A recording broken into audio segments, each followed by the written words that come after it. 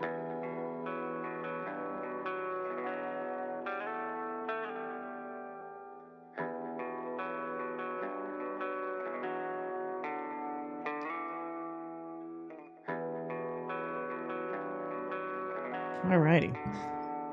Hey everybody, welcome once again. Happy Saturday evening. Hope you guys had a great week overall.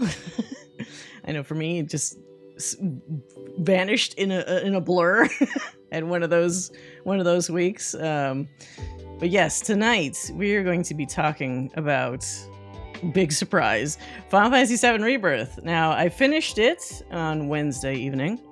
And we had a bit of a discussion, not too shabby, I'd say, but it made me realize I wanted to go more in depth about the whole experience, kind of thinking about the characters, the story, the where the plot and the story could be going in the future. I could get used to this, you know. Oh, discussion, let's go. Yay! Thank you so much for the sub, Weissman. I appreciate it. Oh wait, where's my face cam? Yes, thank you so much. Yeah, and also I curated a few fun videos to kind of go with that. I watched Maximilian Dude's extensive analysis and his own thoughts about Rebirth, because I knew as soon as I finished, I'm like, I gotta see what this dude, I gotta see what Max thought about the whole thing, and predictably, he thought a lot. I don't necessarily agree with some theories that have popped up. I think, you know, because it's one of those kinds of games, it's natural to kind of go off the handle even with the theories. So I have some thoughts about that we'll talk about. And just in general, this is a nice like sounding board or whatever. Like it's a nice place for people to talk about their favorite parts, vent their frustrations, and we'll kind of go in depth on some specifics as we go. I had a couple takeaways that I took. I'm not great at taking notes. I'm not a note-taking person, but I definitely took a couple, you know.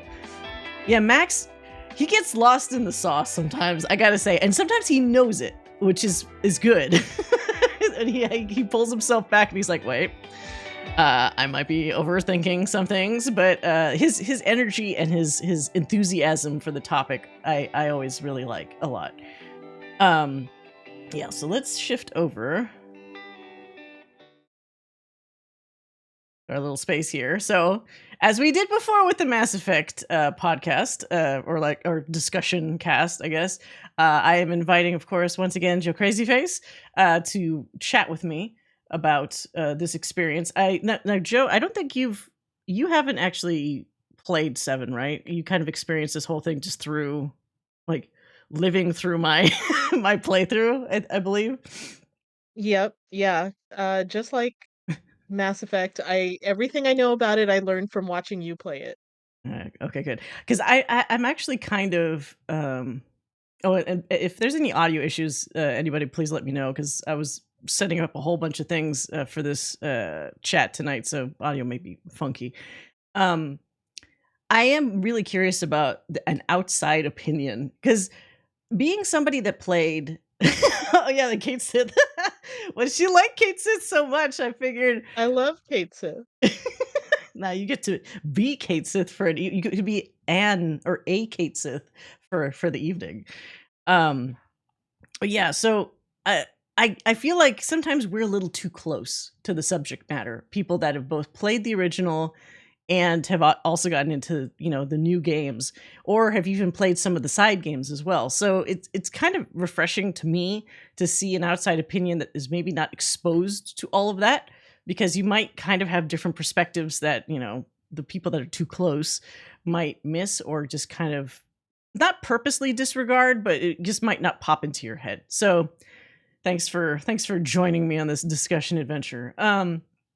First off, to start things off, I did find a very cute video that I think we'll start the evening with. So Square Enix had 4 official videos. The other ones are all subtitled, and it's from the developers talking about like story, characters, etc. But there is one cute one that is the voice actors, the English voice actors, talking about their experiences, how they feel about their own characters, that sort of thing. So I figured it'd be fun to like, let's watch this video first. And then this might kind of go nicely into our little character tier list. Like good segue into that. But also I love voice actors a lot. I'm quite the VA enthusiast. So I just like any excuse to like see their emotions, hear their thoughts about these sorts of things. But yes, let's check that out first.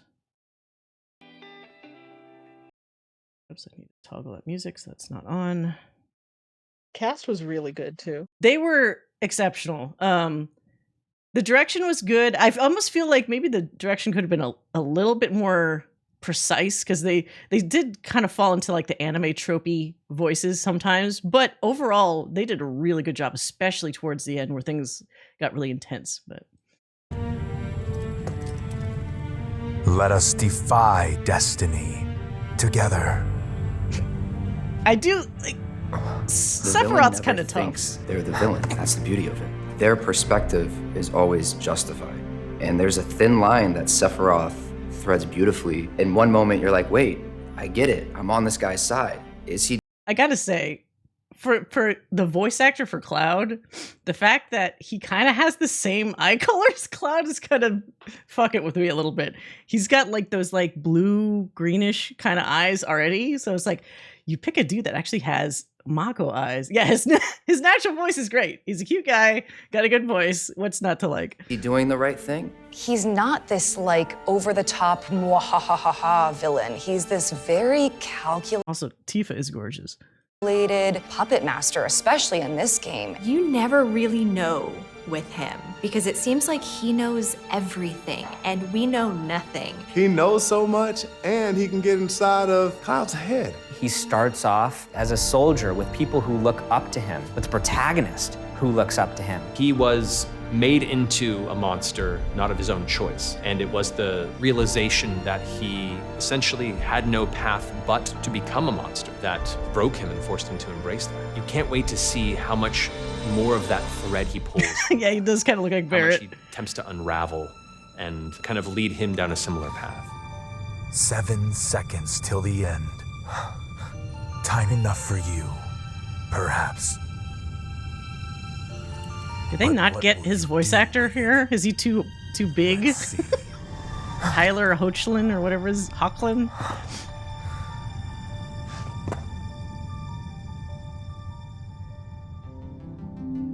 Things have gotten very, very real from when Cloud rode the train in. Yeah, the 7 seconds, what is the significance? There probably is one. The stakes have just been risen. I think moral compass has not really shifted. Who Cloud is hasn't really shifted. I think the fight against Sephiroth, the fight against Shinra, all of that stays true, and if anything is exacerbated in the second game. The biggest shift really is, I would say, just the essence of Cloud, his personality, what he allows to show through. There's a lot more emotional depth, I feel.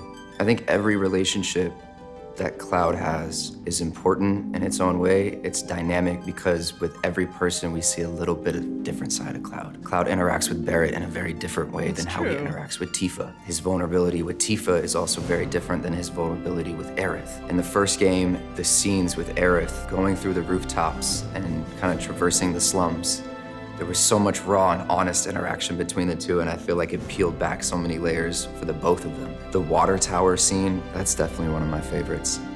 I have like an anchor line, if you will, that was so drilled into me the first like 3 months of doing this game. And Cloud's infamous like not interested. Always, if I'm ever questioning the tone or where I need to be with it, like I'll go to that line because it's there. There's an exterior to Cloud, and that's what most people see initially, and that's that tough, abrasive, cold, almost disheartened exterior shell. In the first game, we kind of got introduced to Cloud that way, and slowly, as the game progressed, we got to peel away the layers. We got to see what was inside. The second game, we get to really see the core of Cloud, the emotional depth, the vulnerability, the likability, the goofball-esque, if you will. You know, this little boy that has been hardened just through circumstances in life, we get to kind of see a lot more of that. This boy needs a hug. I think Cloud is just, he's a very interesting human being, and I've fallen in love portraying him. Aww. Tifa? You're our guide? I sure am. You can ask anyone around here. I'm the best there is. Tifa is impassioned, and she definitely has a sense of like righteousness and anger and determination to seek revenge, but that's also balanced with this like really compassionate side. I think Tifa's internal conflict in terms of getting revenge, taking down Shinra, but also this moral compass of what is right and wrong is kind of my favorite aspect of who she is, because I think it makes her so Who isn't a Tifa simp? She is I think not everybody just is. solely driven by revenge and hate. She's also very caring and doesn't want innocent people to be killed or pay the price in the crosshair. I think in this game you get to see so much more of Her Tifa's dad's past silly outfit. and all of the trauma that she has been through and carries and is kind of forced to confront. We really get to delve deeper and see what she has gone through and also understand what is motivating her. Claudie It's not gang? like Is she's that what it's super called? old, you know? Claudie sounds She's weird. young to have gone through this. So it just makes me more empathetic Claudie. as an actor, as a fan for her journey. I am most proud of the scenes between Cloud and Tifa. She got I it. think those are She my got a lot of favorite food on her plate this because time that around. relationship She is had a lot of so really good deep, and there's moments. so much history and so many years have gone by. So it's always fun when we get to really dive deep into some emotion, because it's hard to break through Cloud's tough exterior. So those rare moments are fun. He's not an easy guy to like. Wait, That's. what are I you almost feel bad implying? for her liking That I Cloud. That I'm some kind of imposter? Tifa's relationship with Cloud is really Yeah, having a crush on challenged Cloud is in like an uphill Rebirth. battle for sure. That is Yeah. terrifying for her, as it would be for anyone. You kind of get to see their relationship really be stretched and put to the test. I think you also get to see her develop her friendship with Aerith as they both are concerned for him, and Tifa confides in her, and I think we get to see that develop and grow that relationship. It's exciting. It's exciting for me as the actor, and I hope for the fan base. Well, can we rent some birds? Can we?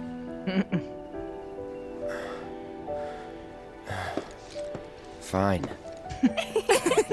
When we first meet Aerith, she is a flower seller from the slums who spends a lot of her time in an abandoned church. But as the game goes on, you get to know her more. You find out she's the last descendant of an ancient race called the Cetra, who have the ability to commune with the planet and wield the power. She of also life. Twitch streams the At the game, end by of the Final way. I'm Fantasy pretty VII sure. Remake, Aerith talks about how the next part of their journey represents total and complete freedom. She calls it boundless and terrifying freedom.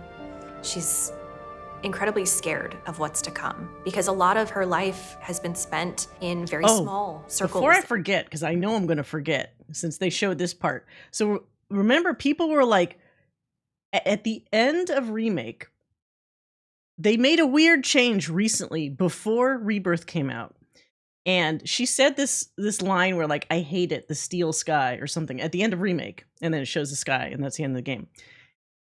There was an update that said, I hate this sky or something like that, or I hate the sky. And people were wondering, why did you change one line at the end of the previous game? Now I'm starting to think, and I'll hopefully I'll put this down so I remember it later. I miss it, the steel sky.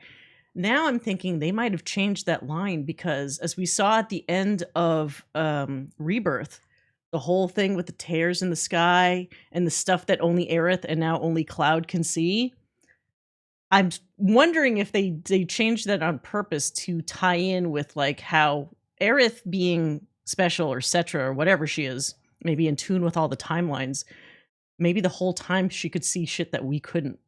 So now, like, that's the connective tissue, that line change, saying, you know, like the torn sky element, which now we, along with Cloud, also see. There has to be significance because that's the only line they changed in the whole thing. The old line sounded better, but excuse me, I think if they are truly tying it in with the bit that happens at the end of Rebirth, I get why they changed the line, because the steel sky aspect only really works for like Remake itself. Because okay, duh, she's talking about how she could only see the plates above that steel sky and how that was comforting to her. But the meaning now has changed with the fact that they changed the line itself. So it's an interesting, I don't know if I necessarily agree with it, but ultimately they're doing it for a certain purpose. So maybe they were concerned that they needed to set enough breadcrumbs down to kind of foreshadow things earlier, and that might have been one of the things that they changed. Who knows? She calls it boundless and terrifying freedom.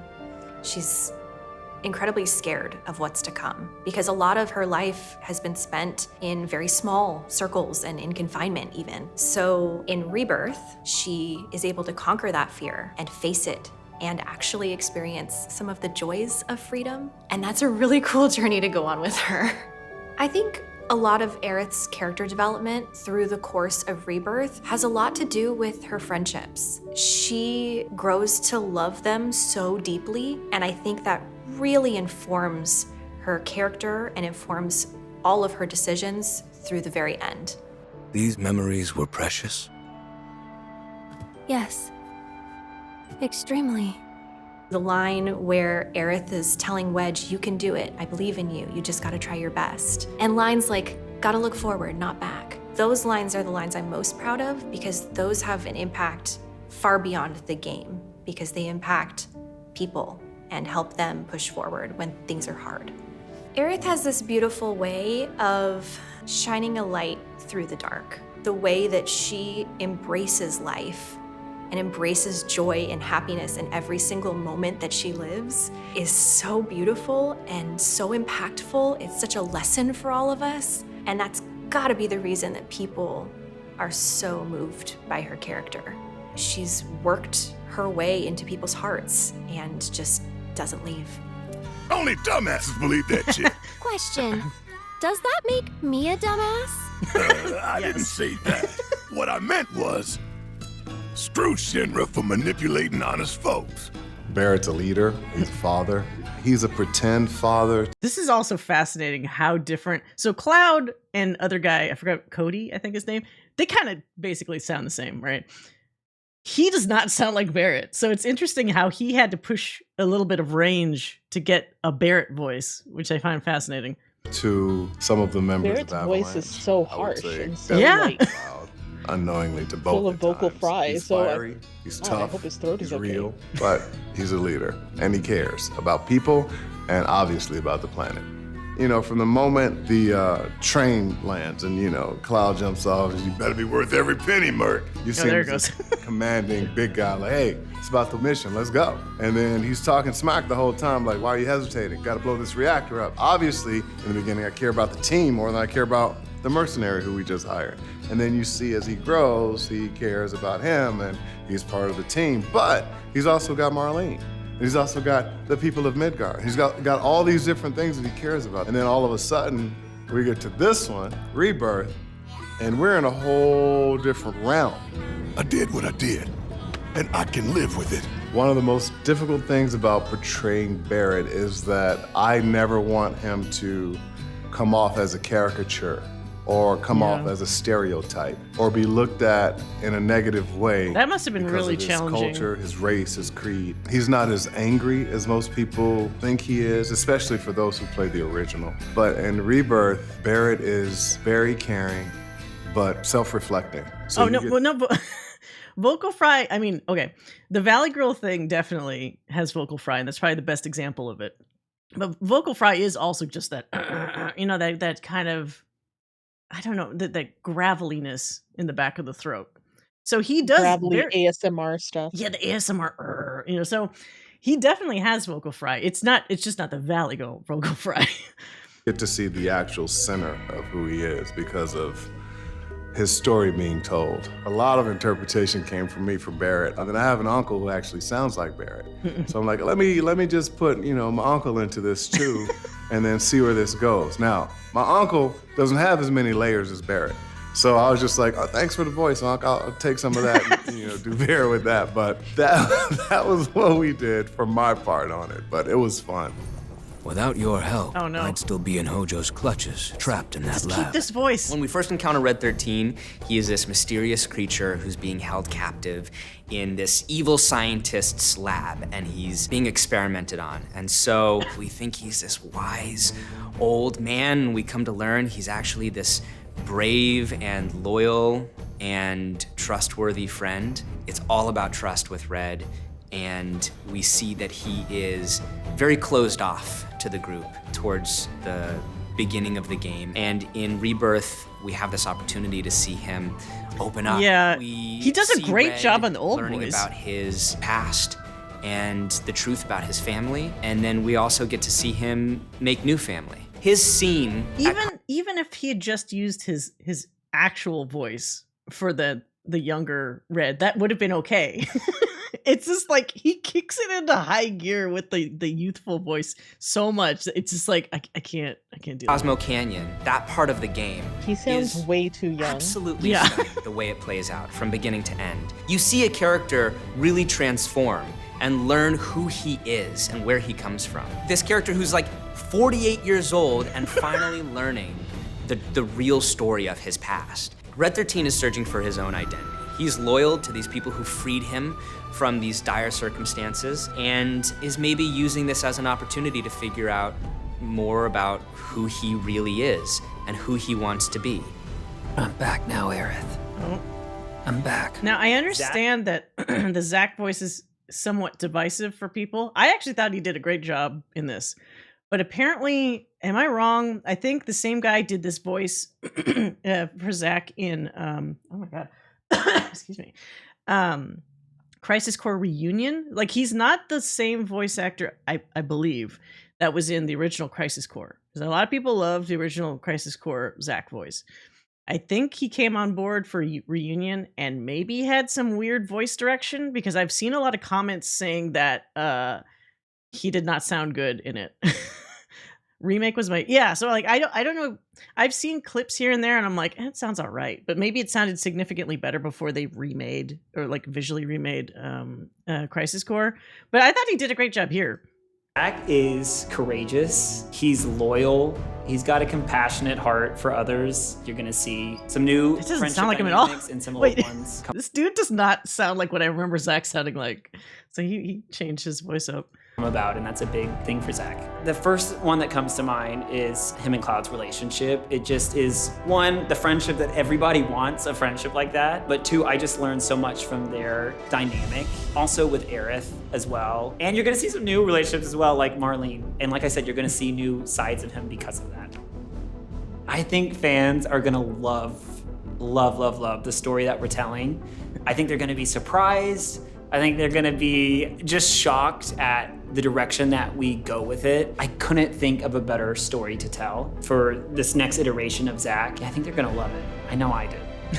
Of course you did. White Rose, the one and only Yuffie! You kind of don't forget when your materia gets stolen. You're kind of left with nothing. I think she left an impact on players. Yuffie is That's a good way to super put cool it. ninja from Wutai, but she is pretty much everything you would not envision a ninja to be. She is very theatrical and has really lofty visions of herself. She kind of has a one-track mind, and that is materia.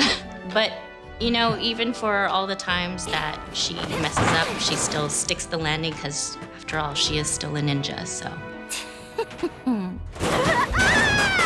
She had a very closed view of the world around her. She came from Wutai. She never really ventured too much beyond it, and she thinks very highly of Wutai and very not highly of everything else. I'm kind of wondering, because we have not seen, and this will probably go into our discussion later, we're obviously going to see Wutai in some capacity, probably a lot more than the original game, maybe. I am curious if she's got rose-colored glasses on about Wutai. Like if they're going to actually reveal like she was like the idealist one. Maybe a lot of people in Wutai are maybe just as bad as some of the people in Shinra. You know, like one of those things where it kind of evens out. Because we've only seen things through her viewpoint up to this point with Wutai. Wutai's just been like a name and like maybe some people that got shot near that one reactor, and that's been about it. episode intermission and I hope her they do that. interactions Yeah. with all the people in Midgar and her experiences, she was able to open her worldview a little more and start to be more accepting Yeah, of it's very the black and people white. around her and really learn and I mature. mean, Shinra is really bad, but like still, maybe Wutai's not Valentine. super clean hands either. Oh, here's the boy. Security. Vincent Valentine represents a vestige of the dark history of Shinra and its extremely dangerous business interests. He represents kind of the surviving shadow of the people that were trounced by Shinra's initiatives and ideals. He represents the history of what got the company to where it is now, coming back to haunt it. I'm thankfully very familiar with Final Fantasy VII. I'm a I big remember auditioning nerd. for it and wanting very, very badly to get this role. I had dreams back when I started out as a voice actor about one day having an opportunity to read for this game if it ever came to pass. For the many years that everyone was waiting for the remake to possibly be a thing, I'd assumed it was gone. I assumed that it was just one of those that got away. Some of the people in the production knew how much this meant to me, and they got me in to do some more background voices on Rebirth. I was like, hey, well, at least I get to be a part of this one too. Come into the session, they're like, we're gonna go ahead and put up a little camera. They just get sort of facial motion capture reference. I'm like, okay, I will never let any of you see that video. I'll try to find it, guys. I got you. I think my fondest memory working on this game was when I realized who I was playing. You know what we're doing here? I know the game. So we've got you playing some NPC characters and variety of different stuff. And, it's pretty much just like you've done before. We'll play you the Japanese file. You just come in, just give me like 2 or 3 in a row. They brought me in to record background voices, just a couple of random people in Nibelheim or whatever, and partway into the session, the screen began to glitch out. That's weird. Doing something weird here. Hold on. And it led to this weird black screen display into text of, what if you were playing a different character?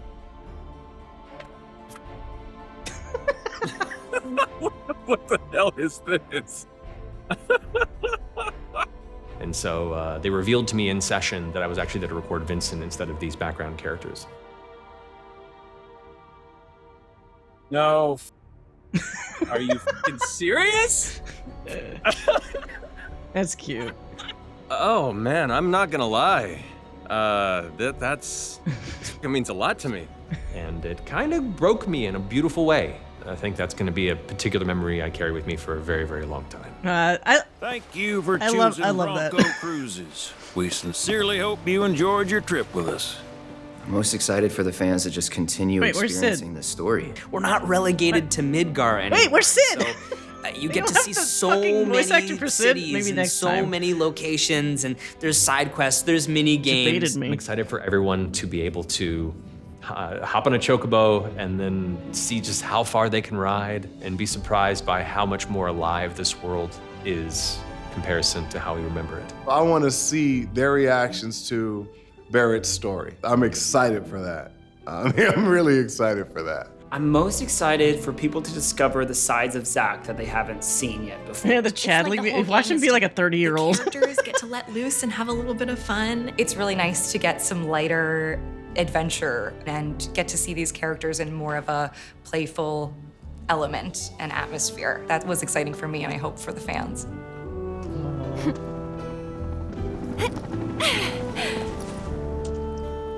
And there it was, the first step on our new journey. You coming? Yeah. Of course we are. So they didn't have everybody. They tricked me because they had fucking Sid talking, but they didn't have his voice actor. I know who his voice actor is, so that's why I was hoping he'd get a chance to like say something, but he did not. But that's okay. Imagine if Chadley's voice. Let's see, who's the voice actor here? That's his voice actor. Okay, he actually looks young though. He doesn't look old. Still not who I pictured. but No, yeah. is he like not Filipino? Is he? Ryan Peterson. Oh, Latin American. Okay. He kind of looks like what's that one stand-up comedian? And he calls himself Fluffy. You know what I'm talking about? Oh. Yeah. He kind of looks like him, actually, when he I mean, I smiles at guess least. a little. Huh? He was born in 2000, so he's not that old. Oh. God, I feel really old. Yeah. He was born after the original Final Fantasy VII. Okay, so he's young. That's fine. All right, interesting. Oh, whoops, that's a different thing. So yeah, I think let me get to that. I really like how really like how the actors all seem to understand their characters really well. It's not one of those things where it's like it was a job, I just did it. Obviously, I'm doing it to the best capacity, but I'm not like that in tune with my character. But the stuff that a lot of them hit on is like very, I'm not gonna say it's like profound, but they really understood kind of the little nooks and crannies of the complexities of the character. Like, I know Cloud is one of those guys where if you played the original, there is still a lot going on with Cloud, but it's harder to see because a lot of his text is really just ... or he seems like he doesn't care or whatever. When you actually have him voiced, it gives you the opportunity to like hear some of those nuances, like what Cody was talking about with how he has such a wall up all the time for everybody. But when that wall like has the little cracks in it, you could see there's like, oh, there's some interesting stuff happening with Cloud. And when he really starts getting fucked up in the second half of Rebirth, you start seeing a lot more of that complexity, which is really interesting. Yeah, so everybody did a really good job. I found the Matt Mercer thing super cute because I know what it's like to be a nerd and to get a chance to do something like that. You know, like I fully grok the intensity of how he must have been feeling when he got that announcement. I think they also, all of them, like really understood how beloved these characters are and how important it was to get it right. Yeah, they understood the assignment. they got it. I mean, it must have been intimidating. Oh, sure. Especially, considering how awful some fans are about, like, it's my precious, like, if you don't do right by this thing, I'm gonna fucking dox you or like, or like just harass you and say, why didn't you do it this way, whatever. I have not seen any of that shit. I've only seen people be like super supportive and, thankfully we didn't get the ugly side, or at least I don't think we've gotten the ugly side of the fandom towards these voice actors, which is, I'm glad. But yes, let's move in to a tier list for these characters now. Now that we've seen the voices themselves talk about their characters, I think it's only fair that we actually start placing some of these people in categories. Now, obviously, we only had a small sampling of people, but that's fine. I would have liked a part 2 to that video, but whatever. Knew the actors are going to kill it from the intermission DLC. You could tell from the snippet at the end how much more comfortable. Oh, when they're like on the road or whatever. Yeah, I do think that, not that I'm nuts that there's multiple games all tied together to essentially retell one game's story. I do think they did benefit from having an entire game to feel more comfortable in the shoes of their characters. I think that actually helps them. Because I think if you play, as we did, when you replay Remake, there's still some bits in the first like third of the game that's kind of a little rough, where the characters actually feel a bit more like their older counterparts rather than this kind of new batch or this new iteration of them. But by the end of it, they've sort of morphed more into the more complex, more relatable versions that we have now, like in Rebirth, and more likable too, in my opinion, for the most part. So let's see what we got here. We got Cloud, Tifa, all the main ones on the top row. We got Broden randomly, Chadley. What the fuck is? Oh, that's Mai. This is the only picture somebody could find is when he's looking at the little view screen of Mai, which is Biggs, the Chocobo Kids, Kyrie, or Kyrie, whatever her name is, the Turks, the fucking the Mad Max like thug assholes.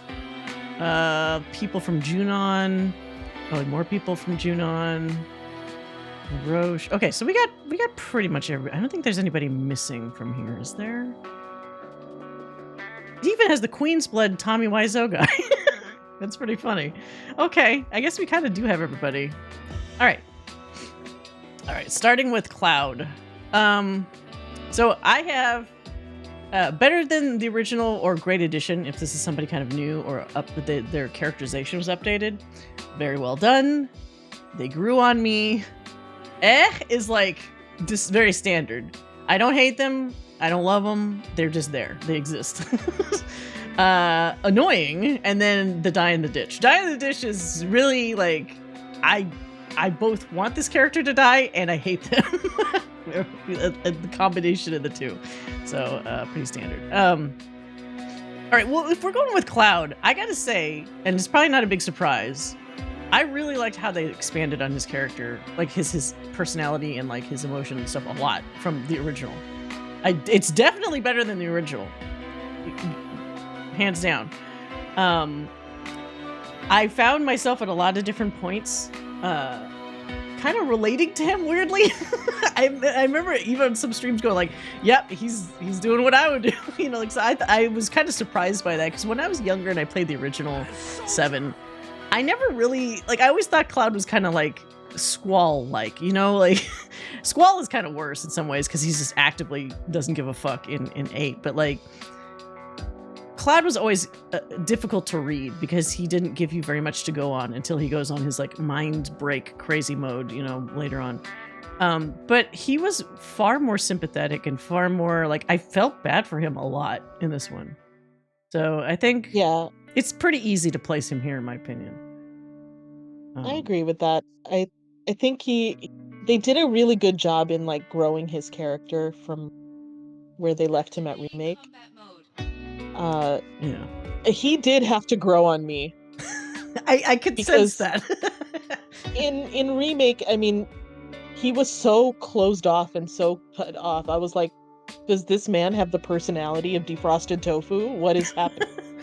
But I think that's also because Remake does feel like they're trying to warm you up to the idea that this is not your, I was going to say this is not your dad's Final Fantasy, but the dad would, I guess, also be me because I played it when I was at the same age. So it's not the previous, you know, Final Fantasy 7. So I don't know if that's on purpose, but it kind of worked out that way for me, that the growing on me aspect for sure for Cloud. Some other people happened way faster. But let's see here. But yeah, I think that's a good spot for Cloud. Tifa, I always liked Tifa even in the original, but I always felt like in the original even, she was kind of like the runner-up, you know, with the two female characters, like, because Aerith was always considered like this is the high bar. Everybody loves Aerith, you know, and then when she dies, everybody feels sad about that, and that's always like that shadow that hangs over everything. Even though it happens in the first disc, you think about it for, you know, the entirety of the rest of the game. So it always felt like she was kind of the, what's the term, second stringer, or, you know, something like the always like, you can't attain number one the way that number one has already like hit it. But I think with Rebirth, she might have actually overtaken Aerith in some aspects. I do think she's better than the original, so I think she just goes here by default. Because they gave her a lot of interesting moments in Rebirth. Remake, she didn't do that much. So if this was, excuse me, if this was a remake tier list, I think this would be a bit different. But because this is, we're talking about Rebirth, I think they expanded a lot on Tifa and a lot on her emotions, her conflictions with Cloud, her friendship with Aerith that kind of didn't even exist in the original, really. Not that she disliked Aerith, but they weren't nearly like friendsy the way that they are now.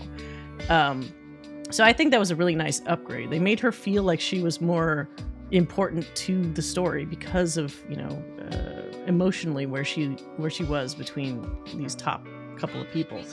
And also it made me feel like she had a better chance of being like the canon pairing with Cloud now.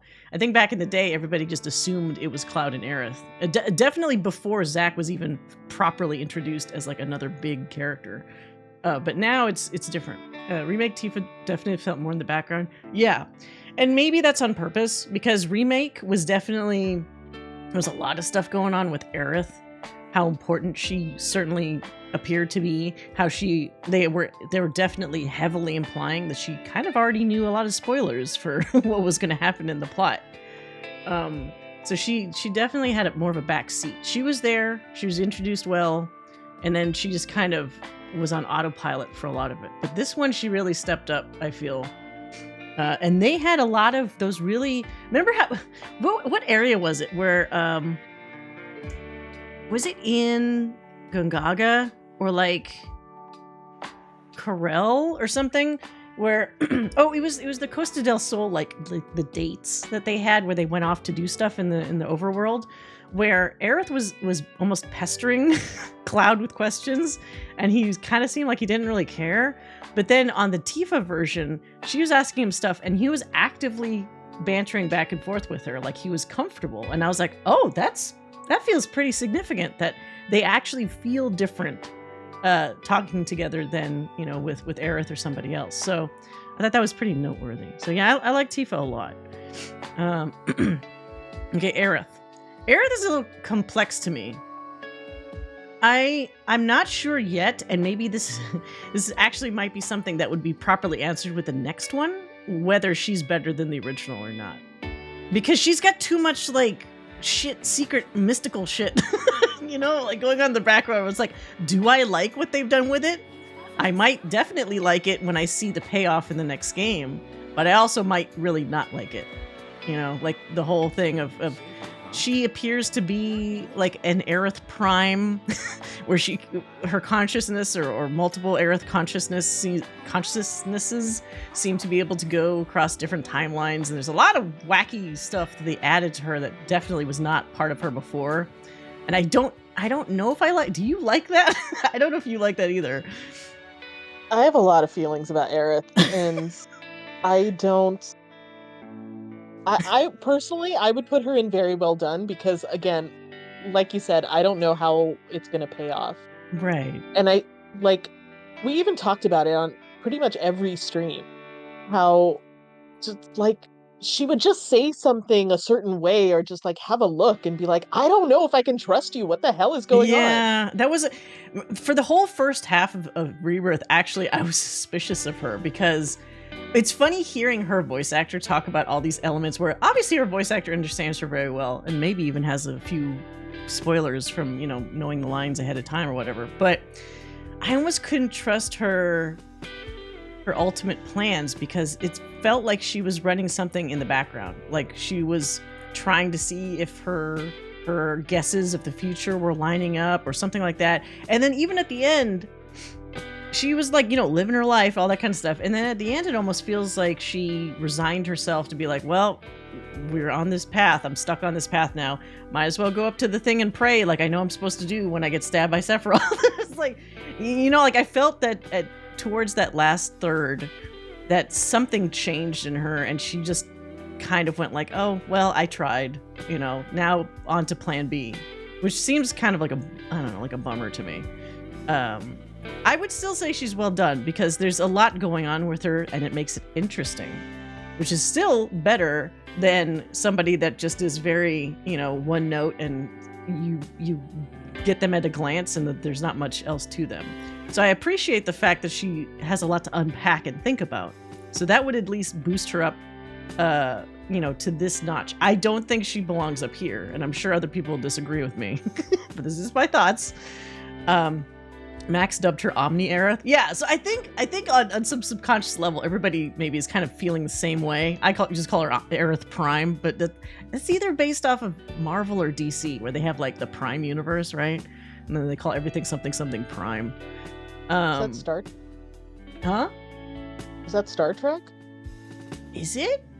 Maybe there's more than one thing that does that. Probably. It's also like, I'll talk about it later, but if there's anybody in the chat that's watched Steins Gate, I was really surprised how there's kind of a bunch of similar concepts to Steins Gate in what was happening at the end of Rebirth. So we'll talk about that. But Livestream Aerith, Advent Children Aerith, Omni Aerith. Is Advent Children Aerith different though? I guess that's because she's already like spirit Like she's like Force Ghost Aerith or something at that point, right? She's just like gently influencing things with her live streamness. Okay, Barrett is another easy better than the original. Easily. So easily. Like, if there was a rank above this, I would like put him even higher. Because as much as I love Barrett in the original, he was what the voice actor was saying he was trying to avoid. He was a stereotype. He was overly brash. He would yell all the time. Like, not, I mean, there was no voiced dialogue in the game, but like he was always abrasive. And somebody clearly thought like, oh, big black man, make him like this. But you come to Remake and Rebirth, and he's got a lot more to him. And he also has a lot more like really nice moments where it's like he gets emotional and he cares about people. And they do the thing that's kind of cute, and it makes me a little sad sometimes, where he's like, if he can't handle shit, he puts his glasses on, you know, because he's trying to seem like still stern and dependable, even though he has emotions and he feels things. But they had a lot of really nice touches with Barrett, and that's why he was like always my number 2 character. Like it was always Cloud, Barrett, and then somebody else. Like he was very reliable. Couldn't take him seriously. I thought the guy from Tropic Thunder. Well, you know what's funny is I think in Remake he was still a bit. I mean, everybody was a little over the top with their characterizations because they were closer to the original. I feel like in Rebirth, even that like, I'm talking like this, whatever, that type of voice kind of calmed down a little bit. Like even in the scenes they were showing and stuff, he becomes a bit more nuanced in the second game. Whereas in the first one, he was kind of like finding his legs and like maybe was a bit too like unrealistic sounding in some parts. You know, like the first bit when they're in the elevator or whatever at the first reactor, he's like, that's that whole monologue speech he has about the planet and like really theatrical and over the top and whatever. That was pretty much what he was like in the original. And I'm sure they kind of had it almost like note for note the same because they wanted you to kind of mentally place yourself initially in the same headspaces when you were playing the OG game. But he's definitely not like that character by the time we're at the end of like Rebirth. I think that was kind of a trend with the performances in Rebirth, that it was like, I don't know if it was the writing or if it was the voice direction, but they all seemed a lot more settled in their roles and were able to sort of like expand a little. Yeah, I think so. Barrett and Lee Everett. Oh, Lee from Walking Dead, the game. He's probably the best one ever. No one doesn't like Lee. Like, hands down, if whoever's played The Walking Dead, the Telltale game, he made that first season so goddamn good. All the other seasons were kind of like, They definitely had drop-offs. But that first season, he made that season so memorable. He made that season win awards. He was that good. I like to think that was due to the group's influence. Possibly. And as we see, things aren't playing out the exact same way. I mean, somewhat similar, but not the same way as they did in the game. So you're actually able to see relationships grow a little bit better than maybe they had in the original timeline as well. So that could all be a factor. Red. You know what sucks so much is I really liked Red until the Cosmo Canyon revelation. Yeah. He would have been fucking here. He dropped it here. I'm not gonna say annoying because I still remember the time when he didn't sound like like the young anime Simba kid. You know, like yeah, he should have his D voice. What sucks is like there should have been some plot development where maybe after he grew up from learning about his father's, like what really happened to his father and all the stupid trial in the cave and all that stuff, maybe he would have gone back to the correct voice afterwards, like to indicate that he grew up. But what sucks is it's not just the voice, it's also how he acted. Because I guess the idea is narratively how he was acting was to try to be like tough and grown up to match the voice. And so when he's back to being like his actual self, he also acts way more immature. He tosses out those stupid anime fighting lines like when you use them in a like battle and shit. It's like it feels like two different characters and I hate it. I fucking hate it. So I wish he had kept his mannerism from before. Even if it was the younger voice, at least keep how you behaved before. It was too much. But then there was also that scene on the boat when he dressed as a man, trying to be like disguised as a man. It just like recontextualizes that scene when you realize no, he actually is a teenager. He's a kid. He thought that was cool. It made it less funny. Like that, you're in retrospect. right. If he was a serious dude and he dressed up like that, then that's funny because of the disconnect that you have. But when you realize, no, he is a goofy kid, and a goofy kid would do that, it does kind of make it less impactful. A lot of people's ideas of Cloud are from Kingdom Hearts and Advent Children too. Oh, yeah, well, because if they're younger, either they haven't played 7, like original 7, or the newer instances just kind of essentially overwrote what they knew about like older Cloud. So yeah, I get how maybe their expectations for Cloud might have been different. Nanaki goes back into the character sometimes too. So that's the other thing I don't really like though, because it's almost like it's poking you and teasing you with like, see, he could be like this all the time, but he's not. And it's also confusing because he's not consistent about that. There's sometimes that it feels serious and he does temporarily go back into like the older Red voice. And there's other times where he still sounds young. So it's like, even amongst the writing, they couldn't fully decide, like, is this like a flipped switch or not? So that didn't, they botched that personally. I'm sure some people liked it. I'm just saying personally, it was distracting to the point that I actually actively kept him out of my party afterwards, which is a shame. I find it funny that your relationship with Nanaki changes when you win the third brawler match against Dio. Does it? Because he's a kid, of course he finds that shit cool. Oh, I see. I didn't really think about like how he'd react to that. But yeah, he does have that kind of, like, at some points it does feel like he kind of looks up to Cloud a little bit, because Cloud is like the cool, collected guy, at least until he goes cuckoo. And of course Nanaki would find that like something to mimic. Yuffie. This one everybody will hate me, because I know I've been seeing people say, wow, I really love Yuffie so much in the new thing, and she's so much better, and blah blah blah. I will say, I'm not placing this here, so don't get mad at me yet. In the original one, she was like this because she was super annoying to me. Like when she steals your materia, as the actress mentioned, and she's kind of like just kind of annoying because she's a kid and she's just like in your face all the time. So it's not here, so don't worry about that.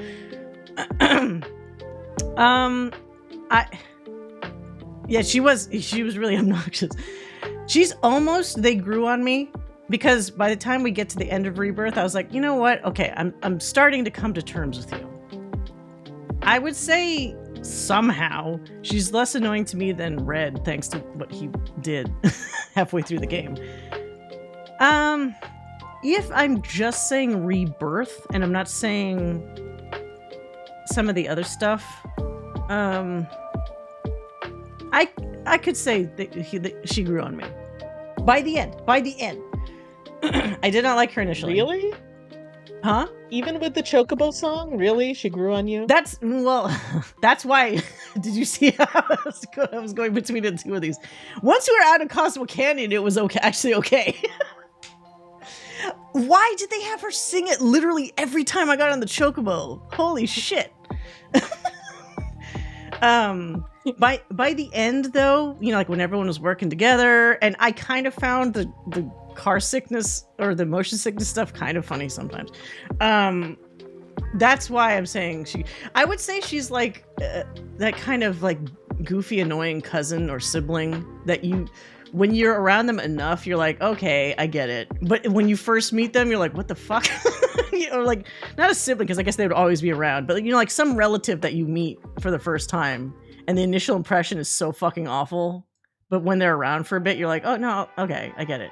Like, I'm still mad at what she tried to pull off at Junon with her botched assassination attempt, because we were actually making some kind of headway with, like, I knew we weren't gonna have a true truce with Rufus, but the concept in my brain was like, that should be the door, the entryway to finding out more about what the hell he's about.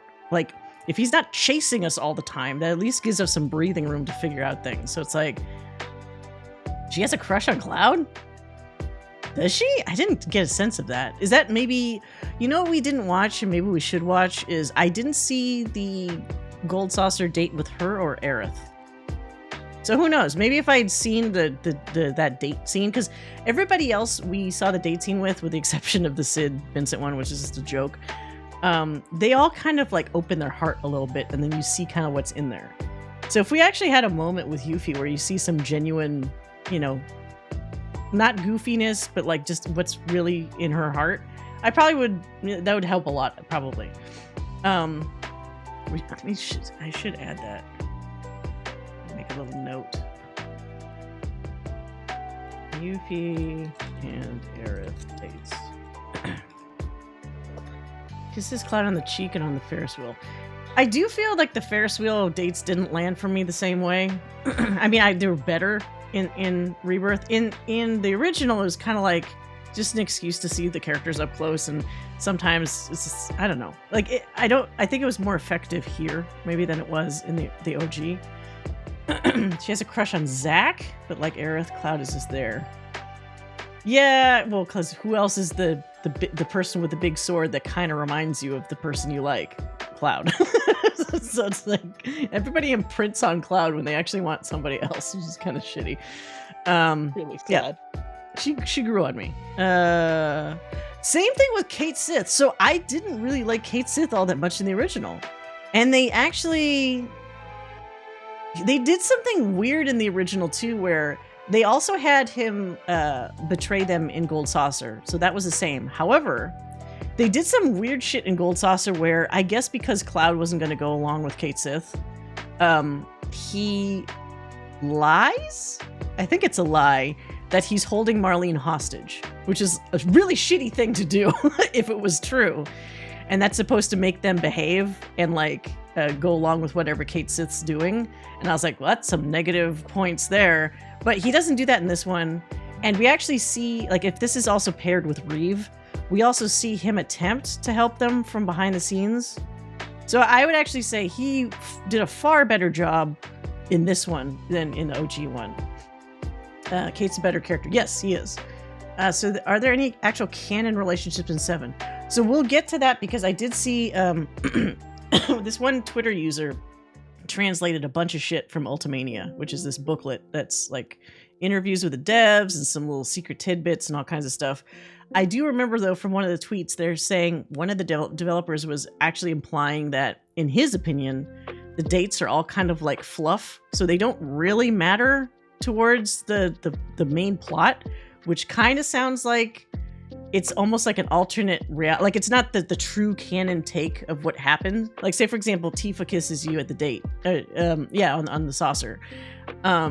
Just because she does that, though, that means somebody else that plays and gets the Aerith date doesn't get the kiss. So I guess that's why he's saying that's almost like a little pocket in time where it's like those are all non-canon technically because they can vary, and everything else is actually canon. So I don't know if people like that, but that's what he's claiming. So take that as you will. It's weird, but it's non-committal because that means he's probably afraid of pissing off fans by saying no, this one is this and that one's not that. But that's like the safe answer, right? It's like, yeah, whatever.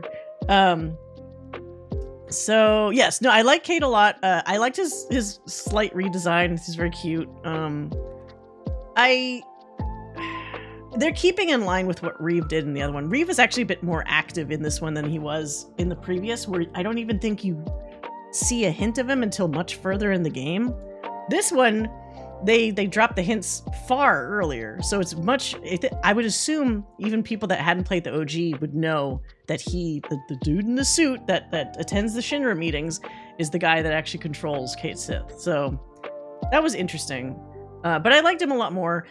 The Scottish accent was actually a real good pick, in my opinion. I thought he sounded really good for his character.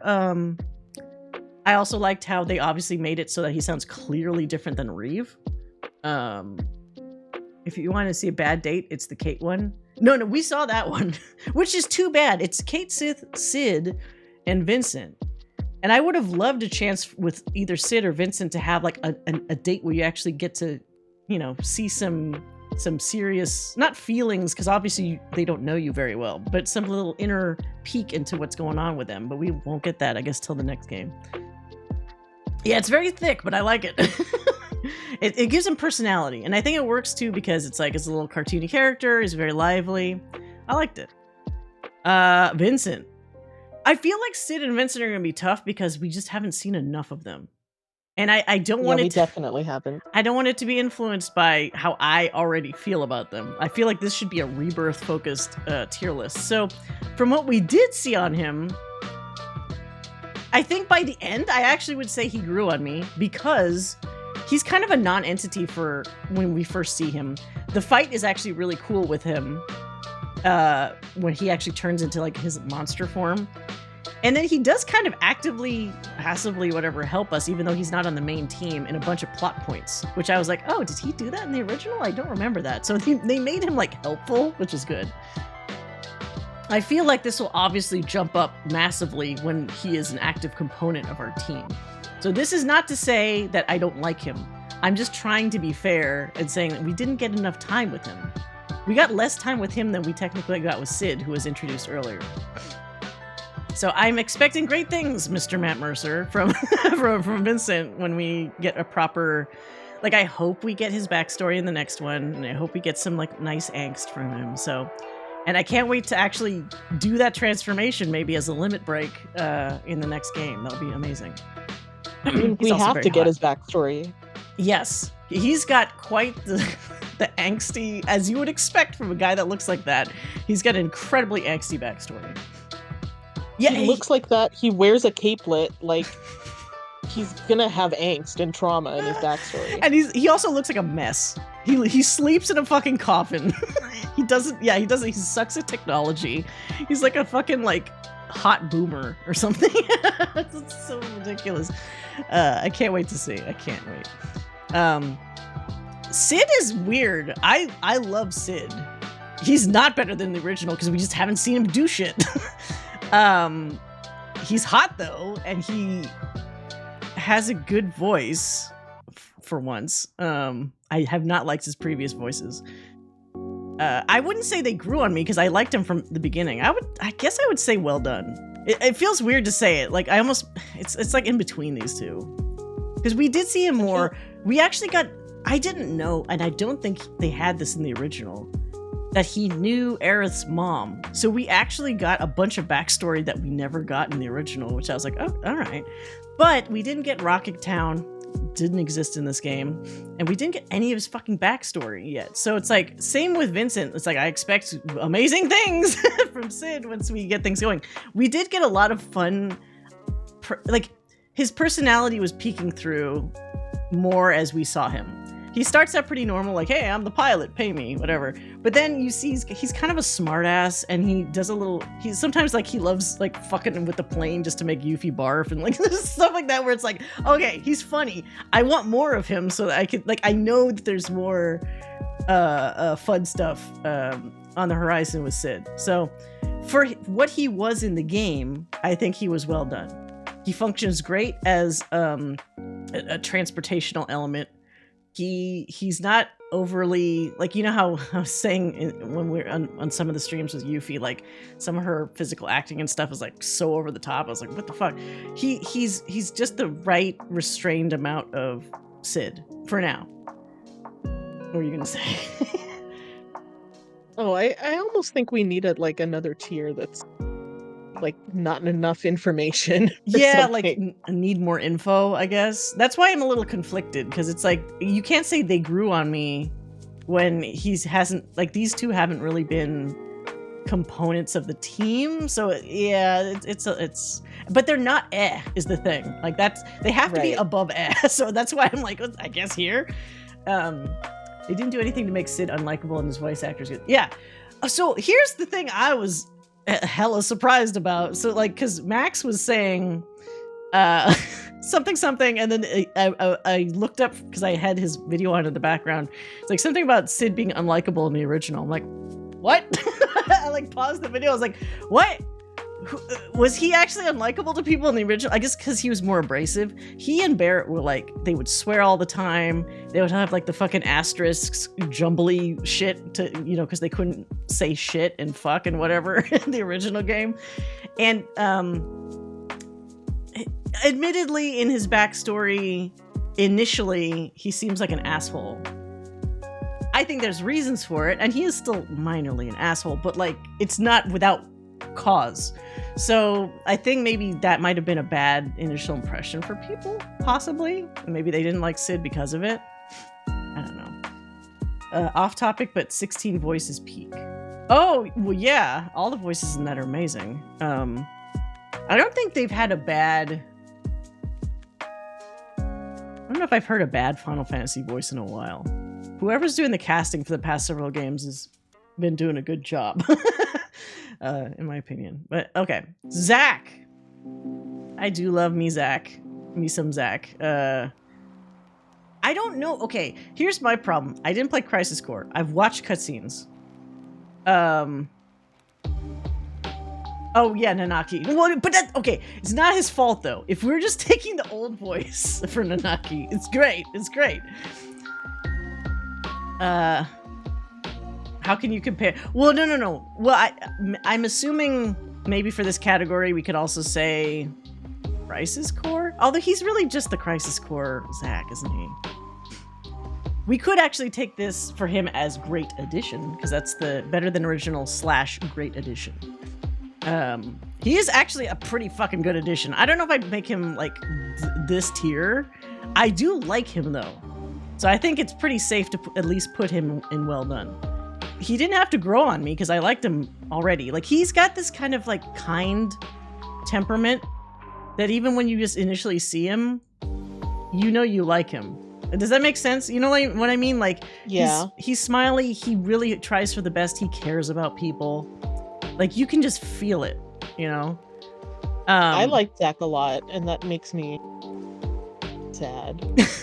It's really fucking sad, especially like, oh wait, do I have it on here? I'm going to show you guys something traumatic. I don't know if people have gotten this, or if people haven't seen the OG one, but is that on my YouTube one? Let's see here. I think I have it. It's okay. So back to old graphics. There's a bit in here where, in the original story, where we get the proper flashback to what the fuck happened in Nibelheim. And so, let's see.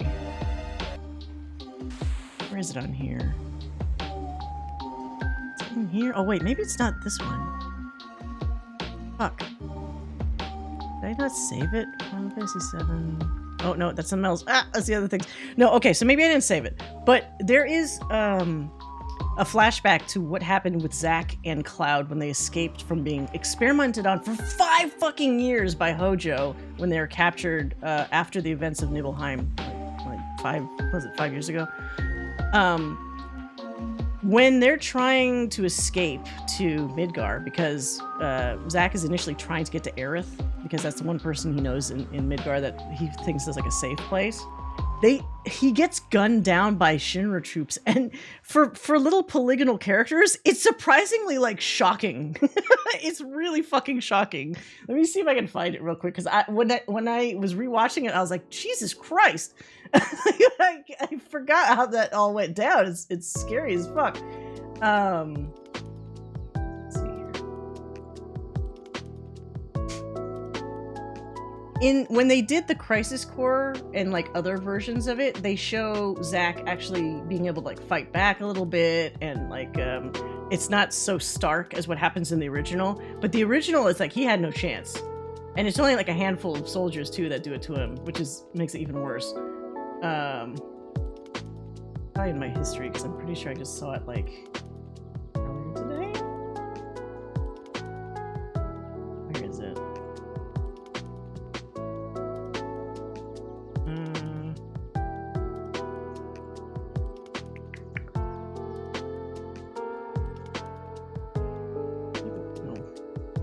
Does YouTube let you search your history? Maybe not. It just shows you the history, which is kind of whatever.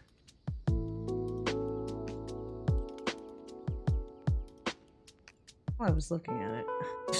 My fucking history is flooded with Final Fantasy VII shit. But it's all not the stuff that I want.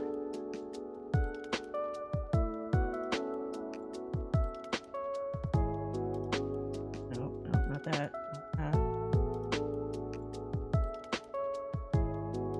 Let's see.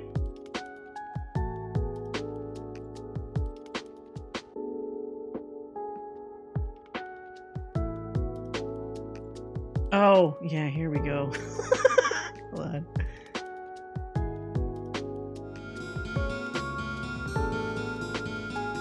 So if you go back to the area where, you know, Sephiroth went nuts, and it will trigger like a cutscene that actually shows you when they were on the run, and like, they're in like a truck, and they're like, what should we do? And he's like, oh, I'll become a mercenary. I'll help us out. And as you can see, Cloud is like, I don't know what the fuck, he's mentally deteriorated. So he's just going like in the back of the truck. He can't even talk. But Zack, being optimistic Zack, he's like, don't worry, I'll work things out. We could see Aerith. I got a place I could crash for a while. And so they try to get there. Let's see. They're on the run. He's just carrying Cloud because Cloud is like fucking comatose. They get attacked by Shinra forces, which is, I say it lightly because it's only like 2 or 3 of them. He tries to fight them off screen, but he gets like fucked up. Trying to help Cloud. He just gets fucking shot. And this cold ass dude, look, just shoots him right in the fucking face until he's just dead. Oh god. It's like horrible. Like that would be fucking traumatic if you saw that more like realistic. And they don't even bother with Cloud because he's just like not even there. He's like, it's not even worth it. This dude is like barely alive as it is. And they expanded on this obviously in the later versions where it's like they show like, what is this, Cloud, he kind of gets himself a little bit back together and crawls over to Zack. In the newer versions, Zack is barely alive and he tells Cloud like, you know, take my sword, you know, continue where I left off kind of thing, like little optimistic words like, you could do it, I believe in you. This one he's pretty much just already dead, and Cloud takes the sword and looks up to the sky like, why?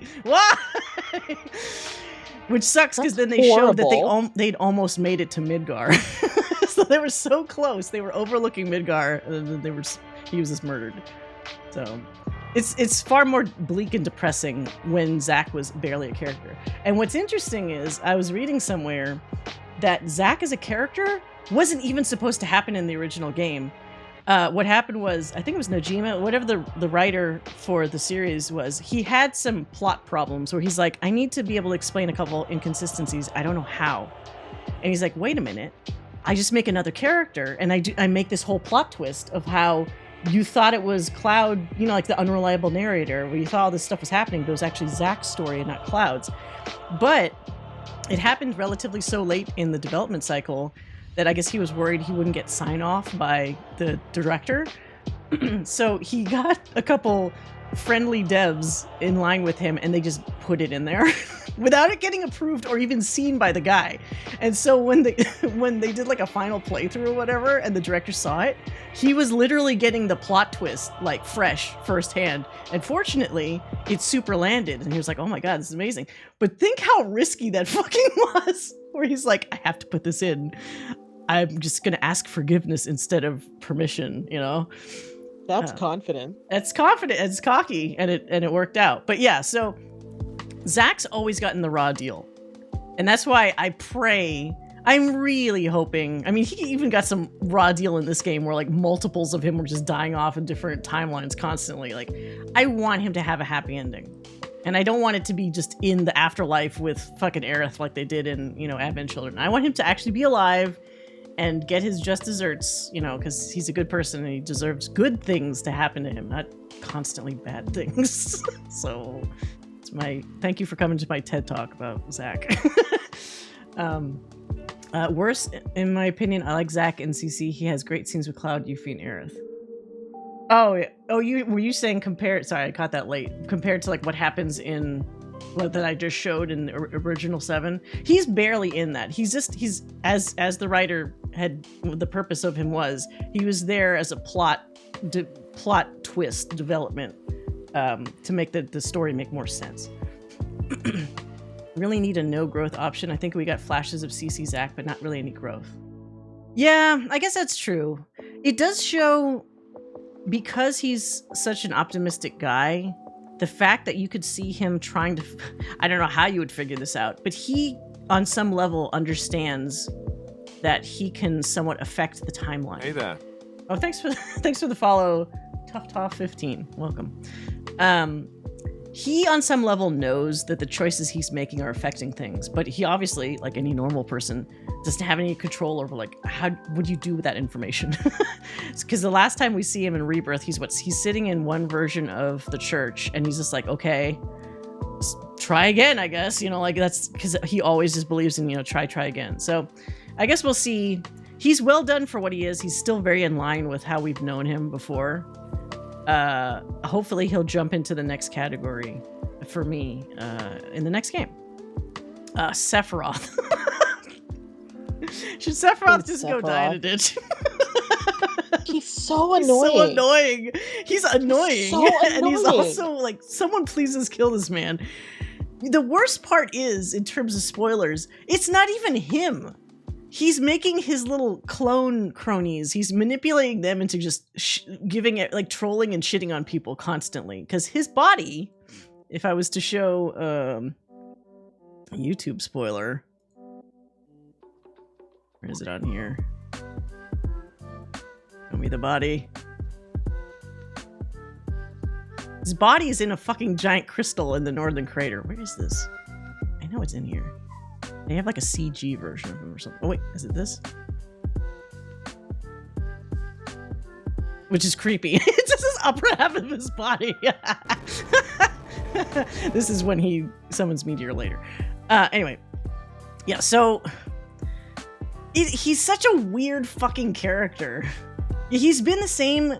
What sucks is he's not even a particularly deep character. He's well designed. Oh. He is certainly well designed. He's such a waste of a good design because he looks so cool, and then he opens his mouth and it's like, I hate this man. He's just like, bunch of crazy monologue in a deep voice. Yeah, I'm still talking. Are you listening to me, Cloud? This curvy fucking sex lips. Just like, look at my lips. They're so like curvy. Yeah, he's annoying to me because I mentioned this so many times in the stream. I was really hoping they'd do some weird twist with him, where like he's actually secretly trying to help this time because he knows what's going to happen. Maybe he would have come to a realization like, what I did in the past was fucked. That was the wrong way to do it. I should have done it like a different way or something. Now in my fucked up way, I'm actually trying to help fix things. But no, he's almost doubling down on the crazy evil, destroy the world. It's not even just destroy the world this time. It's destroying all timelines. So it's like, it's just magnifying the stuff that kind of didn't work for me before. I hope they involve his parents. Yeah. Well, they kind of have to, right? I mean, the spoilers about who his father is and how he was created is very tied into Vincent's backstory. So I hope that actually is properly illustrated. I mean, not illustrated, but you know what I mean. I would pause the video. Oh, I'm sorry. Yes, it's safe. Cryptic. Sorry about that. Wait, would you the spoilers for the for the OG game? My bad. Sorry about that. Yes. Because we know Jenova can do that. She's a Well, so here, and this is something that I am confused about. So there is a point where Sephiroth is manipulating people, but we also are told that Jenova can manipulate people. But it doesn't necessarily seem like they are both doing it together. So like I saved, where's my screenshot that I had made? In the original, can I put this in Chrome or is that not gonna work? It's not gonna work. save it. In the original, there's a line that Hojo says that I don't think we've explicitly heard, excuse me, in this one.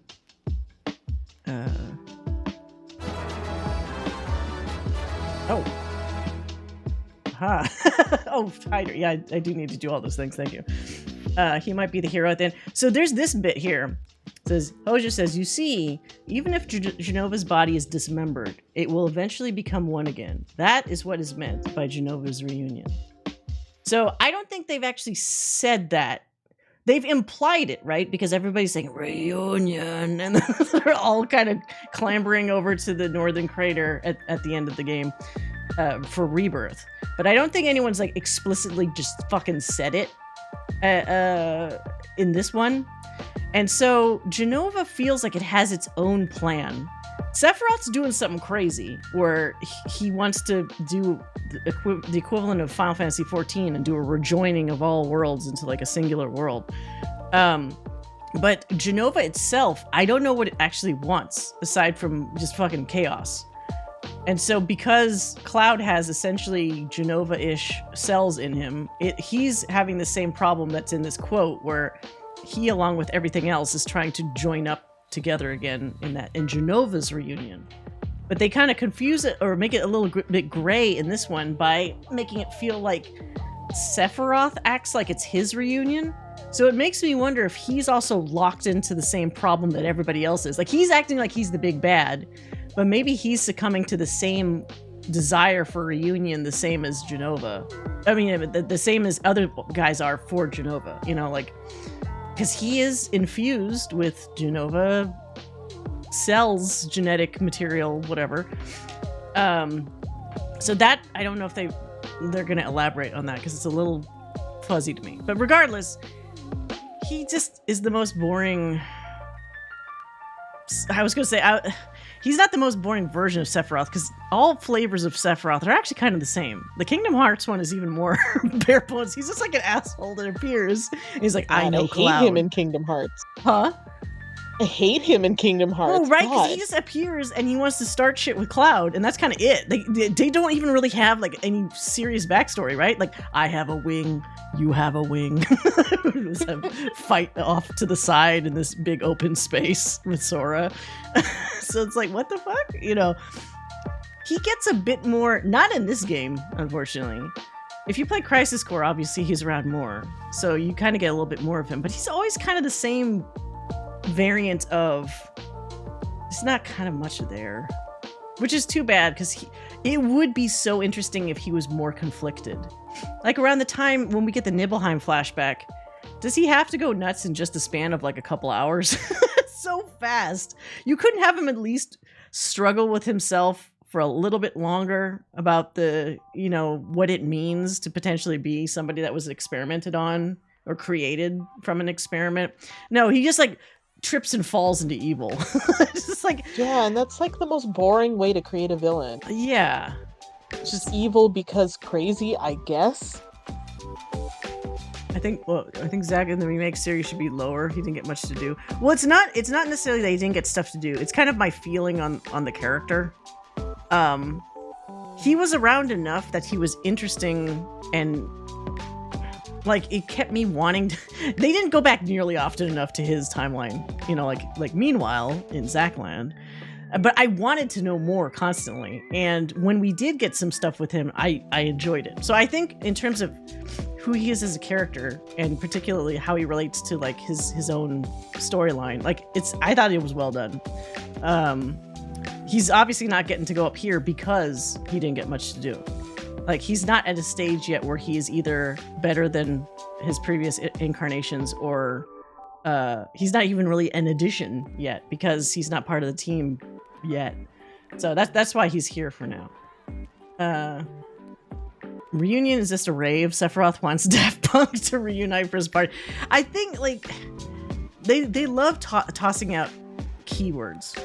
Reunion, homecoming, whatever. It's like, sure, but when you're not explaining what you mean by it, it starts losing meaning for me a little bit. Like the homecoming thing, is Cloud creepily saying it's not death, it's a homecoming because of Genova and being compelled by the cells to return to all the other Genova cells? Or is it because Sephiroth's just an asshole and he keeps whispering in his ear? Like, which one is it? I mean, I guess it's probably just the Sephiroth one because that's how they love to do that. I like the little mentorship dynamic he had with Cloud during the Nibelheim flashback.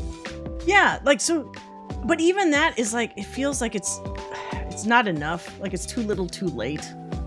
We get a little taste of like how Sephiroth could have been like a really cool guy.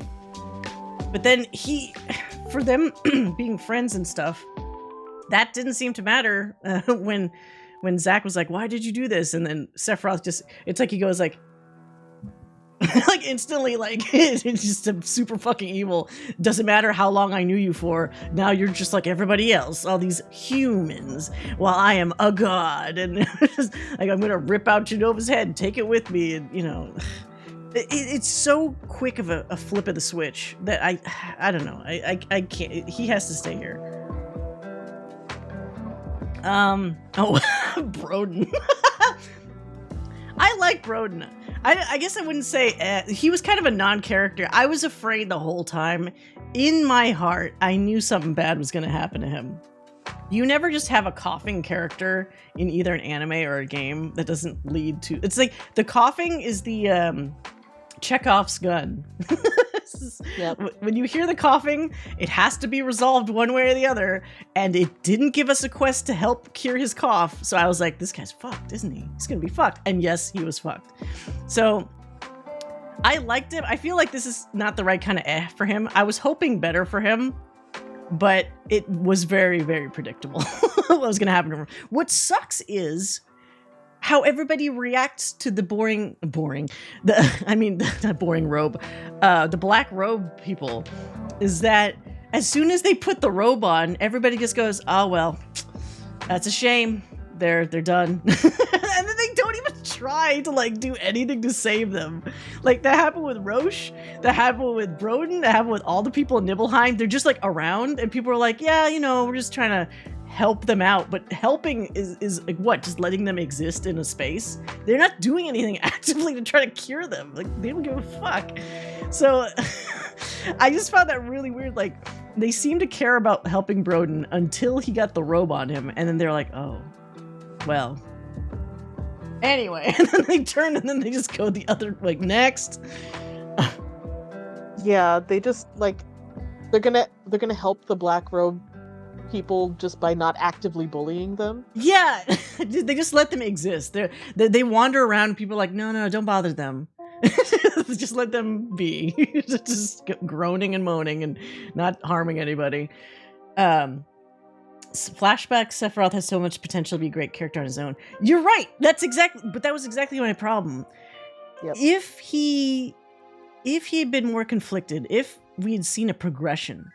You know, because there is such a thing as a tragic villain. A tragic, relatable, sympathetic, empathetic, whatever villain. He's not that. It feels like they thought they accomplished some of that by having him be nice and whatever in the Nibelheim flashback, but it's not nearly enough. Everybody talks so big about, you know, in the lore of the world about how amazing Sephiroth is. And then when you see him, it's like, he seems like a really boring guy. I mean, he's great because physically he can destroy things easily and swoosh his hair at the same time. But like as a person, he's like white bread. Like he's not even white bread. He's just like the materials to make bread. He's not even like a formed character, you know? It's so disappointing because his design is so iconic and good. and inside his little brain is just like a for rent sign, you know, like there's nothing there. Yeah, I agree. Personality completely 180. First Soldier, is that the one? No, I'm thinking of Ever Crisis. There's some bit with that Glenn Lodrock character when he was younger that apparently had like a young Sephiroth where his hair is like cut to like here. And sure, that's maybe your prime time perhaps to show some personality. Of course, I didn't play it, so I don't know what the fuck his younger self was like. But yeah, if that's the story you're talking about, sure, hit me with it. Sephiroth still came off as creepy even when he was good. Well, because he had So I don't know if it's the voice direction or what. It's the same actor, yes, but as we've seen with Nanaki, you could clearly have, for good or for bad, you could have his voice be more relaxed or more upbeat or something before he turned evil. Because he has just a slightly lighter version of the evil voice when he was still good. It's still that same like deadpan whatever. Ugh. It's an episode of Ever Crisis revolving around young Sephiroth. Oh, okay, so it is Ever Crisis. Okay, so I saw a cutscene where they revealed him, and I'm like, oh, it's like a little baby Sephiroth, where he doesn't even look like Sephiroth. He looks like Riku from Kingdom Hearts, because he's got the short hair. He's a 1D character who can control space and time. What more do you want? I don't know. There's still some things he's saying that I'm wondering if it's just to be weird or if they have meaning, like when he says 7 seconds until the end. What the fuck does that mean? Aside from the obvious 7 in the thing, is there specific reasoning to that, or is it just him saying kooky crazy shit to Cloud? So we'll see. They also kind of, and we'll talk about maybe this a little later, it's not always clear whether that's the legit Sephiroth talking to him, or maybe Cloud's wacky head that's manifesting what he thinks Sephiroth is, you know, like his the equivalent of like a bad devil on your shoulder, but the one that's actively like trying to fuck you up. So I don't know. Maybe we'll find out more about him later. Do I have an opinion on the new Sephiroth voice? I will say, because it's the same guy from Remake as well, right? Sephiroth's always been a little weird because they always seem to direct him to sound as deadpan as possible, which I think might be kind of a mistake. Like, right? Because like in everything he's been in, hasn't it pretty much been like try to sound as emotionless as you possibly can on purpose? And I don't know if I would do that if I was the voice director, honestly. I wouldn't sound like he like all crazy up and down, you know, like variation in the voice, but I would still probably make him sound a bit more alive than that, especially when he's fucking with people, like right next to their face and whispering shit. Like he still has that same kind of like, at the same time, it needs a little extra something. It's serviceable, I guess. I would say certainly compared to the other like standout performances, does not stand out. They actually had, what's his face? The Justice League cartoons Superman as his voice back in Advent Children, I think. George Newbern. George Newbern, yeah. Who I think was a little better. I feel like Tyler Hoechlin is a little too deadpan. He's got the tone, like it feels, excuse me, it feels appropriate, but the tone is good, but there's no emphasis on words and shit. It's just kind of like like it just kind of, it's mush. It's audio mush in my head. Like it doesn't do anything for me. It doesn't sound scary. It doesn't sound like intimidating. It doesn't even sound really playful. I'm fully relying on the facial animation to give me my, like if I just heard it and I didn't see him with his little evil grins, his like naughty smirks and all that shit, I don't think it would seem like he cared. Like if you just listened only to his dialogue. Like it was hard for me to judge his voice because he was so annoying. Like everything he said was just so irritating. It does taint it, doesn't it? I like moments where we see Sephiroth flustered when he struggles to cut the weapon and the end of his fight against Cloud and Aerith. But even that, it's not quite enough. Like, against the fight against Cloud and Aerith, I barely noticed it. It's like, he's like, eh. But then he runs away immediately. It's like, they can't see that I'm flustered. Ooh. It's like, somebody made an interesting, like, one of those YouTube shorts, which I hate because you can't, like, scroll through the thing. You can only, like, watch it, like a fucking TikTok. That said that, in their mind, Sephiroth, all his like bravado and his assholery and stuff is a front for somebody who is actually incredibly insecure and like has his own like mental like insecurities and vulnerabilities. Oh, is that the music that played? I can't hear the lo-fi music I have in the background, but that's funny if it kicked in for that. Which I think would be really interesting if they kind of made that more obvious. That, like, haha, he's actually getting unnerved and irritated by the progression of events. But we don't see that. We only see that facade where he just feels like he's always in control. He always knows what's going to happen, and he always knows how to like one step ahead of, to be one step ahead of the gang. So that's what makes him super annoying to me. I don't like, and maybe it's because I've just seen too many shows and games and stuff that do this. I don't like the mustachio twirled character that always has a plan for every single thing and always is like 5 steps ahead of the good guys. And that's also why I don't like Dirge of Cerberus. I don't like a lot of the Shinra characters because they always act like that. You could kick their ass and they'll still be like, haha, that's exactly what I wanted you to do. It's like, what the fuck? Like, Hojo is always like that. Hojo has like, we were joking, right? About how he wouldn't notice Chadley over in the corner under the sheet or whatever. And I was like, he's got like 100 of these things going on simultaneously. His stupid little evil experiments and machinations and plans and shit. I don't like characters like that think that they are essentially the dungeon master of the situation. It sucks. Yeah, all according to play, all according to Keikaku. But I don't like that. I like it if you can actually reveal like, hey, we actually got him that one time. And I feel like they seem like they think they did that with Sephiroth a couple times, but it's not nearly enough because it's so fleeting that it feels like you still didn't get a foothold on actually starting to work him down. Like he's still so high above everything else. It's like he still feels like unattainable at this point, which I mean, maybe is the point, but it also is frustrating when something is always at that point and it just seems like you're making literally no progress whatsoever. It's funny because new Sephiroth also played, yeah, he's Superman in some new CW show. I think you're right about that. In First Soldier, Hojo gave Sephiroth a picture of his mom, Lucretia, but lied and told him, oh, so Hojo said it was why would you pick such a specific name as, it's not like other people are walking around named Genova. And it's such a top secret name. Hojo's a fucking idiot. That, like, if Sephiroth told enough people, yeah, my mom is Genova, somebody's gonna be like, what, Genova? Like you would figure out, like, whoa, no, I should look into that or whatever. God, they're so dumb. It's hard to seem one step ahead when you're constantly taking L's. Yeah, but I mean, like, in the plot, we do technically, if not fight him toe to toe, at least kind of, we should be surprising him at a couple points. Like, for example, he seems unfazed by the fact that both Zack and Cloud can fight him at the same time.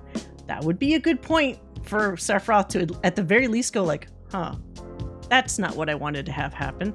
He kind of does it when that one Aerith is able to give the holy materia to Cloud successfully.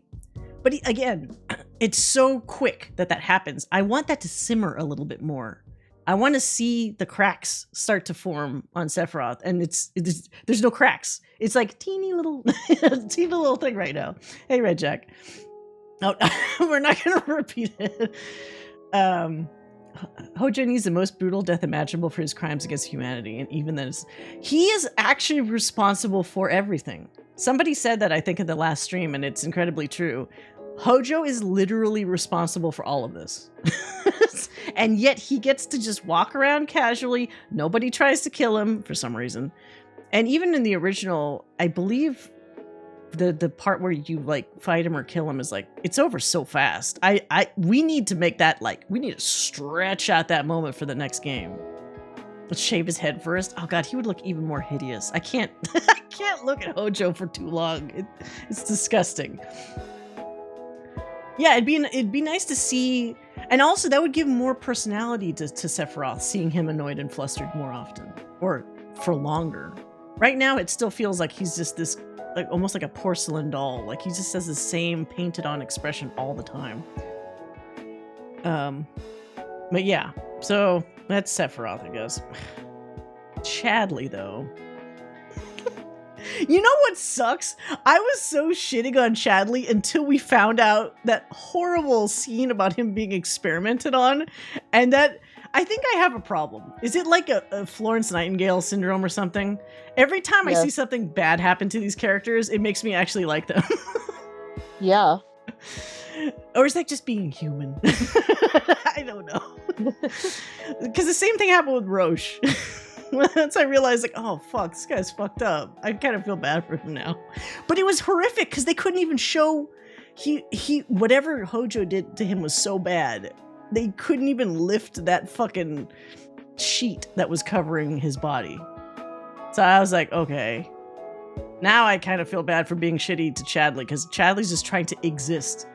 It makes it more depressing when you hear him saying about how he's essentially living through Cloud and his experiences and all this stuff, because he can't do that himself. So I actually gained a pretty fair amount of sympathy. Yeah, so around the time that we were in, it was like on a beach. It's tied into the scene that eventually shows us Broden in a black robe. We were on a beach in God damn it, what's the beach area? That's not Gungaga. Corel? I can't remember. The area where we get the little... the chocobo that can do, like, air farts, you know? Whatever region that was, because I kept making jokes about the piss... It's like a peeing chocobo or, like, an air fart chocobo. Costa del Sol? Is that... Wait, is that the one? No, not Costa del Sol. It was, The canyon? Was it the canyon area? Is it Cosmo Canyon? Hold on. I want to see a map that just shows me the regions. It had the blue chocobo. FF7 Rebirth.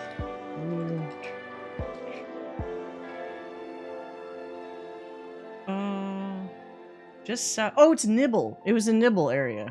Yeah, that's right. Because it was near. It was just south of Nibelheim. So yeah, it was in the Nibelheim or Nibble area where we got the Chadley thing. So Chadley is some kind of. They said at one point, I think in Remake, that he was a cyborg. So I thought that he was physically there as a cyborg. But then in that cutscene, he's in like this dark room that looks like the lights are off.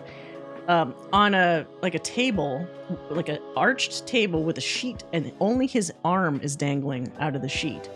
And then Hojo realizes that Chadley's been helping the team, so he does something that I don't know what effect it's supposed to have, where there's this horrific silhouette of all these needles from a machine that's going into fucking Chadley's head, and then it shows it on the screen like he's gonna do some awful experiment, I guess, or he's doing a horrible experiment to Chadley. But then Chadley just goes like, in the hologram image, and then he's fine afterwards. So it's like, what the fuck happened to him though? What was inserted in his fucking cyborg brain? Maybe we'll find out next game. Anyway, it went from annoying to That's the power of me feeling bad about people and just boost him up a peg. I mean, I never found him that annoying. I just thought it was funny how annoying you found him. Well, because he was so passive. I can't figure out if he is actually passive aggressive to Cloud, or if he just sounds that way with his voice. He's like, "Oh, I'm sure you would be giving me more data if you could, Cloud." Or like, "Oh, I'm sure there's a good reason that you haven't been getting me data lately, right?" It's like fuck you, stupid kid. So like, I think on some level it has to be like purposeful that he's so ridiculous about like his commentary sometimes. But ultimately he has helped us a lot, like canonically. So I feel like he deserves at least an and not an annoying. Mai, on the other hand, is, I would say, annoying / die in a ditch, but I actually forgot what the hell she sounds like because I literally deleted her from my game by muting her permanently. We've only heard her like twice ever because I did that. It's the best choice I ever made. So oh wait, what was this? Based completely off of Chadley's hair color looking similar. Kind of looks like a child version of Sephiroth. Oh, because he's got like that pale... I think some of that is also the problem of the similarity in character design. Because, like, for example, Rufus, somebody could say, what if Rufus was Cloud's relative? Because when you're close up, they kind of look similar, but they're not. But yeah, it's hard to tell. I mean, Chadley, there were also, in that same cutscene that Cryptic missed, there were multiple Chadleys that were failed. Now, they don't say whether Chadley is just a name for the experiment and whether it was different kids and that one kid survived, or whether he fucking cloned 7 Chadleys and the 7th one was the only one that actually survived. So all of those have horrible implications one way or the other. Either they're stealing kids, they're cloning kids, or whatever, but they're doing awful experiments that killed most of the kids. Chadley's probably more akin to a virus. He's probably passing his consciousness through other bodies. Something's happening where it's like there is still a physical connection that he has. So I'm not sure, maybe in the next game he'll transcend that connection perhaps so that Hojo just can't get to him. Because he's still at Hojo's whim right now.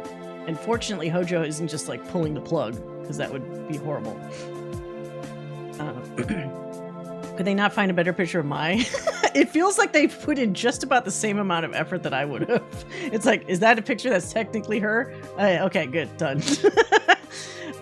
But she has shown up, I thought, in at least a cutscene or two where you see a closer picture, but whatever. Oh, Biggs. Poor fucking Biggs. He's not annoying. He didn't grow on me, though. So I guess he has to just be, He got a raw deal. Because some timeline version of him actually somehow survived, and yet he still just gets... he gets shot while they're just having a conversation and he's just instantly dead. Like, he is the most red-shirted NPC I could ever think of.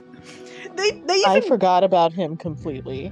I didn't forget because honest. He looks like Charlie Sheen. So every time he pops up, I'm like, oh, there he is. I feel like he, in a sense, is even more of a raw deal than Zack, because since he survived, he almost had the mistaken idea of maybe I'm actually meant for something more. But the plotline cruelly says, no, you're not. you're meant to be fridged for Zack's purposes, just to make Zack feel even worse about what's happening. Yeah, you kind of need those characters sometimes, though. Yeah, I'm glad it wasn't Wedge. That's all I'll say. I'm glad it was Biggs and not Wedge, because Wedge would fucking annoy me, because he was already having like a oh woe is me self-pity party about when he was alive about not being important. It would be so much worse if he actually survived, and then he would double down on like, but why did I survive? You know what? I mean, you could see it like easily. Like that would make him a really annoying character. Why not bring back Jesse if they bring an Avalanche member? That's a good question. I don't actually know. I mean, it's almost a straight swap either way, right? I mean, I guess the story tries to emphasize that Jessie was more important because we get to see into what her life was like with her parents, how she was, a singer or dancer or whatever. Biggs, we don't get to see any of that backstory, so it's kind of weird almost that he was the one. And he even does admit that at one point. It's like, why me? Why did I fucking survive? And there's no answer. Maybe that's just to indicate how random some of these things can happen, I don't know. Wedge got killed in a side quest. Which, in this one? I don't remember. Do you recall, like, how it happened? Because, like, in Remake, he gets tossed out a window by the Whispers, and then it cuts to black, and then we don't see... Oh, no, wait! We did see what happened! I forgot, because remember I was joking? They showed essentially what happened that night, right? With the three of them. And Biggs and Jesse... Oh, no, wait. Was it Biggs and Jesse? Fuck.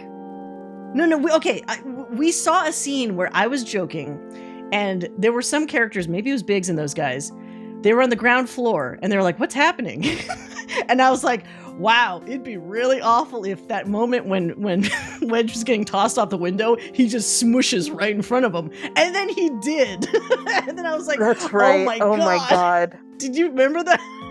I remember that. That was horrific. And I was like, oh shit. I mean, granted, I think it slightly happened like off screen, like it kind of went past the screen and then you just didn't see the mush, but I was like, whoops. So yeah, you're right. He died. We see the death then, But we know that he died in Remake. And it wasn't like a Biggs thing where like Biggs woke up in that bed bandaged and he's like, what happened? Oh, you know what? Thinking about that, I'm kind of confused because in Remake at the end, we saw him bandaged up in bed, but that was before we realized all this crazy timeline shit was happening. So did he somehow also travel the way that Zack did to another timeline? Or were they just purposely tricking us and this was like a different Biggs that hadn't died that night? Because they don't explain that. As we've said, I don't think Biggs is important enough to be able to travel as well along the timelines. So maybe they were just trying to trick us by saying, haha, you think he's alive, but we're actually showing you a different Biggs from an alternate timeline where he didn't get exploded in, the reactor area. It had to be a different. It must have been. At the time, we didn't know it, so I assumed that somebody saved him. But our prime Biggs, I think, was still way dead. I figured Aerith at first, but Biggs was so insignificant and seemed random. Yeah. Oh, on teleporting people? I don't know. Because I don't think she knows that Cloud... because she helped Cloud essentially transcend the timelines with her. But I don't think she knows about Zack doing it. Because as we've seen, I don't think we ever had a scene where she and Zack were in the same, moment together. So Zack is independently somehow realizing he's affecting timelines, but he doesn't, unfortunately, have the power to actually choose to jump into these ones the way that, Aerith clearly seems to. I got red flags when I saw the main cast either dead or comatose in Zackverse. Lazy writing.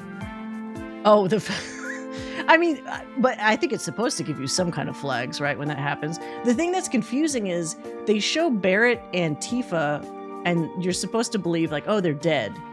But then Aerith initially looked super dead, but we find out later she's just, in a coma. It's you guys have to find some way visually of making it more obvious that people are dead and not just, knocked out. Because she looked dead, and he seemed sad as hell about it. So I was like, oh no, she died too. But then later, not dead, just in a coma. It's does that mean the Barrett and Tifa there were also in a coma, but under Shinra's control? What the I don't know. I think that was Biggs Prime. He got transported by Whispers. Biggs got, but see, he never even got surrounded by Whispers. That was Wedge. I don't know. Ultimately, I think it actually doesn't matter. Because again, I feel awful saying it, but he doesn't matter. He's just essentially a red shirt that's used for other people's plot advancement, really. He's cannon fodder. Yeah, Red was apparently alive too until the helicopter crashed. Oh yeah, because wasn't he fighting them and then the thing crashed? And then he's super dead after that, which sucks. Random world of random Biggs just shed a tear. Why are you so mean to me? What did I ever do to you? Nothing. That's the problem. You did nothing. He's not going to survive long enough to feel bad for very long. Exactly. Chocobo Billy? Bob? Chocobo whatever. He's not annoying. He's very He's just there for his plot about thinking that his parents died a certain way and they didn't die that way. And then the end.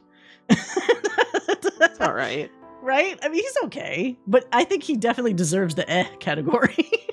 Yeah. But he wasn't annoying. Same thing with his sister, which I saw even less of. They went to all that hassle of making a very unique face, and she's there for a minute and just not important. She's anime Hermione. She really does look like, I was thinking that. She does have a very Hermione face to her. It's pretty unsettling seeing the members of Avalanche dead in a different timeline. It does suck because it makes you also realize there's so many ways, whereas some characters are lucky and are able to outsmart or outthink themselves out of death in some timelines. There's some of these people that are just fucked everywhere. It's no matter where you go, dead. So that sucks. She can die in a ditch. I hate this character. I'm sorry. I'm sure there's some simp person out there that loves Kyrie. I can't stand her because she is that type where it's oh, I'm just going to fumble through everything and everything just kind of works out for me. And we have to go along with her stupid schemes and save her ass and do all this stuff. And by the end of it, she never learns. She never fucking learns. She says that she learns, and then next game she'll be back to doing the same grifting schemes and all that kind of bullshit again. If she had any kind of character development where she got stronger, she learned her lesson, whatever, she would not be in this category. But she literally did not. And the only way she leaves the moment is her grandmother saying, "Come on, I'm going to pick you up. We got to go." It's like, didn't get anything useful out of her and only got pushed around and belittled and all this kind of shit by her all the time. It's so annoying. I'm sorry. I mean, I wouldn't put her in that. I would put her in the annoying category because I think the people that are going to go and die in a ditch are going to be way worse than her. But should I have to consider it that way? She's definitely annoying. We shouldn't murder innocent people, but still annoying. As fuck. Like halfway, okay? It's just like half a step. She needs to watch herself because otherwise she'll tumble into that. I'll backwards out of that. Elena's annoying as hell to me only because she would not stop talking shit. Oh, okay, so it's the same thing with Kyrie, but like when we were trying to help her, there was that one thing where she had that little like secret asylum or whatever she made for herself, and we had to kill a bunch of those frogs at the beach, like near there. And I'm fighting, and I can still hear her going, "You're not done yet? Oh, wow, I thought this would be easier for you." Like, all this stupid, like, do you want me to stop fighting these things and have you fucking deal with it? No, because we don't get that option to do that. So, I'm sure somebody could tell me, well, just don't do her quests. But it's like, but then I don't get the rewards? You know, I'm a completionist. I always do these fucking things. I'll grumble while I'm doing it. Rude.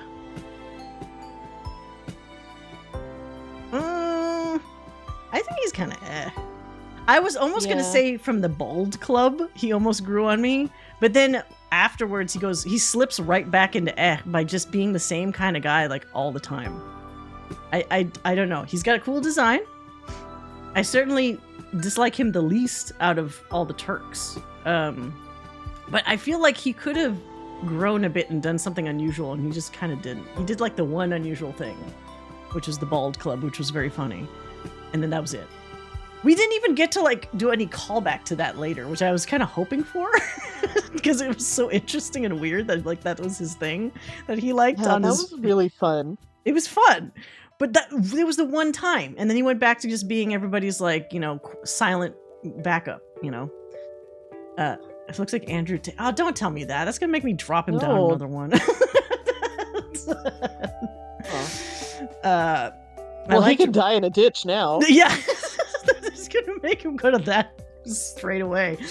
I liked Rude when we first met him in Remake, and then the bald bar thing. Yeah, exactly. That's exactly how I feel about it. So that's why he unfortunately gets the Maybe he'll grow a bit in the next one. We can only hope. I was reading something, and I don't know if this is accurate, because I thought he did try to attack Tifa, that supposedly he likes Tifa. I mean, not a big surprise, because he fights the same sort of way. And that he won't attack Tifa if there's a fight. So I don't know if that's true, but that would make me like him more. But they don't show it, really. If he's got some crush on her, I want to see those little like implications somewhere. Show me that stuff. Him and Reno are a piece of shit. Try to drop plate. Oh yeah. I almost liked them because I thought that they were going to, at the very least, just not be part of that dropping of the plate. Like their conscience would say like, okay, we're bad guys, but we're not like that bad. But no, they actively fought us so they could hit the switch to drop the plate, knowing what would happen. And then Elena, that little bitch, was teasing us about dropping the plate, which is horrific. You're bragging about the fact that all those people died, and you're just like laughing about it. That's the die in the ditch. That's actually, yes. I just realized as I said that. She thinks she is really something. And I have to give the voice actor credit though, because when you hit her, there's a very high chance that she'll do a scream that sounds blood curdling, like she's actually being murdered. That happened a bunch during that last fight we had with her, where I was like, Jesus Christ, it sounds like you're actually like killing her slowly. But she's younger. I get it. She's got that impulsive nature because she's got shit to prove. Her scream is goated. It kind of is, honestly. It kind of is. I don't know. She's so aggravating. She's the one that you want to kill when you do the fights. And that's honestly how I feel. Sing. I don't know how I feel about Sing, because like I was conflicted after we got the fake out that he might die, but then he obviously did not. He's not the same as the other Turks in that he is very closed off in his own, like how he feels about things. The other guys, it's very obvious. They don't hide their feelings on anything. I'm not going to say he grew on me because he didn't, but I'm not going to say he's annoying either. He clearly loves, whatever, Aerith. That impacts his decisions a lot. He's very restrained, which is interesting. The only time we ever fought him was the last bit at the end of the game with Elena, and that's because he probably felt like, as her mentor, like he's not going to just leave her out by herself to fight. Like he had to help her out. But he is interesting in that he is more methodical, cool, and collected, but not to the Sephiroth degree where you don't see anything behind the eyes. You know, it's like fucking dead. He does feel like, on some level, he seems like he's getting more conflicted about shit, which is interesting. So I want to see if he grows a bit more, maybe in the next game. This shit's gonna hit the fan, and the Turks are not gonna just be able to keep doing the same things that they're doing. I know that. Reno's annoying. I'm sorry. He's so annoying. He's funny annoying sometimes, right? Because I felt this way about him even in the OG. He always puffed himself. I'm sorry, Cryptic.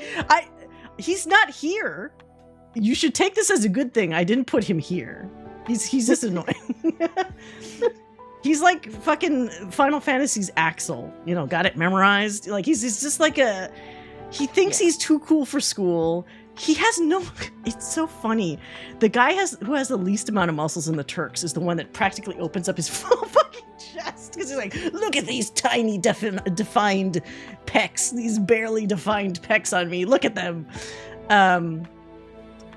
He feels like, along with Rude, my hopes are they're gonna grow a heart, you know, for the next game, because they've been on the ropes a little bit, even though they act like they're not.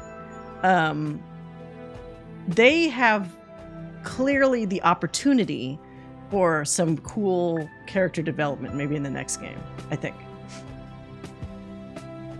Is it Bob? Hold on. I haven't listened to what this sounds like.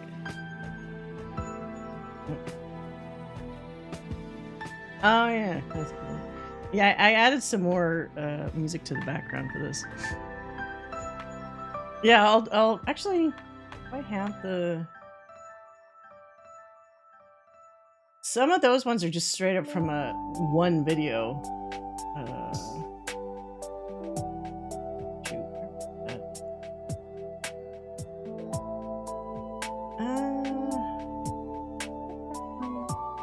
I looked up so many lo-fi things. I'm not sure which one was the actual one that I grabbed for this. It's a lo-fi video where it looks like Cloud is playing Final Fantasy 7 on a PlayStation.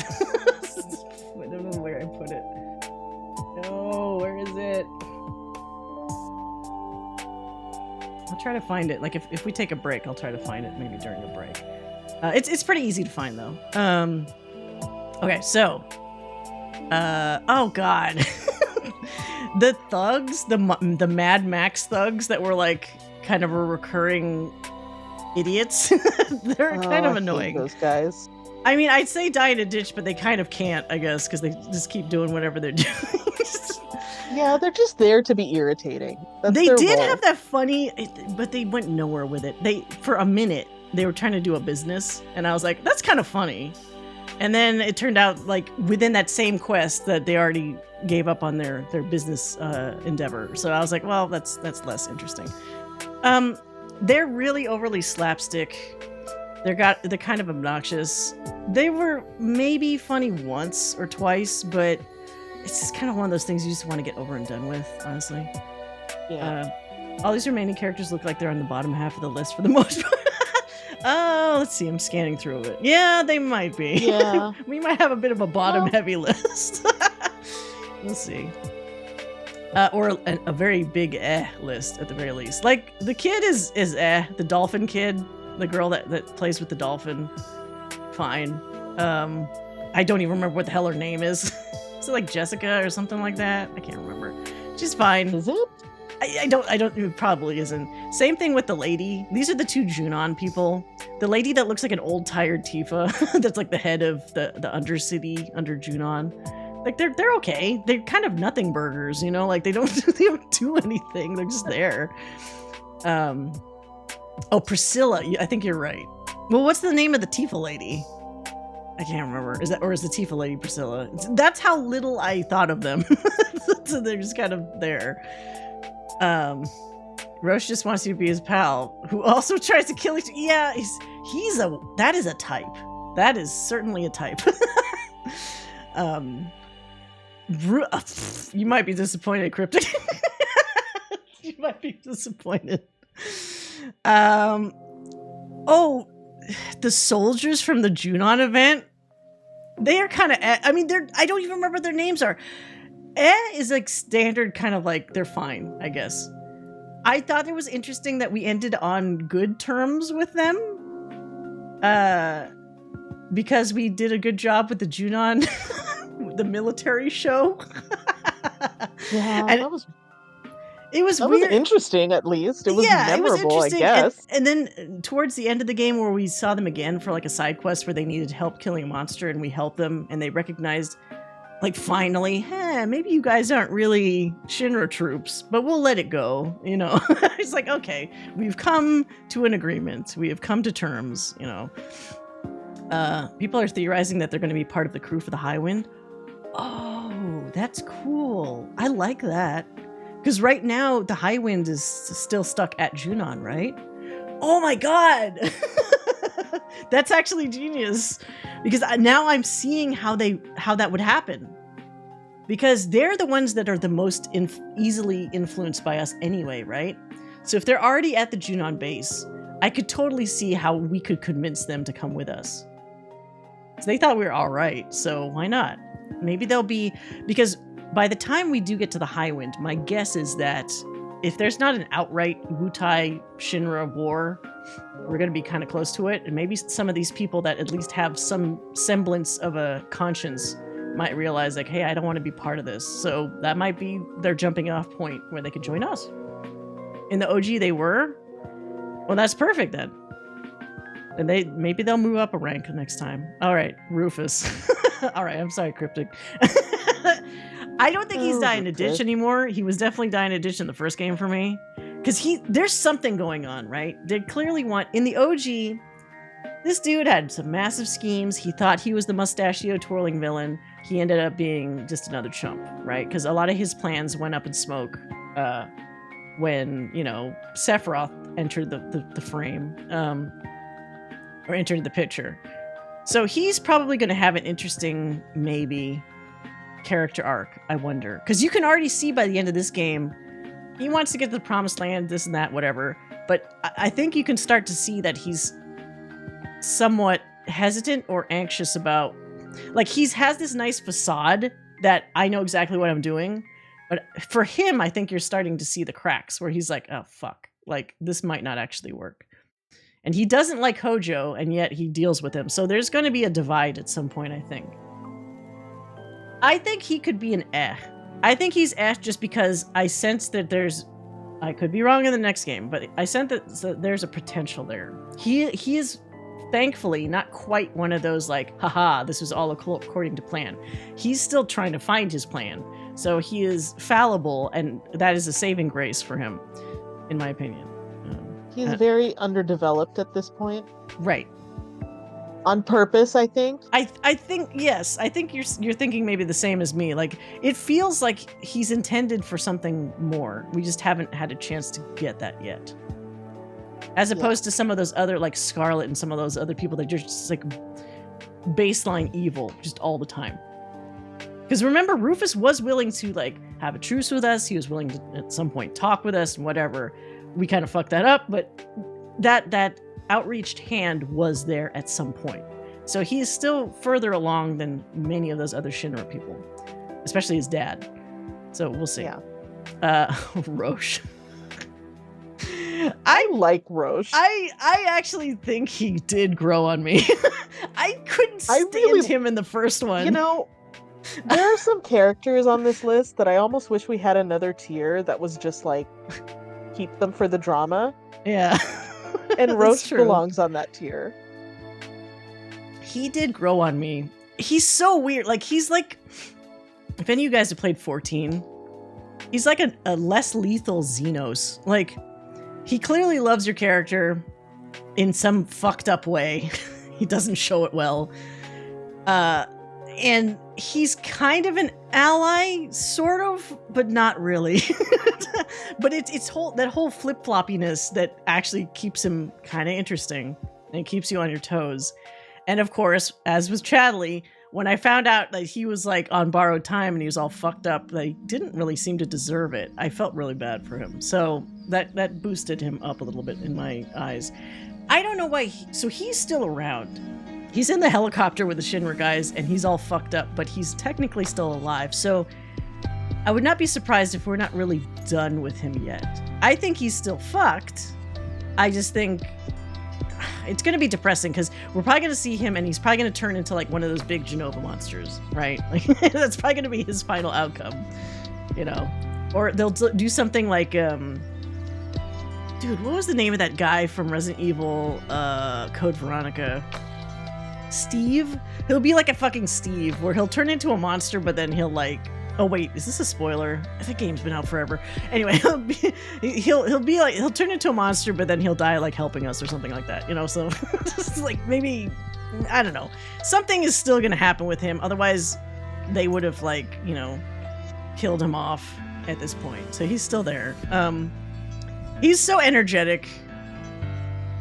When he's massively entertaining. He is entertaining. He skirts the edge of being incredibly annoying, but also kind of funny. So it's like, this time he was not on the annoying edge, so it saved him for me. And the other one, because it was just that really long fucking motorcycle sequence with him, it got annoying.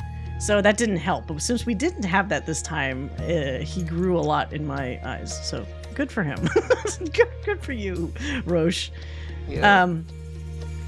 Well, Glenn is not even a character. I mean, since Glenn is technically a fake Sephiroth, I feel like he's just in the die in a ditch. Because this guy was never truly the guy that we thought he was anyway. So it's just Sephiroth fucking around, saying like, ha ha ha, I'm gonna look like the guy that you recognize just to further my own ends, which I don't even know why he's trying to start a fight with Wu Tai. Maybe just to distract everybody so he can easily get shit done, like unperturbed. Seeing Rochelle messed up in the helicopter broke my... No, yeah, that's... I felt incredibly sympathetic for the fucked up robed Roche, so it garnered a lot of points. Roche feels like he's going to turn into one of those Advent Children clones. I'm kind of worried because something sad end is going to happen to him. I just don't know what flavor of it, basically. Glenn is his own tier of bad character. Well, because he's kind of not even a guy. Really. He kind of doesn't exist. So he just die in a ditch. Yeah, he might be cool in First Soldier, but it feels, I would assume if anybody was a fan of his, they would probably be pissed by the revelation at the end of this, that it was just, either he was a Sephiroth clone, or he was always dead and it was just Sephiroth pretending to be Glenn. So one or the other, they're all kind of bad. Gilgamesh. Where do we put Greg here? I almost hate to say maybe he grew on me. He was actively annoying until I finally got a summons out of him, and then he kind of grew on me. Because he's so obnoxious. we're talking about obnoxious characters. He's the biggest goof, just like he is in 14, and presumably if I played 5, I'm assuming he'd be goofy in 5 as well. But like, how he actually says it's morphin time. Like, you know, there's some things I was like, okay, all right, fine, I'll put you there. You can take it. Don't make me take it back, you know. And actually, it did help us when I used him in that last fight against Sephiroth, which is unexpected. Yeah, he grew on me for sure. He's another one that I would put on like a drama tier. Like, yes, I just like really like ridiculous, over the top characters. They're so fun. Yeah, I agree. And he is that in spades. They must. He's so visually, his body animation is so wild and out there too. Like, somebody had a lot of fun. Every time he just says anything, he matches it with, like, you know, doing some crazy camera angle and like a pose, and then like taking out a weapon. Like, he doesn't sit still for too long, which is really interesting. Yeah, and the fight music is great. The Gilgamesh theme is always good, but their rendition of it in this one is particularly good. I mean, they do a couple versions of it too, right? It's awesome. Good job, Greg. Oh, is this the boat captain? I mean, I guess he's because he wasn't annoying because he was just a boat captain, but I don't know. Like, he was there for like one story, that was it. What was his name even? Captain? I don't know. He was just there. He was just there. Okay. I feel like you're right. There should be a one for the They Grew on Me, a division, and then also like an where it's just like, he was there. It's like, it's nothing, a nothing person. That's fine. Johnny. I feel like what? Johnny kind of grew on me. Yeah. Like, he's so crazy. I feel like when he actually got responsible and fixed up a hotel to be a legitimately good one and went through a bunch of, you know, not midlife crisis, whatever crisis he had in Costa del Sol, I was like, okay, I kind of actually like you more now. Because you're not just constantly trying to get with Tifa or whatever you were doing before in Remake. You're actually trying to change your life and like make it better, and you have goals and aspirations, and it's like, okay, then you're on the right path to actually being a normal person someday. So yeah, he's doing his best. He gets the gold star. You tried, you know, like, you're doing your best. You still needed help from us, but the fact that you somehow used a bunch of clones effectively and did a bunch of other random shit, like, it kind of worked. I'll give him the credit for that. Yeah, the bit with him and his clones was interesting. He committed to leaving. Yeah, he actually followed through with stuff that I would have figured his flaky ass from the first game would not have done. He actually made a business. He actually got his shit together, and that's respectable. I can't knock that. So he did grow on me quite a bit. I could have gone without whatever that silly jealous girlfriend thing was, because it was so eye-roll inducing. It's like, we know she likes you, just there's no actual issue here because none of us like you that way, so you two just get together. There's no problem. It's literally not a problem here. We don't need a quest for this. Is she on here? No, she's not. Oh wait, no, is this her? No. Oh, this is the Chocobo lady, isn't it? Wait, who is this? I would just say to this person, because anybody I just don't instantly recognize is just an I think. I think she was the one that helped us get Gyashul greens for the Chocobo in the Corel prison. I have no idea. Because there was that one girl, if it's the one I'm thinking of, she actually, remember we were like, is this also Aerith's voice actor? Because they kind of sounded the same. It kind of threw me off. I don't remember if that's her, but we'll just assume that that's her and put her there. Dine is fucking annoying. Like, I get it. I get that you were wronged. I get that you went through a lot of shit. But the fact that he just insisted Barrett was to blame for everything, and even after talking it out, still went out like an asshole. Like, if I should look up the OG version so you can see how different it is. Remember this one? he has his fucking Tetsuo powers where he's like Magneto manipulating metal somehow to throw like giant like bunches of crap at you. It's like I don't know where that came from. In this one he dies. I'm not even sure if it's protecting you or Barrett. Like he gets shot down by a shitload of Shinra soldiers and then he dies just essentially cursing Barrett. He's like, fuck you. Whereas in the original, it's far more personal because they have their one-on-one. And yeah, that magnet material, but it looked ridiculous for just like a regular guy to be doing that stuff. In the original, it's far more stark. They don't have a bunch of Shinra people come out of nowhere. It's very personal between Barrett and him. And after the fight, when he realizes like things are just too different now, because like Barrett, just like in this one, tells him like your daughter's still alive, you could see her now. And then he realizes he's like, no, I'm a monster now, I'm not that person. And he's so depressed that he literally jumps off a cliff. And there's no, I need to find it because there's no fucking sound or music when it happens. So it's similar to that Zack thing that was like, oh my god. It's very like let me see.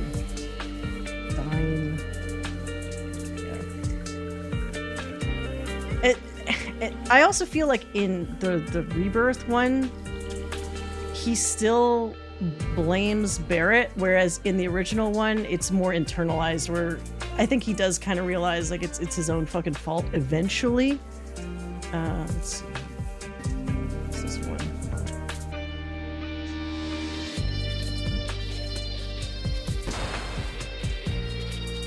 Okay, so they're in the place. They have a fight. Which looks like this, so I mean, he does do little, you know, gun arm guy versus gun arm guy. But there's no other forces, it's just them. Get back! Unfortunately, he's already really close to a cliff when this happened. I lost something irreplaceable, I don't know what wrong. I don't know what happened to either man. This person's zipping through this dialogue. I told you I wanted to destroy everything, this crazy world, even me. So he's just like, he's just done with everything. What about Marlene? Even if I go back to her now, she wouldn't know me. Or what's more, Barrett, these hands are a little too stained to carry Marlene anymore. So it's like really dramatic. Like he's burnt out, he's done.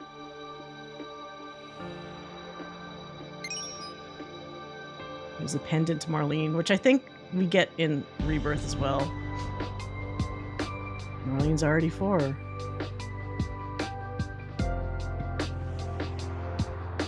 So his last thing is don't make Marlene ever cry.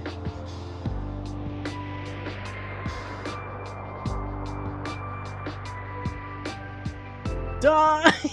This is dramatic. But it's like stark because you just hear the wind. There's no music. Yeah. And dying, me and you were the same. It's like, holy shit.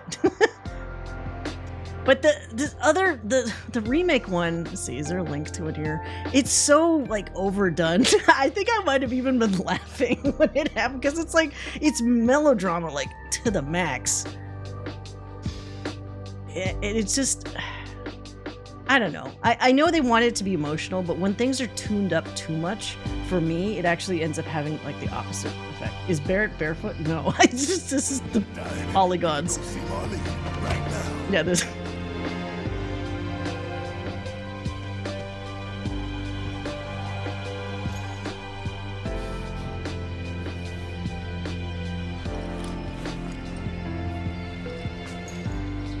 Look at me, Barrett. You think I want Marlene to see what her father's become? So that part is the same, and then they change it. With all this goddamn blood on my This is so over the top. Wow, it's so theatrical. I can't get this blood off. Yeah, and then these guys come out of nowhere. He gets like turned into a pincushion.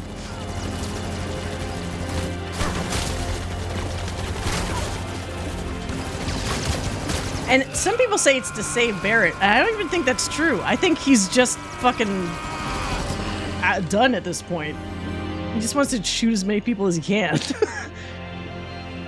Where's that part? Yeah, that wasn't for Barrett. No. What does he say?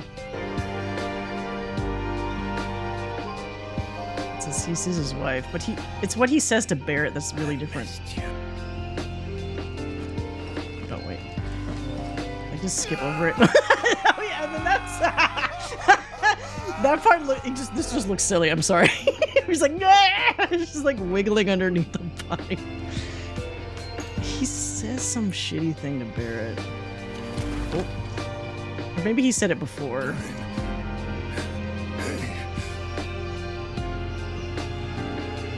You carry that guilt. Yeah. That weight. The music is too much right then.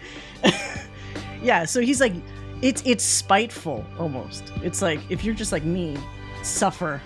Like you suffered the way I fucking suffered. As opposed to the other one, where it's more looking inward, right? He was like, take care of Marlene. It was the last thing he said before he jumps off the cliff. It's not like, you fucking know how I suffered. You know, like that's the intent is completely different, which I know some people did not appreciate. Yeah, you hold that guilt, which is, I don't know, whatever. Fuck Dine. I feel like Dine, unfortunately, has the unfortunate quality of being paired in my brain to all the other Corel people that were just being assholes to Barrett and acting like it was 100% his fault and as if they were not adults who could make decisions of their own. Because everybody agreed all together to go in on that Shinra deal. It's not just one person holding a gun to their heads to say, like, you guys will all do this deal for this town. No, everybody wanted it. And then they just used him as the scapegoat when it went south and Shinra showed their true colors, you know, to everybody. It's unfair. Oh, the doctor. I mean, he was fine. This category is going to be real big. The doctor that fixed up Barrett, he seemed like a decent guy. He was one of the few people... I do recall he was one of the few people that was trying to do some kind of research to actively help the robed guys. So maybe that'll bear some fruit in the next game. Because everybody else, it's like they're just essentially maintaining what's happened to the robed men. Like they're trying to keep them comfortable. They let them wander around, get some air, and that's about it. But he was doing some experiments or something to try to see if it would have any actual effect. So who knows? Maybe this guy could be the anti-Hojo or something, could figure out a way to save people like Broden or Roche or who knows. I'm being far too optimistic here, but that would be nice. We'll have to see. If I finally get that Cloud blood sample. Oh yeah, Cloud didn't give it to him. Maybe he will. I can't remember. When Cloud goes like fucking wheelchair bound in the next one, was it back in his... No, it was a different place. So it's not this doctor, but maybe some doctor will help him. Dio. People like Dio. He's fine. I think he's just kind of there. There's nothing to grow on because he's I don't know if despite his design, he's not really like much of a character. He just kind of is there to move the plot along. Yeah, it's fun that he owns the gold saucer and he's a very robust guy design-wise. But I don't know, like, I don't think he deserves to be higher on this list, at least to me. No, he's all style, no substance. Yeah, which is fine. This dude needs to die in a ditch. The Corel prison guy that I kept saying looked like Pagan Min from Far Cry, was it 4, 5, whichever Far Cry that was. He's so annoying with his stupid gold bling on his teeth. I can't remember. I think there was a version of this kind of character in the original. I don't remember if it was actually like this though. But he's the epitome of one of those characters where it's like we could have killed them at any time and probably made the world in that area a little bit better with them gone. And we just kept things as status quo for I don't know why. Are we supposed to be some resistance force that makes change? Apparently not. Yeah, he was annoying. There's not much to say other than that. He didn't even have that much development anyway. because he was just a really scummy dude, right? The 2 times you see him, one, we had to do a chocobo race just to get out of his stupid prison area. And the second time is because we're trying to help Leslie, who actually isn't even on here, because I guess he's barely there. Leslie find what he thinks is his girlfriend. It ends up not being his girlfriend, but we had to deal with this guy again because he was going to sell a woman off as a prize, which is just, yeah, die in a ditch 100%. Yeah, automatic die in a ditch. Yeah. You're trafficking women. Yeah, and he's still like with his like really creepy, wide, gross grin. Hate it. What was her name again? Sisney? I feel like she's gonna hit better with because she's from Crisis Core. So people that play Crisis Core are gonna love her. I didn't play Crisis Core. I can't even say really she's fine, but I can't even really say she grew on me because she kind of didn't do that much. She's in the town, overlooking the town, watching over the town, managing the Shinra related elements that she has access to, and just basically, I guess, being somewhat sad about Zack. Although, does she know Zack is dead, or is she still holding out on some copium that like he might be alive? I wasn't sure if that was made clear or not, but she's fine. I like her. I would almost put her like, not necessarily like a drama tier, but you know, one of her biggest problems is that she's really bad at making soup, and I thought she was funny. Okay, because she's not an ass. I don't have anything in between. I guess I could drop her to grew on me, but she's not really. She doesn't deserve to be quite there. She's like kind of like here for me. But I guess we'll be nice and we'll bump her up because she does have a bit of personality compared to some other folks that have like, this is the thing that I'm about and not much else. Because you're right, she does have a little bit of quirk to her. But yeah. I like her outfit. Her outfit is cool. Her design is good. You could tell by looking at her that she is not just like random NPC. She looks like she had some premeditated kind of, effort there, which it looks good. Oh God, Scarlet. Scarlet immediately died in a ditch. She's the worst. And she along with Hojo, there's so many times where it's like, just kill her. I'm sure Yuffie's wishing she just killed her during the fucking DLC instead of like, for some reason, just letting her go. Like, how do these people just get let go constantly? They always cause problems. She's very like if Jessie from Team Rocket was just only evil, because Jessie's from Team Rocket isn't really just evil. Like she's kind of nice sometimes, but not Scarlet.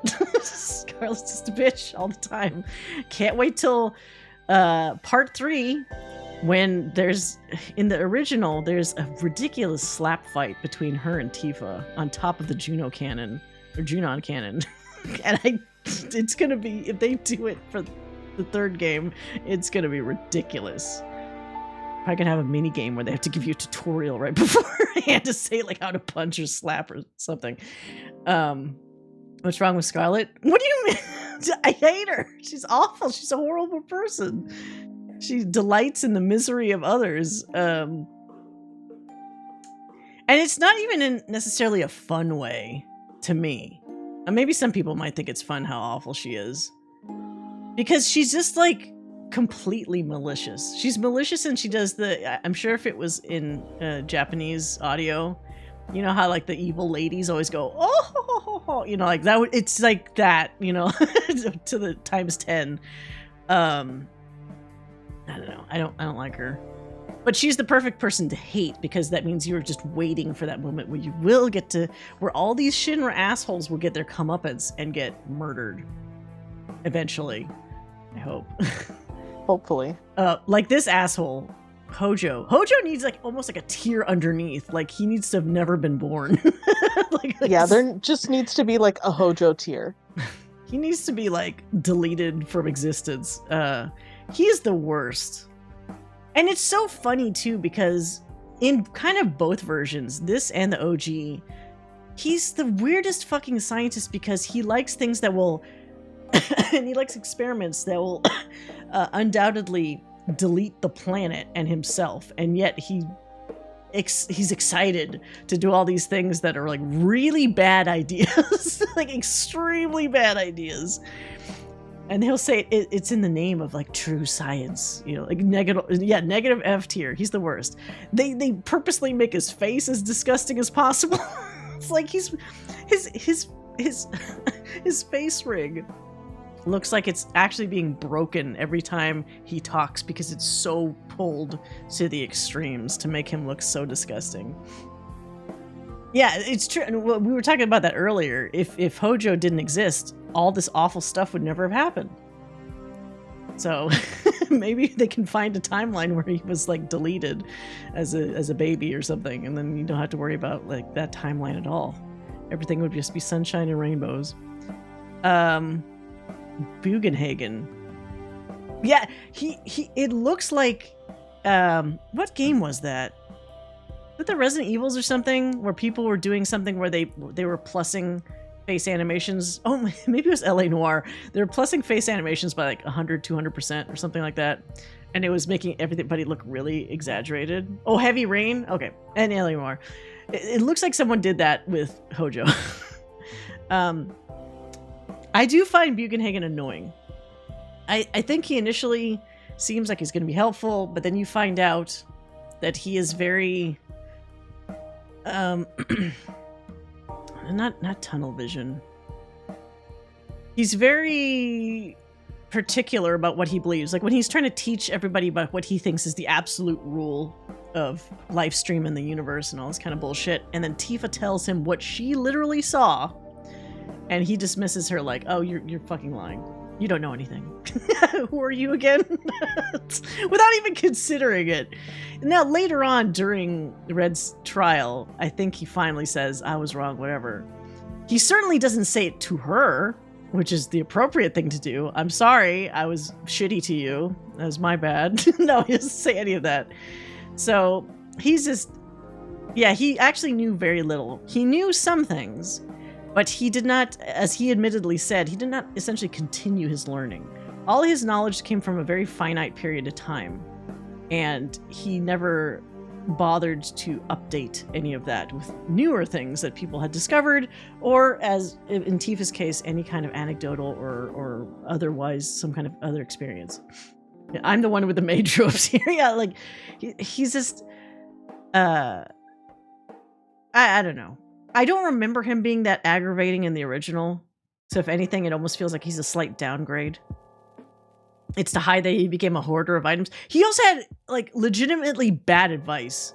Instead of maybe just telling Red 13 what happened to his dad, he put Red 13 through a potentially deadly bunch of trials with those G specters or whatever that could have fucking killed Red 13. Because at one point, even Bugenhagen was like, "Oh no, what are we doing here? This is bad." It's like, you brought us here, you idiot. Like, what do you mean? You knew what the fucking trial was. So, very irresponsible guy that's supposed to be a caretaker at some point for Red 13, honestly. Yeah, can you imagine this guy, this fucking old asshole, figuring out that there's multiple timelines? He would just die. His brain would explode and he would die from the shock. He was passive aggressive. I don't remember him in the original. He was just like, "Ho ho ho, I'm a silly old man. Here's some information about the planet." But I don't recall him being this hard-headed about a bunch of stuff, or like a gatekeeper essentially with this information. So that seemed like a change, unless I'm remembering him incorrectly. Yeah, very very creative ways of calling Tifa a dumbass. I hated him for that. He couldn't have at least taken what she said into any kind of consideration. He just immediately went, no, wrong. I don't know, G Natak, the whole G thing, I don't know what to think about. He is kind of annoying because they're like, "We need the black materia. We need the black materia.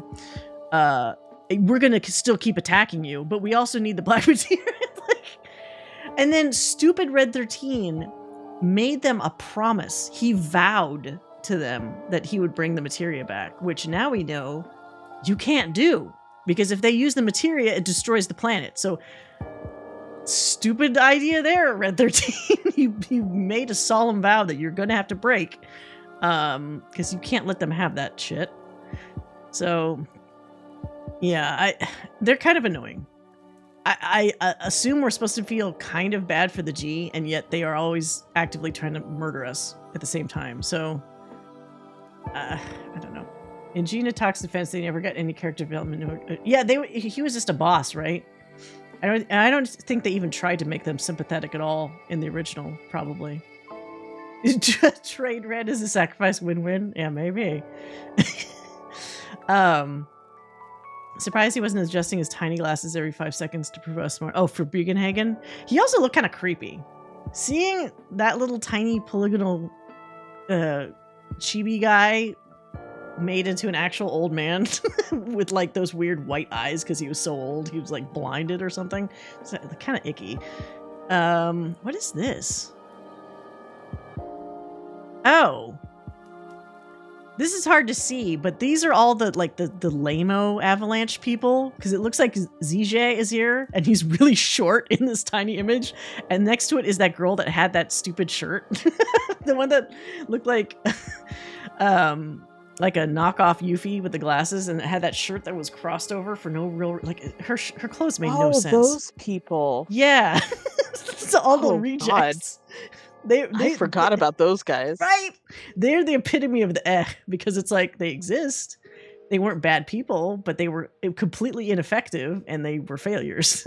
And they knew they were failures too, which is the funny part. They were there. They were there. G's whole goal is basically Meteor. Yeah, so unfortunately, now that we know it's Meteor, we can't give them Meteor. But that also means for the G, what is their end game in this story? Because now that you've fleshed out their problem, are we just going to go, haha, let's just not ever look at the fact that there's these unkillable specters that we can't help ever, because helping them means destroying the planet. Like, how do you resolve that problem? There's no good way to resolve it. They just want to die, but they can't die. So what is the solution? Put them in lock them in another cavern somewhere even further down? Like, I don't know. Oh, the Tommy Wiseau Queen's Blood guy? I mean, he's just like a guy. I don't know. I can't even say he grew on me because he was just there for like 3 shots, right? He's fine. I gotta say, the Queen's Blood, I was not expecting a plot out of a fucking Queen's Blood card game sequence. Like, the fact that was like, it was like The Ring mixed with Yu-Gi-Oh! Mixed with like a Tommy Wiseau guy. It's very interesting. Like a killer Yu-Gi-Oh! Deck that's trying to kill people. I thought you put Yuffie in annoying. Oh. She did. If it wasn't for the last half of the game, it probably would have stayed down in there. But Liam Neeson? This guy? I don't know if I remember him looking like that. Yeah, he did have a distinct face, but he's kind of I did like the Queen's Blood, minigame. Chocobo Sage is also He's not even there. There's like there in one cutscene. And then he's just, I'm a kooky old man that wears like Chocobo PJs and has a swimming pool for some reason. I thought you would put him in annoying. Was he annoying? You seem very annoyed with him at the time because he's just like a lazy old man. Yeah, okay. in his pajamas, sending you to collect weird. Grass that was like right there. Why did he get a picture, but the other Chocobo gross old man didn't get pictures? You know what? Let's just have them all be in this one picture, and they're all annoying. Because remember, there were those 2 other old men. One of them who was like shirtless and gross, and the other one who was just gross. And they also had Chocobo stables in the other areas. Yeah, they can be annoying. That's fine. Yeah, the shirtless one. He teaches you Chocobo Miha? Or Kamehameha? Oh, this dude! He's also barely there. He's kind of hot, but he's technically. Tifa's hot trainer guy, the one that looked like Sabine from 6 if he was like 20 years older. What's his name? Zagna? It started with a Z. Yeah. Whatever it was. He was fine, but he didn't do shit. So he's not a Zangan, thank you. I know he's in the original as well, so that's probably why they put him in there like as a nice little Easter egg or something. But he just didn't do anything. This Don Corneo and his two, I'm gonna just dump these together, his two little stooges, the announcers, all die in a ditch. They can all die. Yeah, for sure. They're so annoying, and the fact that they still, they still keep existing, it really bothers me. All these people on the bottom level need to just die. All need to die. Dying is annoying. Well, this iteration I found Dying very annoying. I actually found the OG one less annoying. You just came in now. Yeah, we just talked about the differences with Dying earlier and how I feel like it was a downgrade with his motivations and stuff. Salmon? Wait, what? Salmon? Who's Salmon? Was there another like NPC character? If Salmon was here, it wouldn't be fair for everyone. Who is Salmon? The Bow Wow Wow. Oh, the dog! Yeah, they don't have any of the pets. The dog was fine. Very well done. Let's just pretend that the dog was in the very well done category. The duo don't need to die and join them being announcers. They're kind of annoying. It feels like they've osmosed a bit of Don Corneo's attitude about things in this game. They were less annoying actually in Remake because they really were just announcers. In this one, they were actively trying to kill us and shit. And I was like, okay, now you gotta go. But they were fine in the previous one. So let's see, what are we looking at here? That's not the worst. That's about right. We got my actual usual go-to team as the S tier. Appropriate people for the A tier and B tiers. All this shit in the other tiers. Yeah, they made their choice. It's like the engineers on the Death Star. You know, they're all death by association. Yeah, I think this is good. Okay, so we got the character tier pretty much out of the way. Yeah, if you could separate Nanaki and Red. Yeah, that's why. Yeah, we talked about that one. This was disappointing to me on many levels, honestly. We do have another tier. We have the minigame tier. Now this one will go faster, I think, because I was doing a lot of character discussion before, and this is just like these are kind of hard to see. I'll mention them as we go through them, but it's really just like if these things drove me nuts or not. First one is Queen's Blood.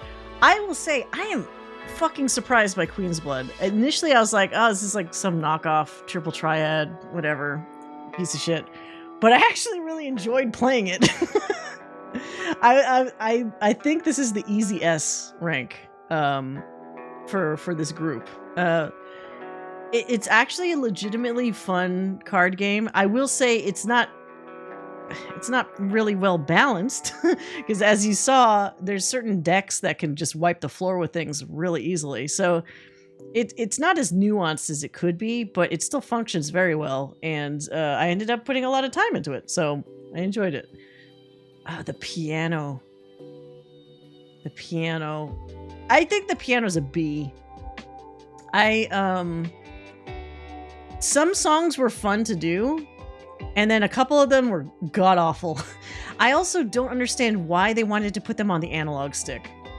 Such an imperfect directional device like that, and then you want these specific quadrants to hit for piano is just asking for a headache.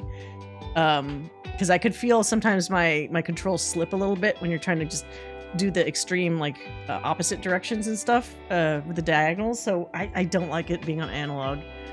Maybe if they do a piano minigame in the next one, just change up the control scheme or something.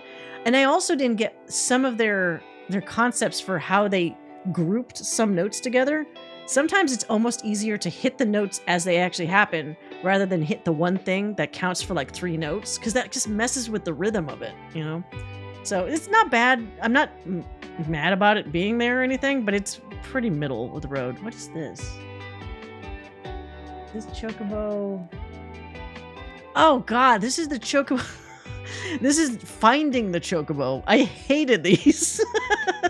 You know, where you have to like sneak past like Metal Gear Solid, sneak past the other chocobos to get to like the fucking chocobo you want.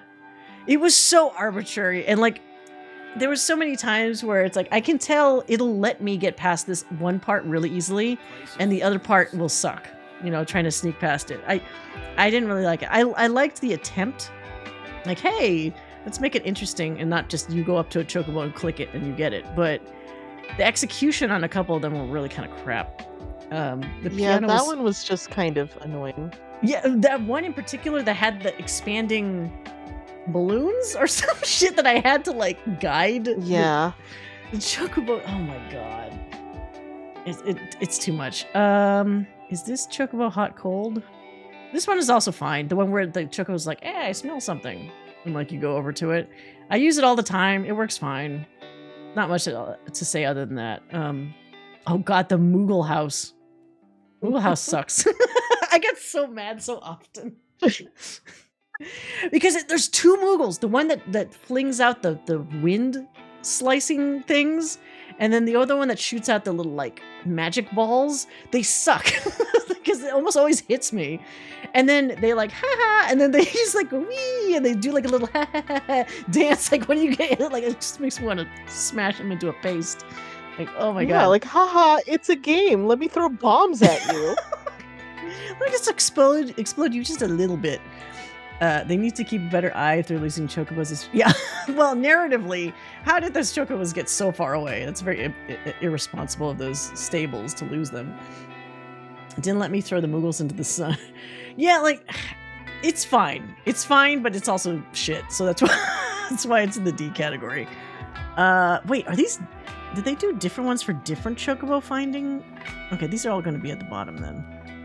Because this is the first one. This was the second one. Does that mean there's going to be the other one? Oh, okay. I'll preemptively put that also in there. This is the one I was talking about with the balloons, where you have to lead them through. Is there another one in here?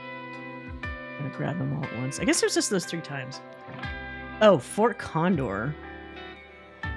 I liked Fort Condor before. I feel like this is a downgrade, this version. Because, am I wrong, or weren't you able to actually pick the little guys? Like, so this one, you only get a choice of, was it 3 or 4 loadouts for Fort Condor? For your little guys that you can call out. I thought in the remake one, you could actively change up the guys that were in there. And I could never get one of those lineups or loadouts that had the ones I wanted. So I'm like, I guess I'll use this other one because it kind of, it comes close to what I need, but it's not really what I need. And then them adding the hard mode requirement that you have to kill the boss and not just get the most things before the time runs out.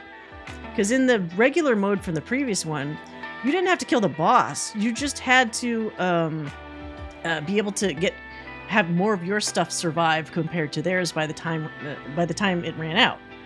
And this one having to specifically nuke the boss is like, god damn it, because they throw these huge things at you, like the big bird, the fireball bird, and like the big robot shits, and you don't have any of those guys. So it's like, it's really hard.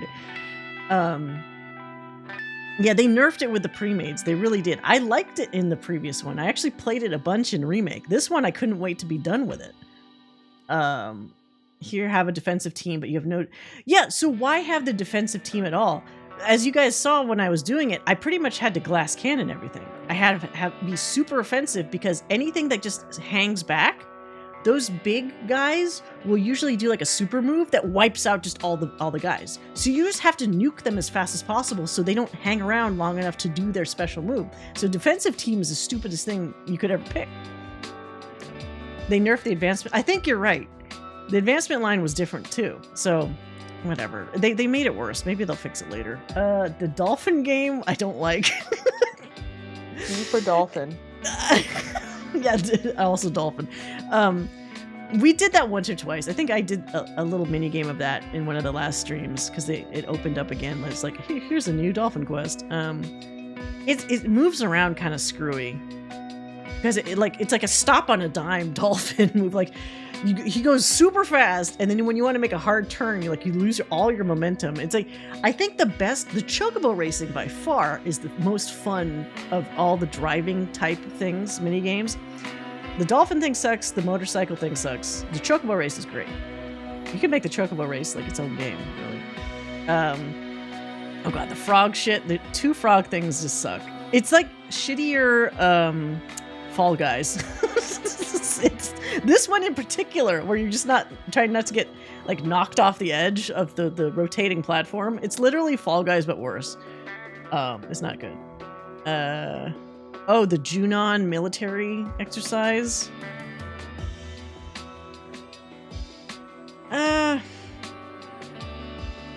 I don't know if I should put it in D.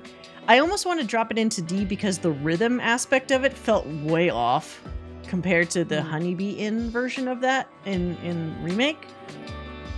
But I kind of liked the event itself because it was kind of fun. So I think it gets saved from D simply because of like what it is.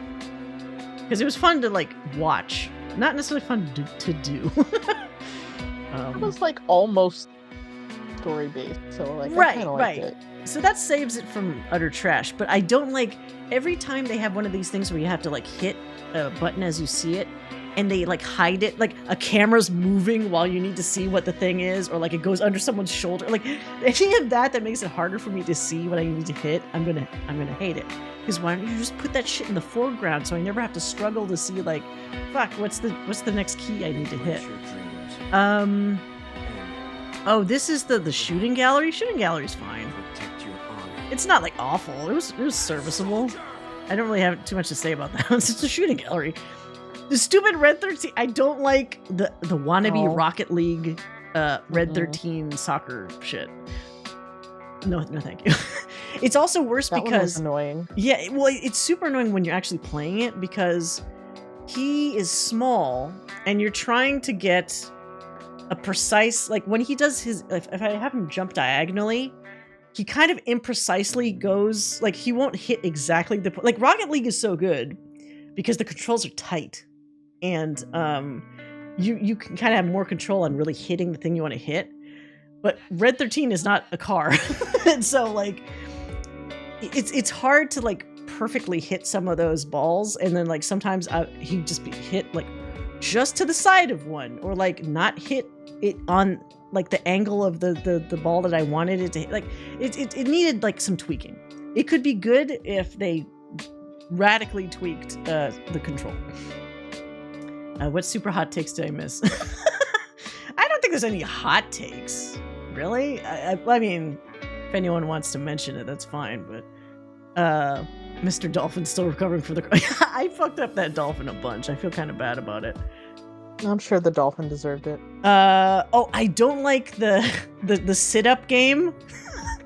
Where you have to like press the stuff in like a circle. I screwed up that one so much. But it's also because at a certain point when they make that stuff go away and you have to hit it by instinct, why can't I just hit it really fast? You have to hit it at some weirdo rhythm that is really difficult to discern. And meanwhile, the guy next to you is just easily going like zipping through the thing. I fucking hate it. I almost feel like the squatting one for some reason was easier for me to do in Remake, but whatever. Barrett shooting boxes on the roller coaster. I mean, that's fine. It was fun. It's very easy. It's really like almost like a non-game, really. Oh god, the 3D brawler, get this shit out of here. Where I had to pause just to see what the hell the moves were, and since they're so blocky, a lot of it looks the same. That gets an F. Why couldn't they just made it like? I get that it was kind of similar in the OG, but I don't remember struggling with it nearly that much. They did some. I don't know. They need to change it up how this actually works. If they have this again in the next one, like if you can go back to Gold Saucer again or something. I don't like the fact that you can only hit after the other person has fully exhausted all of their moves. Like, why can't you also sometimes hit them back? I think once in a blue moon, I could hit back, like if I was just trying to like whiff them normally. But the only time you get a guaranteed hit is after the other guy's fully exhausted and they do that like slumping animation and then you punch him. It sucks. Yeah, you're already playing at a disadvantage. Yeah, they had the hint of snowboarding. I'm really curious if snowboarding is going to be fun or not, because it's going to have to come up in the next game. They had a big mural or like some kind of artwork for it in that same room, but you can't actually do snowboarding. So Space Shooter was fine, serviceable. I'd say B is if I had no real problem with it. It's fine. I fucking that was okay. Huh? It was okay. It's okay. It's fine. The motorcycle thing I don't like. I feel like the motorcycle mechanics themselves, I want them to be retooled. I didn't have the same kind of problems I had. Like in Remake, it was very easy to drive the fucking thing. In this one, I actually had to actively put on the brake a bunch, which felt really weird to do, just so I could get some kind of control in steering. Otherwise, he'd always hit the extreme left and right side constantly. This is very unsatisfying. I want them to like go to back to the blackboard and work on that one a little bit more. I like Chocobo Racing quite a bit, so that gets an S tier. I like the wannabe Mario Kart aspect of it. I'm kind of glad it's not Super Mario Kart, like to the point where you have to like, you know, shoot objects at people and worry about all that nonsense. I like how it's just still more about just the race itself and not all the gimmicky like attacking other Chocobos. Maybe next game they probably will do that though. Just add like, because what else would you add onto this thing? They made all these games like it was 97. That's my real issue. Some of them certainly felt like, well, we need some game here. Just do something that's slightly different than the normal controls. Something that justifies having the little tutorial at the beginning to say what the controls are.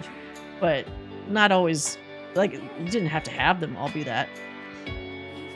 Remove cactuar gates and... Those things are the worst! So you know, the only way I found to get around those easily is I pick the, what is it, the green Chocobo?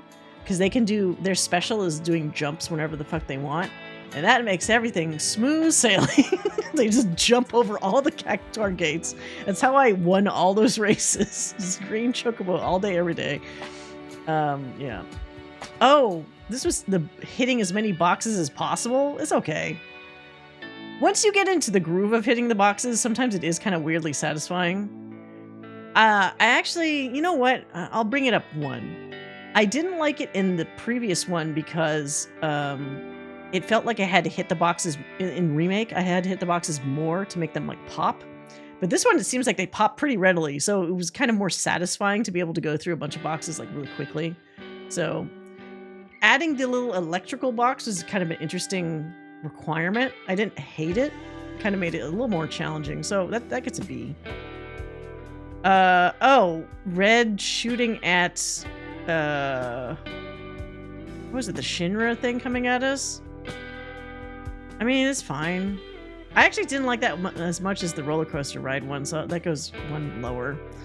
Just because this also really wasn't necessary.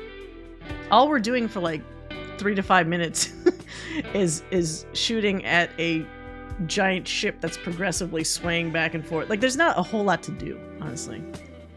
Oh god, the Chocobo, I mean not Chocobo, the Cactuar challenges, I guess like a C. It's not garbage, because sometimes they were fun. But they were also, whenever I got an Aerith one, I didn't enjoy them. The Yuffie ones, she can mow down those little Cactuars pretty easily, but the Aerith one was a little tougher. Did not like those as much. Oh god, here's another one of those find the Chocobos. I get those there. Is this a Chocobo as well? Oh my god, this is the fucking chicken one! I did this off stream because I didn't realize it was going to be a fucking event in itself, but I thought it was just going to be a regular thing. That's why I stopped doing the side quests off stream. I didn't show this, but there's a quest where Red 13 gets help catching this chicken by itself. Like, it ran off, and this lady's like, please bring back my chicken. And you have to get like a box on a string, or no, was it a box with like food in it, like as a tempting thing, and you'd have to drag the box to make the chicken follow you. And what they do is it progressively goes farther, like there's 3 chickens total, right, I think, and each chicken is found farther and farther away, so you have to worry about like dragging like the chicken. Oh my god, what is going on? Getting bothered. A million bots at once. Whoa! Okay, yeah, thank you for the emo only. It's wait like a second. There's like a bunch of these all at once. It's a good thing Nightbot catches that shit. Yeah. A bunch of bot spam. What was I saying? It was annoying, but I'll give it at least a C for the outcome, which is funny. Because Red 13 was horrified when he had made friends with the chickens from that experience, and then we ate the chickens afterwards. That was pretty funny. Real defenders of the chicken minigame, yeah. There's some people that probably really liked it. The glide chocobo thing was okay. I feel like it could be better. That's why I'm putting it as C as opposed to B. It was a little janky. I feel like it could be better. We'll see if it is. Like, the whole fact that you could pick up speed purposely dipping down fast and then going up is not super... I don't know if it was super explained or if I just skipped over that with the tutorial. But I feel like you could make it more interesting. Like, if you could make chocobo racing fun, you could probably make the gliding stuff fun, too. There's some later glide ones where I couldn't understand. Yeah, so that was the other problem. They need to... Oh my god, what the fuck? Okay, I'm gonna stay in emote-only mode for a Yeah, while. Sorry, let's keep chat. emote-only mode for a little bit. Why is it still doing that? Okay. The glide minigames needed a little extra cooking, I think, because the path was not always clear. And the expectations for how to get to some of like the high level like stuff, like the high points, also was like, how the fuck am I supposed to get over there? So I don't know if they were expecting that you forego some of the points to get to the other points, or if they expected you to somehow get all of them. It's a little odd. So yeah, they need to work on that a little bit more. Oh, this is the one where you're against the flans with your little like robot friends. I actually kind of like this one. I know Gambits and whatevers. I kind of like this one. I know some other people didn't, but I would say if there was it grew on me, it kind of did. The last one was really difficult though, and I'm glad I didn't have to repeat it. But the concept I liked. I feel like this could turn into something, like you could flesh this out and make it successful. The date thing where you're reenacting the play? I forgot, because it is button presses. That's fine. I liked this one more than the Junon one, because it was like, it actually had some of your own choices in there. Like, do you fight Red first, or do you fight Barrett first? Or, you know, do you profess your love to one of these three characters? So yeah, I like that one. And what is this? I didn't see. Oh, the box game? No, the Kate Sith thing? No. Actually, I'll put it down here as a no. I didn't like, and I don't think it's not a hot take, I'm sure, because I think a lot of other people agree with me. I liked being Kate Sith for a bit, but I didn't like the weird requirements of just constantly throwing boxes at shit. That whole bit where you were him and it's like, what? I gotta find a box. I gotta throw it here. It was a little too forced. I know a lot of people are like, this just feels like filler. And that was one of the... Like, Remake had a bunch of filler moments, but Rebirth felt like it was less filler, but this time that was like a filler moment. The only good thing about the box part was breaking the boxes, not realizing the conveyor belt. Oh! Yeah, the first time, because I'm like, this is easy. I'm smashing all these boxes. And then I look over, I'm like, fuck, there's a conveyor belt? So I had to do that twice. And what sucks is I couldn't line up the trajectory of the throw fast enough. So I found that doing the bit with the touchpad was actually faster, but it was really hard to do. Like, they need to figure out a better thing if they're going to do that mechanic again. How do normal people get around the lab when when doors open? Yeah, that's a good question. One that they'll never answer, because that's what makes it feel contrived. It's like, how would somebody normally traverse through this multi-floored building if they didn't throw a bunch of boxes on vents or to open vents and shit? Like, how do you get in there? Yeah. I guess we didn't have any in the A category. Yeah, I'm kind of surprised. Well, these B not really things that weren't surprised, good enough. considering, like, I mean, there were just so many. This is what, like 30 mini games? That's so many. And this is still not technically all of them. As I said before, I count things as mini games if they have a tutorial right before, because that's usually indicative of like we're doing something different. So they still had mini games for like, remember, ripping off the mushroom correctly with the different angles and shit and some other stuff, and that would all be D tier for sure. Just because like you don't need a fucking, just press X and pick up the mushroom. What is this? So they had a few of those that I don't think are on here. Yeah, the mushroom shit is the worst. I looked it up and I still kind of didn't understand it because they're saying, I guess you want the loosest directions first and then to least loosest.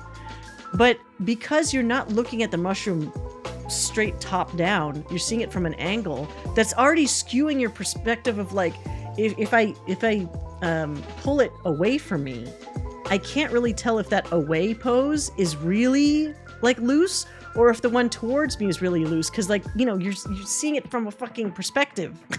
It's not giving you an accurate representation, so it just makes it hard to see. And then I definitely screwed up the first one, but then I got the other ones. I think you could probably turn off emote mode at this point if it's still on. Might be safe. Yeah, let's try it. let's tentatively try it. Sisney was going to burn them to hell anyway. The ingredients are not the problem. Yeah, she was having trouble cooking. She just needed a couple extra hands in the kitchen, I think. That's why I like her. Actually, let's see here. This one also listed all the mini games. Hustle to Chocobo. Oh wait, Hustle to that's what that was? Oh, we only did it like once. And you know what? It's fine. There was that like Chocobo, like you have to hit all the points. Like when we first got our very first Chocobo, I totally forgot about, but that was, I'll leave it there. It's fine. Mog Mischief, Dolphin, Fort Condor, Jump Frog. Okay, these are all the same. Cactuar Caper. Oh, so this even has a couple other ones. Remember when we had to just find a bunch of cactuars throughout Costa del Sol? And it's like, well, that's annoying. That's just a time waster. Oh, and then return the wheelies. So I hate these two. Hey, we're all lazy. Can you return all these wheelies to their designated wheelie parking spots? Ugh. These are literal time wasters. That was just busy work. Yeah. Minecraft. Okay, so we saw that. We saw Chocobo races. G-Bike. Desert Rush? Oh, that's what the box thing is called. Desert Rush. I mean, Musclehead Coliseum I wouldn't even call a mini game. It's just because it's just battle. So I guess that kind of counts. Let's see. Cactuar Crush, Glide to Chocobo. Okay, so maybe this is all of them. Yeah, they didn't account for the mushroom. Everybody forgot about the mushroom one for some reason. I can fix her. Yeah. All right. Okay, so that was those were the 2 tier lists. Not too shabby. This is kind of what I expected. This one also kind of worked. Now the fun part is when we're actually gonna chat about the game and the post game expectations themselves. But we are a great deal into the stream. Let's take a quick break just for everybody. Whether you need a bathroom break, whether you want to get a drink, which I am going to get a soda. While we're on a break, I have some old Final Fantasy VII commercials you can watch, but we'll start with a very favorite one. We will be back shortly. It's like a minute or two at the most.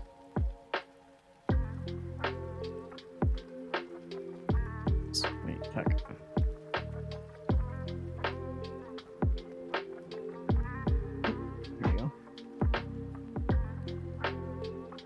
クラウド、お前に頼みがある。どん兵衛を食べないか。興味ないね。クラウド、どん兵衛を食べるんだ。しつこいぞ。ドンギツネを見るたび思い出せ。お前を導くのはドンギツネだ。ドンギツネはいつでもお前のそばにいる。どん兵衛を、どん兵衛を、どん兵衛を。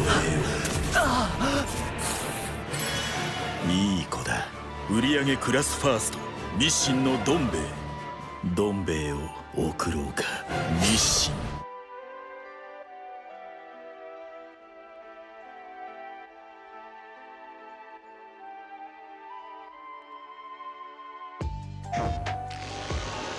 An evil empire is sucking the life force from the planet, destroying all that's in its path. It's up to one soldier of fortune to save the world.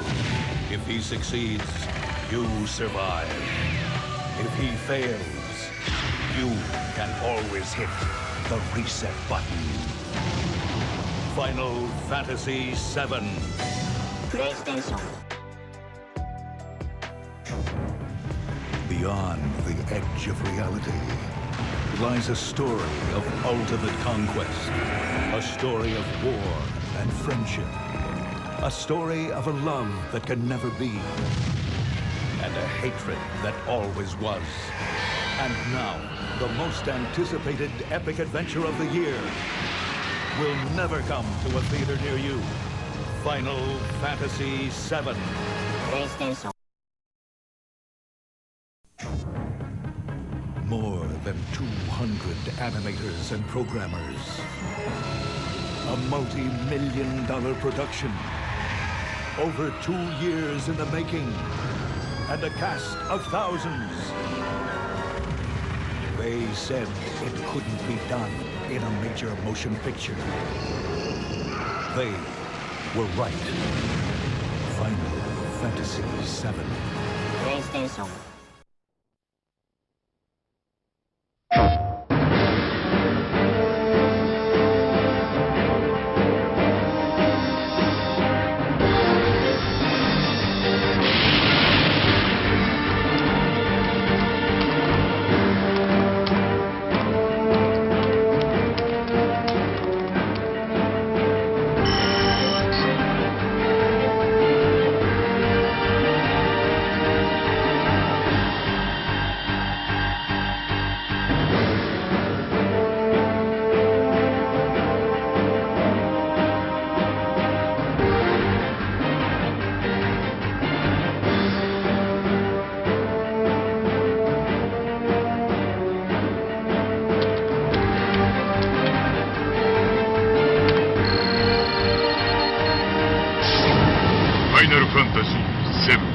始動。PlayStation.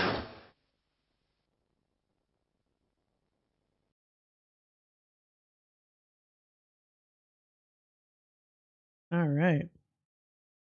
That one's more of a I think that was just the Japanese ad. But I remember some of those English ones from back in the day. All right. Nice sody. Oh, well. Splattered a little bit of that. Half of those are saying it's, yeah. Well, remember at the time, oh wait, the BRB. At the time, we hadn't really seen like a cinematic game per se. Like, we've had FMV games, but this wasn't like an FMV thing, and they were really trying to sell the fact like this is a cinematic experience, but it's a game and it's not a movie and whatever. So I think they also showed all the pre-rendered shit too. They didn't do a lot of the actual like in-game stuff, which is very clever of them. But I think it was effective still. So GamePro and EGM was my go-to. I saw I think one of the first two ads. I hadn't seen some of the other ones. Yeah, I didn't see, like, the Aerith in the water thing seems very, like, really? You're just gonna have that big spoiler? But then out of context, maybe you just wouldn't realize, like, what the hell you were seeing, you know? Which is true. But, okay, so, to kind of open up our proper discussion about what I thought about the game, what I thought I got from the game, and then kind of like where I think it might be going. There are two really good videos that I found that I want to kind of go into. Let's see. Today's video. Oh, shit. This first one. So like everybody's coming out with these really crazy concepts about like what the ending means, and you know you're always looking for like the simplest, like what's referred to as Occam's razor. You know, like sometimes the simplest solution is the best one. So I liked in particular this one guy had a very simple, only 4 minutes long, because everybody else's is like fucking 20 minutes long explanation of like what's going on. Like we'll open with that and we'll go from there.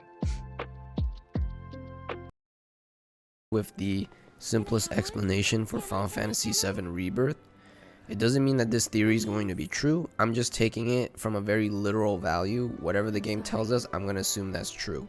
And it just gives you a nice little perspective that does make sense. So what is Sephiroth's plan? His plan is the reunion, but the reunion is not like the OG. The reunion is when the worlds merge, meaning he's going to merge every timeline into one. So he's effectively getting rid of the multiverse. Why does he want this to happen? Because it doesn't matter what happens in the OG, doesn't matter what happens in any other timeline that he loses. If he makes Remake the only timeline and he wins, that means he wins it all because it's the only timeline left. But it also means if he loses, he forever loses. And that is one way you can just wrap up the entire FF7 story, right? There's no more if, ands, or about because there's only one timeline. Sephiroth's gone permanently. Story's done. So how is Sephiroth going to win? He needs the Black Materia to cast Meteor, and he's using Cloud to get him the Black Materia. And then he needs to stop Holy, which stops the Meteor. And so we see how in Costa del Sol, Aerith, White Materia got erased by Whispers, and Sephiroth's been hunting down Aerith in every other timeline. Remember, he's like, I finally found you, this is where you're hiding, right? And then he got outplayed because Aerith actually managed to get a White Materia into the Remake's timeline by giving it to Cloud. And that's why when Sephiroth sees Cloud with the White Materia in the Remake timeline, he's like, that doesn't belong. Yeah, that's the one time he's like outplayed. Yeah. So he's gonna have to figure out some way to counteract Holy now. So now to address the fate of our characters, Zack and Aerith. So every time we see the rainbow light, he's like, I've done this before. He's almost saying Zac Efron because I mean, how many times you say Zack, right? But I still thought that was funny too. It means like a timeline, like some time shenanigans happen, right? And we see this happen every time Zack makes a decision. Is to kind of show you this plot device, right? And it happened when Cloud Sword collides with Sephiroth's. And seemingly, there's now a timeline where Aerith so-called lives and where she dies. And we know it's not just Cloud's delusions. It's because Tifa can see a Aerith that has blood and has no blood. But in the Remake timeline, she got killed. And so why does this matter? Why is it relevant? Because guess what? When the reunion happens, when we're merging all the timelines into the Remake timeline, that means if there's a timeline where Aerith lives, that means Aerith will live in the Remake timeline when the merge happens. Same thing with Zack, right? It doesn't matter if Zack gets gunned down in all those timelines. We know there's one Zack that is still alive. And when that merges into the Remake timeline, he'll be alive again. So in part 3, I wouldn't be surprised that the reunion happens, and then the whole crew is now here to stop Sephiroth. But it doesn't mean everyone's gonna live. Zack could still very well die. Aerith can still very well die. But like I said, this is taking the story at a very literal value, but it just makes a lot of sense. Why would you do all this timeline shenanigans if in the end they don't reunite again, right? So if this is true, then it just shows like the multiverse really isn't something that people need to care about. But I mean, there could be a lot of like crazy multiverse like plot twists that can happen. But at the end of the day, there's no way of knowing. This, like I said, this is just one of the theories. This is the simplest one, right? You're just taking whatever the game's telling at you as truth. And hey, creating like crazy theories and, you know, some of the really crackpot theories, it's all in fun, right? Until we get to part 3. This is what we have to do for the next 4 or 5 years, right? While we're waiting. Yeah, there's gonna be a lot of the story really is coming down to be, it's just like a different variation of OG. That's just what it feels like, you know? But yeah. This guy. So I think he was keeping it as simple as possible. But when I watched it, I thought it made a lot of sense. Because why, you know, similar to like, again, we were talking about Chekhov's gun earlier. Why bring up the element of multiverses if you're not going to properly do something with it? But then when you bring up the concept of multiverses, if things can split off differently with the smallest choice that you make, that means you pretty much have infinite multiverses. And so infinite multiverses is a huge pain in the ass to deal with narratively. So obviously the thing you want to do, a la Final Fantasy XIV, is to smush and rejoin all those things into one manageable one. Then that solves your problem too, because if, as the guy was saying, if you have everything go back to one timeline, if everything's solved in that one timeline, it's all solved. You don't now have to worry again about a different timeline where maybe something would have happened differently. No, because you squashed that. You quashed it. It's all just one again. So I would like the fact that I would like it if they do kind of combine everything properly at some point, because then you do also get the bonus of, if there were people alive in those other ones, then they can come out alive in this one. Maybe even somebody like Roche. Maybe they're being cruel to Roche. Just because there's an alternate Roche that didn't get, black robed, that will be fine and has a better outcome, and he's off, riding his motorcycle into the sunset or some kind of shit. Let me get this for lunch today. Creates a timeline. But they make it seem like there really could be infinite things if those kind of moments can splinter off into a completely alternate outcome. Sounds like Sephiroth is the hero we need to save the writers from themselves. Well, but the question is, I guess what they don't say, and this guy is only taking information that's given to you. He's not doing what other people are doing, saying like, is Aerith Genova? Other crazy theories that I've been hearing. He's just telling you what they've told you. But Sephiroth hasn't really told us whether was he the one. I guess he wasn't the one creating multiverses, because he seems like he wants to squash them down into one anyway. So in a fucked up way, maybe he is solving a problem by making everything just a singular timeline, making things less complicated. It's like fucking like somebody took a note from Loki. Or wait, have you guys seen Loki? Am I spoiling stuff? No, I mean, I've seen it, but there might be someone spoiled. But multiverses are very popular right now, so that's not really a spoiler. Yeah, kill Hojo in every timeline so that you never have to worry about any of this shit. This guy, let's see. Did this changes everything? No, wait. Is this? Fuck.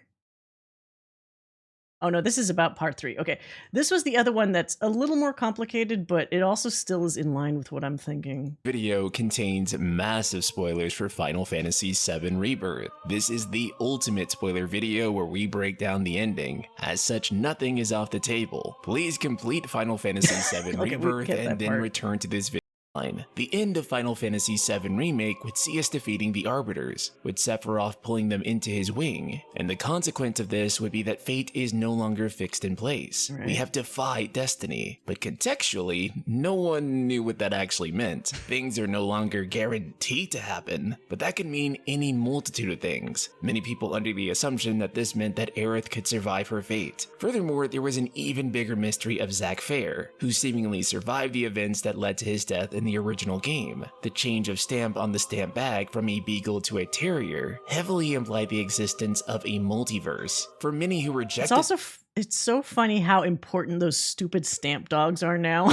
Now that you realize that that's the way you could tell which multiverse you're in.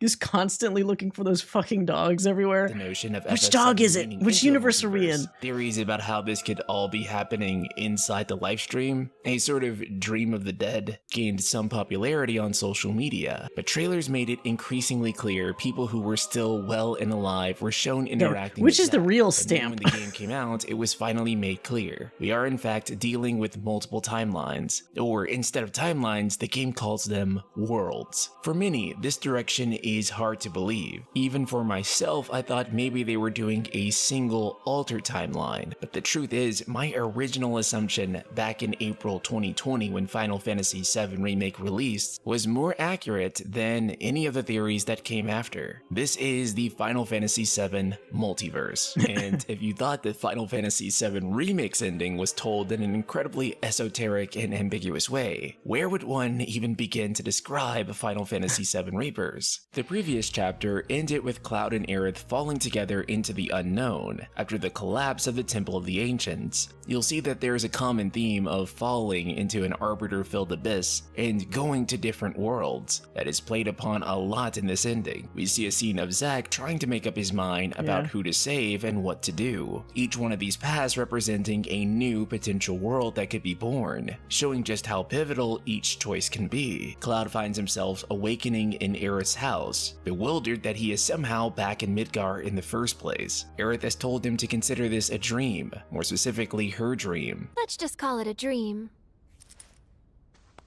My dream.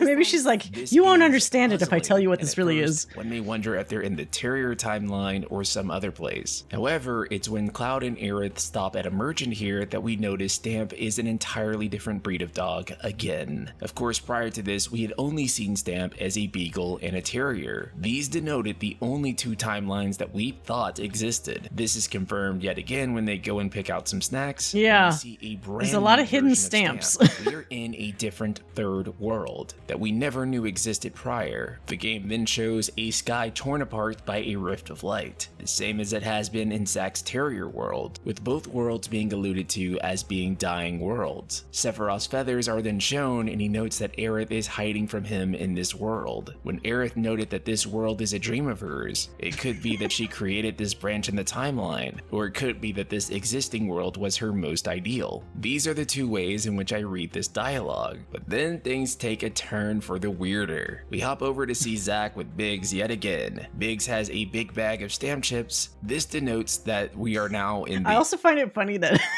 to try to get Stamp really obvious in people's mind, they had to, like, why is he eating chips here after deciding whether to set off a bomb?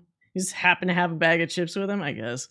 Pug timeline. And this scene is both hilarious and messed up. Biggs lamenting why he survived when the others died, and Zack telling him how much he means to other people, only for him to be shot dead like seconds later. Yeah. Bro is literally just explaining that he was an NPC compared to the main characters, and then he got the most NPC treatment ever. We then see another Zack in another timeline sitting outside of the church, who is shot into the multiverse by an approaching Sephiroth. Presumably, in this same timeline, Aerith and Cloud are inside the church, and the Aerith of this timeline, unlike the Aerith of the Beagle timeline, possesses an active white materia. I do find Aeriths tedious to say, so if you hear me saying Aerises to mean multiple Aeriths, it's just literally easier for me to say. But it would seem that all the Aerises across the various timelines commune, sharing a consciousness and memories together. Of course, it's been alluded to that other people have this ability. As previously in the game, Biggs and Zack are able to recall memories they have from other worlds. If you're a Steins Gate fan, it really reminds me of the Reading Steiner ability, where one can recall past world lines even when history has been rewritten. Cloud falls into the rift between worlds. I feel so fucking validated that some other nerd was thinking of Steins Gate, because I know on stream I was like, is this fucking Steins Gate? And it's like maybe two people know what the fuck I'm talking about. But Reading Steiner is basically what Aerith has, where you can be an Aerith in a particular timeline, but have sensations and feelings where you remember things that happened in a completely different timeline. And even people that don't have the same Reading Steiner ability will always have like kind of fragments. Maybe it's like how they would use the excuse of like deja vu or something like that, where even somebody as unimportant as Biggs might have a memory or two that feel like, oh, I remember this, but it didn't really happen. Why do I remember that? Where Sephiroth then reveals to him what is described as the true nature of reality. Behold, the true nature of reality.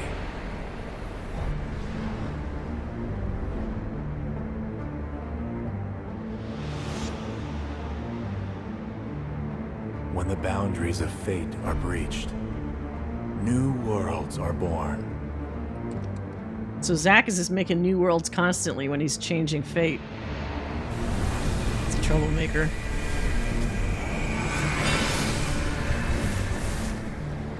And that's supposed to be indicated by the rainbow effect? Ever unfolding. Some quickly perish, while others endure. Yet even the most resilient worlds are doomed to fade. Nevertheless, their loss is not to be mourned. For it is not death, but a homecoming that awaits them. And in the planet's embrace, all life is as one. All born are bound to her. Should this world be unmade, so too shall her children. As explained by Sephiroth here, every time the Arbiters are defied, new timelines are created as a result. He says that the planet hosts a multitude of worlds, which implies that all these worlds somehow simultaneously exist within the planet itself, and all are different expressions of the planet's fates, and are separated by time and space. Final Fantasy XIV's reflections of Aetheris come to mind when you think of this. 14 different worlds that overlap, but yet are separated by a dimensional rift. Sephiroth's end goal has always been reunion, and while previously this simply meant Genova cells reuniting, this now means something much grander, the reunion of all timelines, all worlds. Again, one cannot help but think of Final Fantasy XIV's Emmett Selk, who sought to rejoin all 14 reflections and restore the original world. This scene then— The problem that 14 brings up with the concept of rejoining, that I don't know if this will do with their reunion, is that when you rejoin the worlds, you don't just get everything back neatly. Things will be lost. To rejoin to the things that you want, you lose other things in the balance. So I wonder if they are trying to make it seem like the rejoining of timelines, or the merging of timelines, is what Sephiroth's after. You got the bigger problem of, yes, dead people or dead iterations of people. So maybe you can't have, like, if you have clouds in every timeline, then you can what are you going to get for that final reunion version, that merged version of the timeline? Like, and how do you pick and choose? You might not be able to. Drop lore, sure, go for it. But yeah, so like that's something that Sephiroth obviously doesn't care about. But I would think any of the other characters would be concerned about, because like, what if Tifa says, like, what if the Tifa that remains is not really me, it's like another Tifa or something? Emmett Selk, who sought to rejoin all 14 reflections and restore the original world. This scene then transitions by showing us the same visual effect that is used to indicate a battle is being fought in Cloud's mind. The exact same tunneling effect takes us to the edge of creation in Remake, and is also used in Final Fantasy VII OG, and almost always depicts Cloud and Sephiroth dueling in an isolated space, though this time it ends with Cloud outside of the Forgotten Capital with the active white— I was kind of thinking about this, because they sort of handled it similarly, like at the end of Remake, and then even in the space where Zack and Cloud are fighting against Sephiroth, it's always that same, like, where are we in the darkness on like a platform fighting space, very similar to the final battle in the original Final Fantasy VII. But I always interpreted that, and I think it's the correct one, right? Where that final battle is not like actually between Cloud and Sephiroth. It's in his mind in terms of his fight for himself. Like, he destroys Sephiroth, the remnants, and he arises from that as Cloud, like, finally, like, without any other shitty influence. So it makes me wonder if there's a purposeful reason for why the platform and the area that they're fighting in seems very reminiscent of that same zone. Whether Cloud and Zack and whoever are like physically actually there fighting, or if this is also another like representation of like what they're fighting for, like in their mind, or on some even deeper level that transcends like realistically like being there. Oh, the reunion isn't what Night Sky's on about here. Oh, between the merging of well, rejoining, when he says 14 rejoining, that is different, because even the purpose of it narratively is not the same as what seems to be happening here. It does seem like Sephiroth wants to rejoin in terms of all the energy that is created from it, from what he himself said in that sequence about how like the Gaia's energy and it's all returning to one place and whatever. So I'm not sure what actually happens with the merging of timelines in this sense, but in 14, when they're rejoining things, it's not like everything gets smushed on one on top of each other. It's that energy is used towards rejoining a specific thing that the bad guy wants. So it's not really a one-to-one comparison. It feels reminiscent, which is why it's kind of fun to bring up 14, but it's a really good storyline, but it's not the same. Planet has multiple possibilities that happen and don't. Each world we have seen are possibilities of the planet itself going over and over, and it's gathering collective knowledge of those outcomes.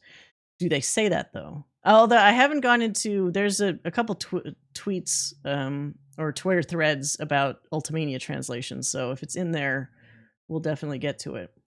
But it's tough because you can only go based off of what they actually provide you, and everything else is kind of trying to read between the lines, which, unless you're the developers, it's like no one's going to be, including this guy, no one's going to be 100% accurate. Everyone's just like grasping at straws. Materia in hand, with the Aerith of our timeline taking it back and handing Cloud the now deactivated. Like, I want to know about this clear shit, because I have suspicions about that. Prevent him from stopping her. As they approach the capital, Sephiroth yet again takes center stage and explains that the reunion is when spite and sorrow will feed the planet and the worlds will I am kind of wondering if they undo Advent Children's canon quality after all of this. It might become GT. Although it's too popular, I think, for that to happen. To feed the planet. This leads us into a fight with the White Whispers, which open a portal and lead to the planet's sanctuary, and eventually to the altar where Aerith is praying. Here, both the White and Black Whispers work together to prevent Cloud from stopping Aerith's coming demise. And just like in the original game, there's a moment in which Cloud lifts his sword to strike Aerith down. So key difference here both is forces that want to by stop Cloud's him. face and his struggles here, he seems to be fighting the Whispers, compelling him to do it. Normally, I would say it's Genova and Sephiroth doing this, as that has been a much common. Here's also something funny, because remember when I was doing it, I was like, I don't want to press the buttons, because it looks like he's actually gonna like smack her if you actually press the buttons. I found a video where somebody compiled both pressing and not pressing, and it's kind of disappointing. So I'll be honest, because I thought it would do more. Let's see here. So this starts the same, and then at a certain point here, yeah, here's the button presses. I was the person on the left because I was like, I'm not gonna press shit. But the right one actually, the right one actually looks like he's like doing some weird like struggle shit. But it's like, is he struggling to do it or to not do it? The other one, he's just waiting, which is what I did. But then it still goes into this anyway. So the end result is still the same. I have a theory as to why both are trying to stop Cloud here.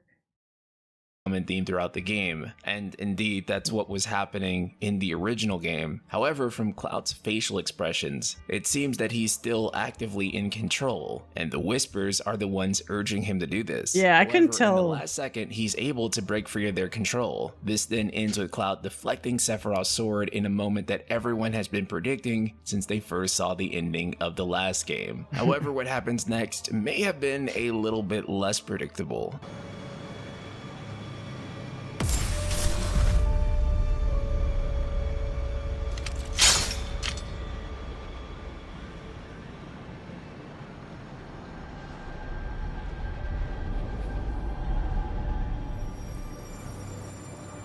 Where's the blood? Well, there was blood on that sword that he pulled out. Deflected, a time correction happens, and Aerith still dies. Fate actually cannot be defied. Go figure. With blood being shown dripping down from Aerith. But things aren't what they seem. It appears as though this could actually be two separate timelines. One where Cloud successfully saved Aerith, and one where she died. And Cloud is able— Wait, are his eyes blue again before he swings? Are they? On Sephiroth, you mean? To exist in both of these timelines Blades are sharp. And able to see things from them. Remember that Zack and Biggs were discussing how even though their timeline was changed, they had memories from the Beagle timeline and wondered how they suddenly ended up in the now Terrier timeline, where everything had changed. Masamune. Something of this nature is happening to Cloud. He remembers Can't separate the them. timeline where he saved Aerith, but he still exists in the timeline where he didn't. Keep this in mind because it's going to come back time and time again. Of course, the Flower Girl's hair and white materia go down just like in OG, but this is also where things get even more weird. While we see Cloud talking to Aerith and she's comforting him, still talking to him, caressing his face, the camera then cuts to the rest of the gang, who notably see something slightly but profoundly different. They just see Aerith lying there with her already passed away, with her eyes already closed, and yet when Cloud sees her— What's interesting is when you look at this, they make a point of they only show. So like this is the version where she's dead, right? Because she's got the blood on her hands and her eyes are closed. However, there with her already passed away, they don't flash again because like it's flashing normally between two states, like dead and alive, right? But I wonder if it's on purpose that they don't show the version with the eyes open, because you'd think this version here that they purposely have the camera above her head, where I'm assuming it's above her head. You can't see if the other people are seeing that in the alive version she's actually awake and alive. They only move the camera down noticeably after the blood happens.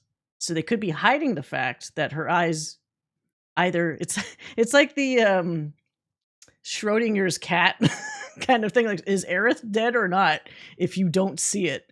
Like, because you can't see whether her eyes are open in the bloodless version or if they were also closed as well. Lying there with her already passed away, with her eyes already closed, and yet when Cloud sees her, her eyes are wide open. The party, she's laying there unconscious, dead, and it just gets weirder and weirder with you seeing the strange static effect, which is usually used to indicate Sephiroth and Jenova's meddling on Cloud's mind. Sephiroth then begins to monologue unintelligible things about his reunion. He loves doing that, and he also does that in OG. Although in OG, Sephiroth talked about the planet and the cycle of nature. He also tells Cloud that none of his feelings are real, and he should quit pretending. He says that in this one too, doesn't he? Notably different. And so it begins. A confluence of worlds and emotions. Loss chief among them. It engulfs fleeting moments of joy, transforming them into rage, sadness, hatred.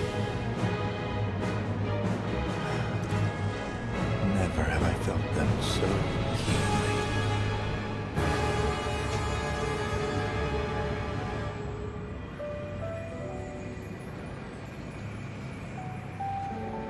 I got this.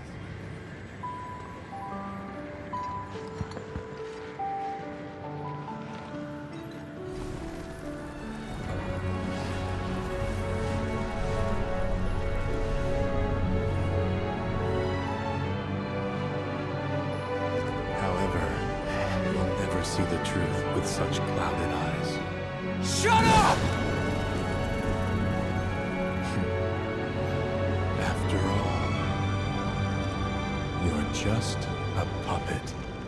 Because Sephiroth says He does the have a lot of confluence belts. worlds requires Cloud to feel emotion. The most important among them is loss. Of course, this also ties into the fact that throughout the journey, Sephiroth has told Cloud, hold on to that hatred. Noting that these strong emotions seem to be felt by multiple versions of these characters across different timelines, which is why, for example, characters like Biggs and Zack can recall feelings of previous timelines. I suspect this is why strong feelings of loss and despair are key to the confluence of worlds and key to Sephiroth's reunion. But ultimately, I'm just glad that Sephiroth went to therapy and realized how hurtful and validating Cloud's emotions truly was. Again, Aerith's eyes are wide open. Cloud's talking to her, even though the party was running toward her and she was already seemingly unconscious. After the fight with Jenova Lifeklinger ensues, the party is surrounded by the White Whispers, and Zack bumbling in a void of white. This same void of white is often used throughout the BDSM guy? Was that the guy I was calling the jockstrap guy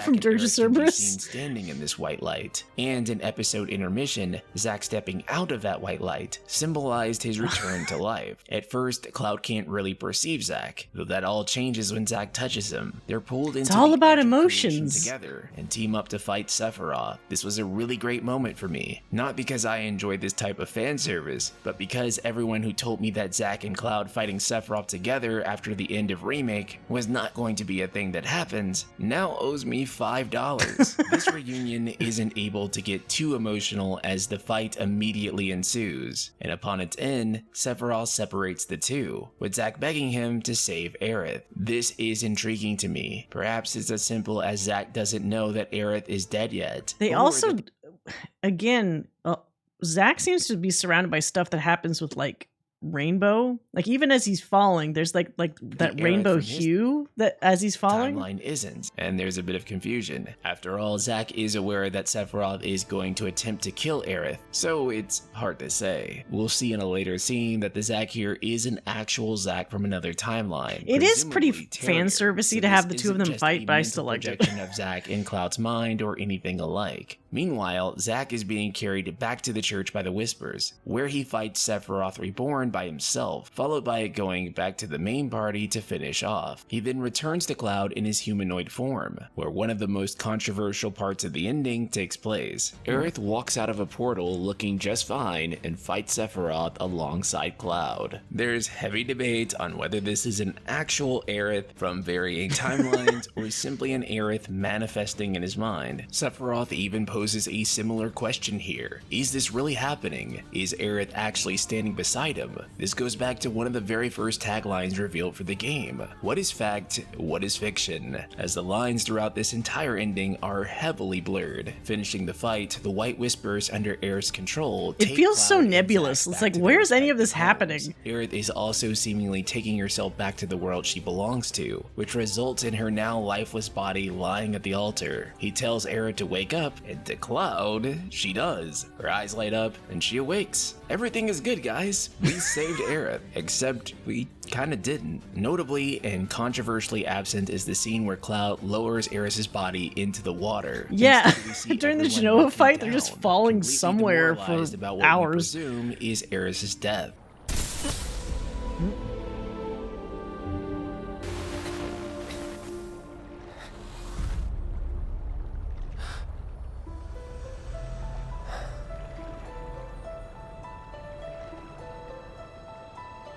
This was the part that some people also said they thought because it was creepy that it was a Genova Aerith. I don't think so. I honestly think the whole point of it being creepy is the fact that like it's the fucking Sixth Sense, you know, like you're talking to a dead person or a dead spirit or whatever. You're seeing things that other people aren't seeing, and that's going to be a problem. And that was my interpretation. Like this version might not even be like the live stream Aerith or whatever. It might be his copium in his head. So there could be a lot of eerie reasons that have nothing to do with Genova about why he sees her in this moment. Cloud then has People a really flash thought of that was memory from the creepy? death scene. This? Well, it's Yeah. eerie because visually, let's see, I'm going to use this guy's own content. This shot here, she's in shadow. Everybody else is well lit. There's some visual cues as to why it's not creepy, but it's a little not unsettling because that makes it sound like it's like scary. It's off balance. There's something off, basically. Yeah, You're taking the okay. green hue, which is not natural looking. It looks kind of green on its own as a hue. It looks a little eerie, like when things are bathed in like a green light. She is noticeably not lit the same as them. And then even her turn is like a calculated, slower turn to look at him. So there's a lot of unnatural, yeah, like that kind of Cloud then thing. has And where she makes a smile, but she doesn't immediately make a smile. So there's some things that people were picking up on where they interpret it more towards the darker element, where it's like even not her at all. I kind of go towards either she's already part of the planet, and that's why you're seeing her bathed in green and not viewable by anybody else, or because Cloud is quickly approaching his craziness phase, he is manifesting something to cope with the fact that she's gone. It could be both, Yeah. even.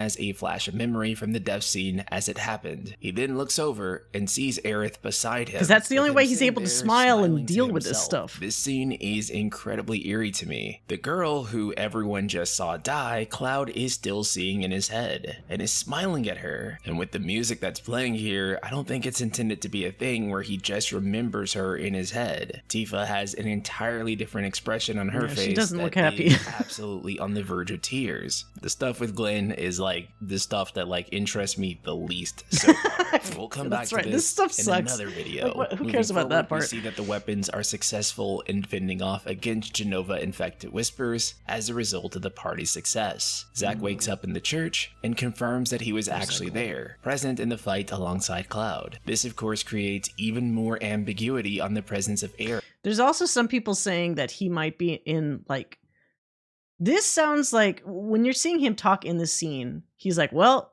gotta, back to the drawing board, gotta figure out how to, get to where I need to go to again.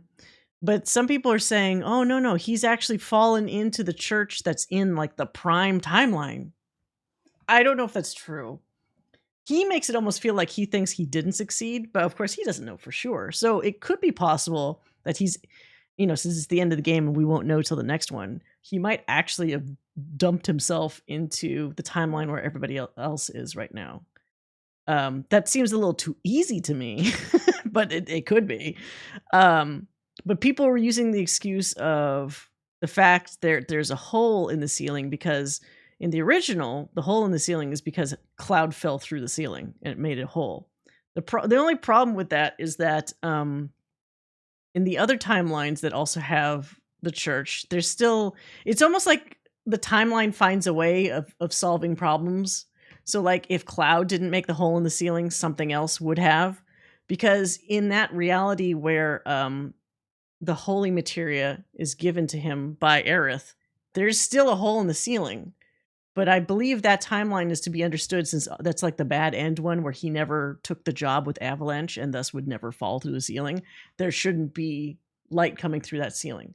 So there's a lot of inconsistencies and like, put on your detective specs and try to like scrutinize all this shit to figure out like which timeline are we in when we can't easily see a stamp dog to figure out like if it's this timeline or that one. In the fight alongside Cloud. This of course creates even more ambiguity on the presence of Aerith, because if Zack was actually there, was Aerith actually there as well? Zack then contemplates if it's possible for Worlds to join again or not, for him to have the Glenn storyline is like others, and this will like I feel like the Glenn storyline is just so people will be like, hey, play Ever Crisis. So even if he ends up being like a nothing burger character.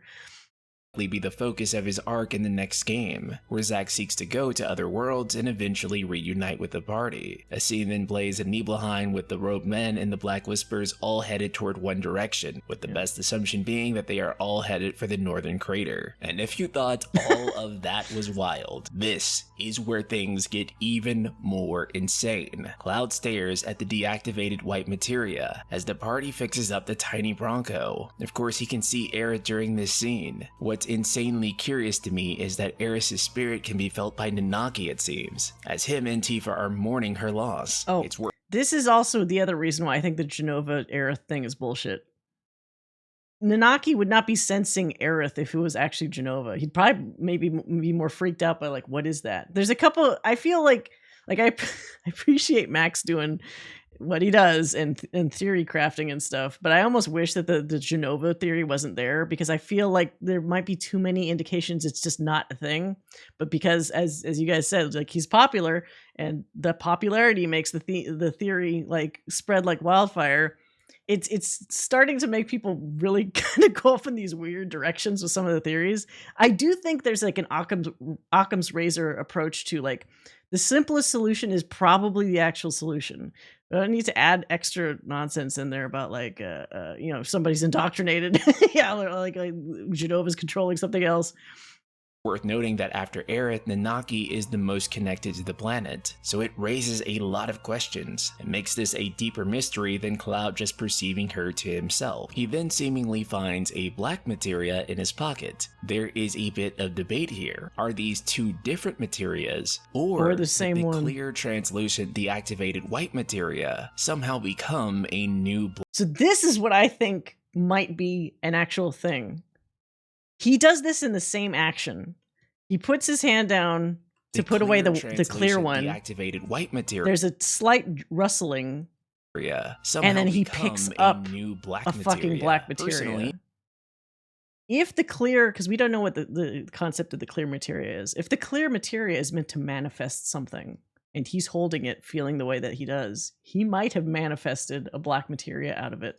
I currently lean toward the latter, that the deactivated white materia became a black materia. After all, the translucent materia is going to have some type of major story impact. We don't know what that is yet, but it is going to do something eventually, and it would make. And he puts it in his sword really weird too. Transform into a black It materia. like somehow. affects his sword Indeed, when with he the puts it in presence of there. multiple worlds, there is more than one white materia, as we've already seen. This also implies multiple black materia. Cloud seems infatuated with the materia, as if under Sephiroth's control. The same audio-visual cues representing Genovaroth's control over him plays, and then he puts the black materia in the Buster Sword, though instead of slotting it in, does this weird absorption effect, absorbed which is it. very eerie and kind of disturbing. There is a lot of conjecture on what this could mean. The result is clear. Heard the little clink note.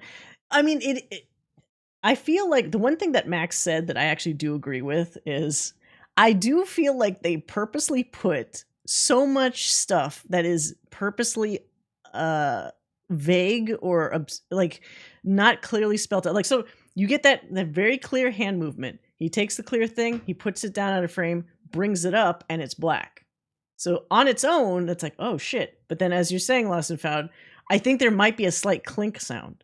So it's like, that brings up the question of which one is it? It could be this, it could be that. I feel like the devs are purposely tossing in red herrings of various types all over the place in the past, like for the remaining like 20 minutes of this fucking game.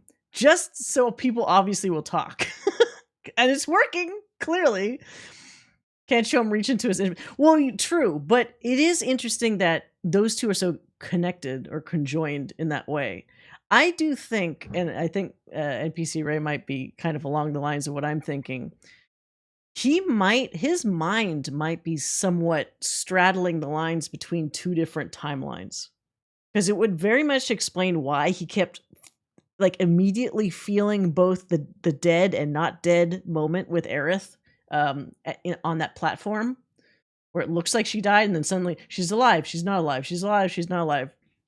And then in one reality holding a clear materia, but maybe the other reality doing the same shit but with like a black materia. There could be something where Aerith, since she's a Cetra, I guess, because she's, fancy and special narratively, her consciousness can be shared across all kinds of Aeriths, clearly, because she knows on some natural level how to do that. Cloud doesn't. So this might be his brain trying to parse on some level and unsuccessfully being stretched thin between multiple realities because he's maybe existing a little bit in each one. Cloud is carrying around a black materia that the rest of his party doesn't know about. The bigger question is how all of these black materias are going because to he's an unreliable narrator, it makes it even harder to tell like if what I'm seeing, I have to double triple guess everything that I'm seeing now. A foil for Sephiroth in the third part. The easy thing to assume is he'll hand it to him at a later point, but we've already had that happen in the events of chapter 13. Sephiroth is planning something else. Also, I had to keep like pausing and going back and forth to see, are the other people even seeing Sephiroth when he appears in these scenes? Because I started not trusting what I was seeing visually, because it's like Cloud can see him surely, but then there's other times where I'm like, I have to verify, okay, are they all looking up at Sephiroth? Are they looking down? Are they looking somewhere else? Is he thinking that everybody's seeing a guy that's not actually there? Sinister. And I think I've said this so many times throughout this video, but somehow the next part gets even weirder. You have to promise not to look Oh, up. this part. Oh, there's a giant tear in the sky. Don't look up. Well, This is where everybody's gonna think he's crazy. All his friends are gonna be like, oh no, he's lost it. Fine, but don't let it get to you. don't let what get to me? It's not real. Just an illusion. Aerith tells Cloud not to look up, to which Cloud quite firmly tells the party to not do so as well. It reveals a massive tear in the sky, similar to the one we've seen in the Dying World, such as Zack's Terrier timeline, but far more distorted looking even. Bigger twist is that literally nobody else can see it. Yeah. Cloud is now the only one who sees. But also being able to see the tear is what makes me wonder, similarly, if he's stuck or if he's experiencing multiple timelines at once. Because that would allow him to see weird shit like that. Whereas everybody else, since their mind consciousness is solely in a single timeline at a time, they don't see any of that like overlapping shit. He does sound unhinged. That's the worst. I feel so bad for Cloud because it's not like he wants to be crazy, but like he's clearly saying and doing things that his friends that love and care about him are slowly going like, oh God, what is going on with Cloud? Like he used to just kind of do the thing with his head once in a while. Now he's just like saying and doing all kinds of crazy shit. He's a living Aerith in a sky that is torn Yeah, the laughing in the apart. temple. And I'm Oh, going to say Aerith. again, it gets even It's like, weirder what? because you have to factor in that the English version of Final Fantasy VII Remake Intergrade recently received a patch, just as Rebirth was releasing, changing Aerith's final line of dialogue. I miss it. Yeah, this part. The Okay. steel sky. The sky. I don't like it.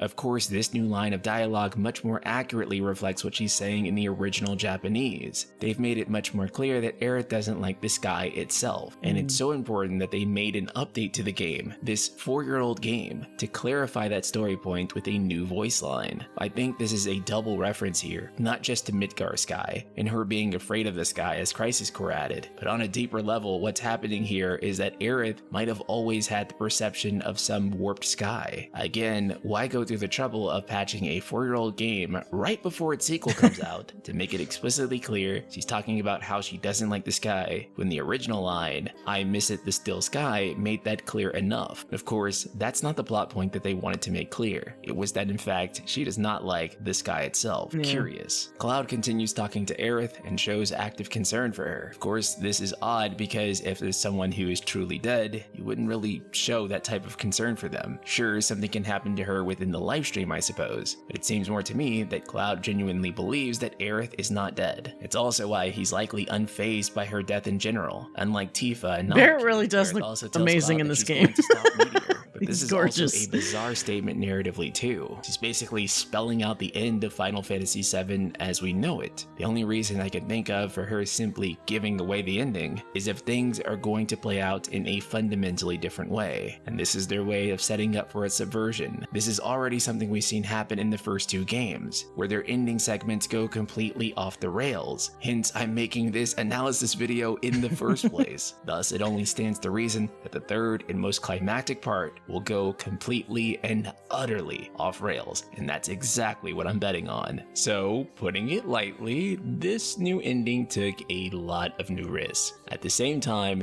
it's kind There were a of lot of people that exactly did what I not thought like this it, project was going to actually. be back when I finished Final Fantasy VII Remake in April 2020. There were a lot of This people that are is a super pissed about the multiverse-spanning Aerith death story. part. In fact, something I used to So I always say for found that those interesting. that tuned into my streams was that there's no way there is only 2 timelines, because if the Arbiters disappeared from all points in history, then there would either have to be one so we got I that had part. with Final. The bigger question you guys have is, how do I truly feel about the ending? Have I changed my mind? Have my feelings evolved? And the answer to that question is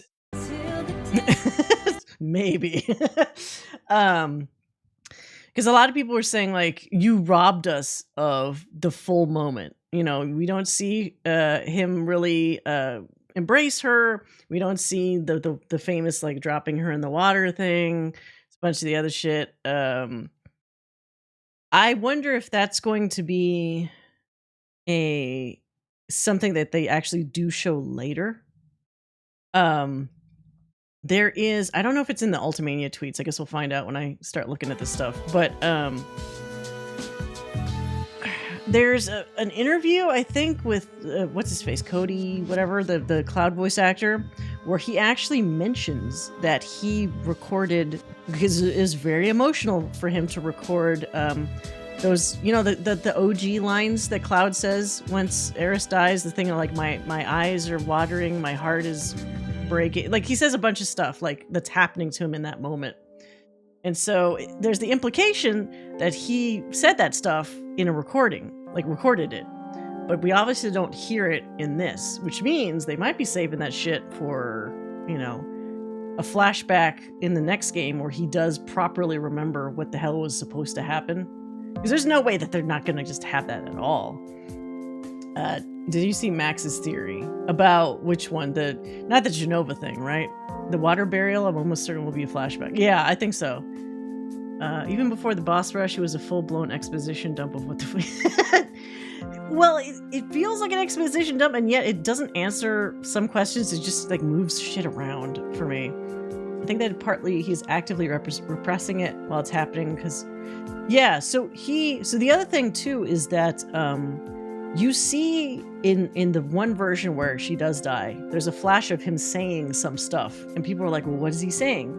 There is I wonder if I could find the tweet, or we'll just find it when I'm going through this stuff. There is some sort of dev response that he is indeed saying the original lines when that moment is happening. You obviously just don't hear it because it keeps flashing back and forth. Wait. What was that post? Is it the video? I got it. Okay. Put it in. Let me see what that one was. So we finally have clarification. Oh, you picked a thing that I was actually going to play. It's so funny here. I'll play it here. I have a couple things lined up, and you happen to pick one that actually is lined up. Good job. On what Cloud was saying at the end of Final Fantasy VII Rebirth in the Forgotten Capital in that incredibly pivotal scene. Now, just a heads up, this video this might be right. So we doesn't finally need to be 9 minutes long. All right. And Najima Toriyama is revealing what Cloud is saying is his OG lines in the scene where you see him speak but do not hear him. He says, "My mouth is dry, my eyes are burning." Even if you can't hear him, if you played the OG, you would know what he's saying. Would you? I didn't know what he was saying.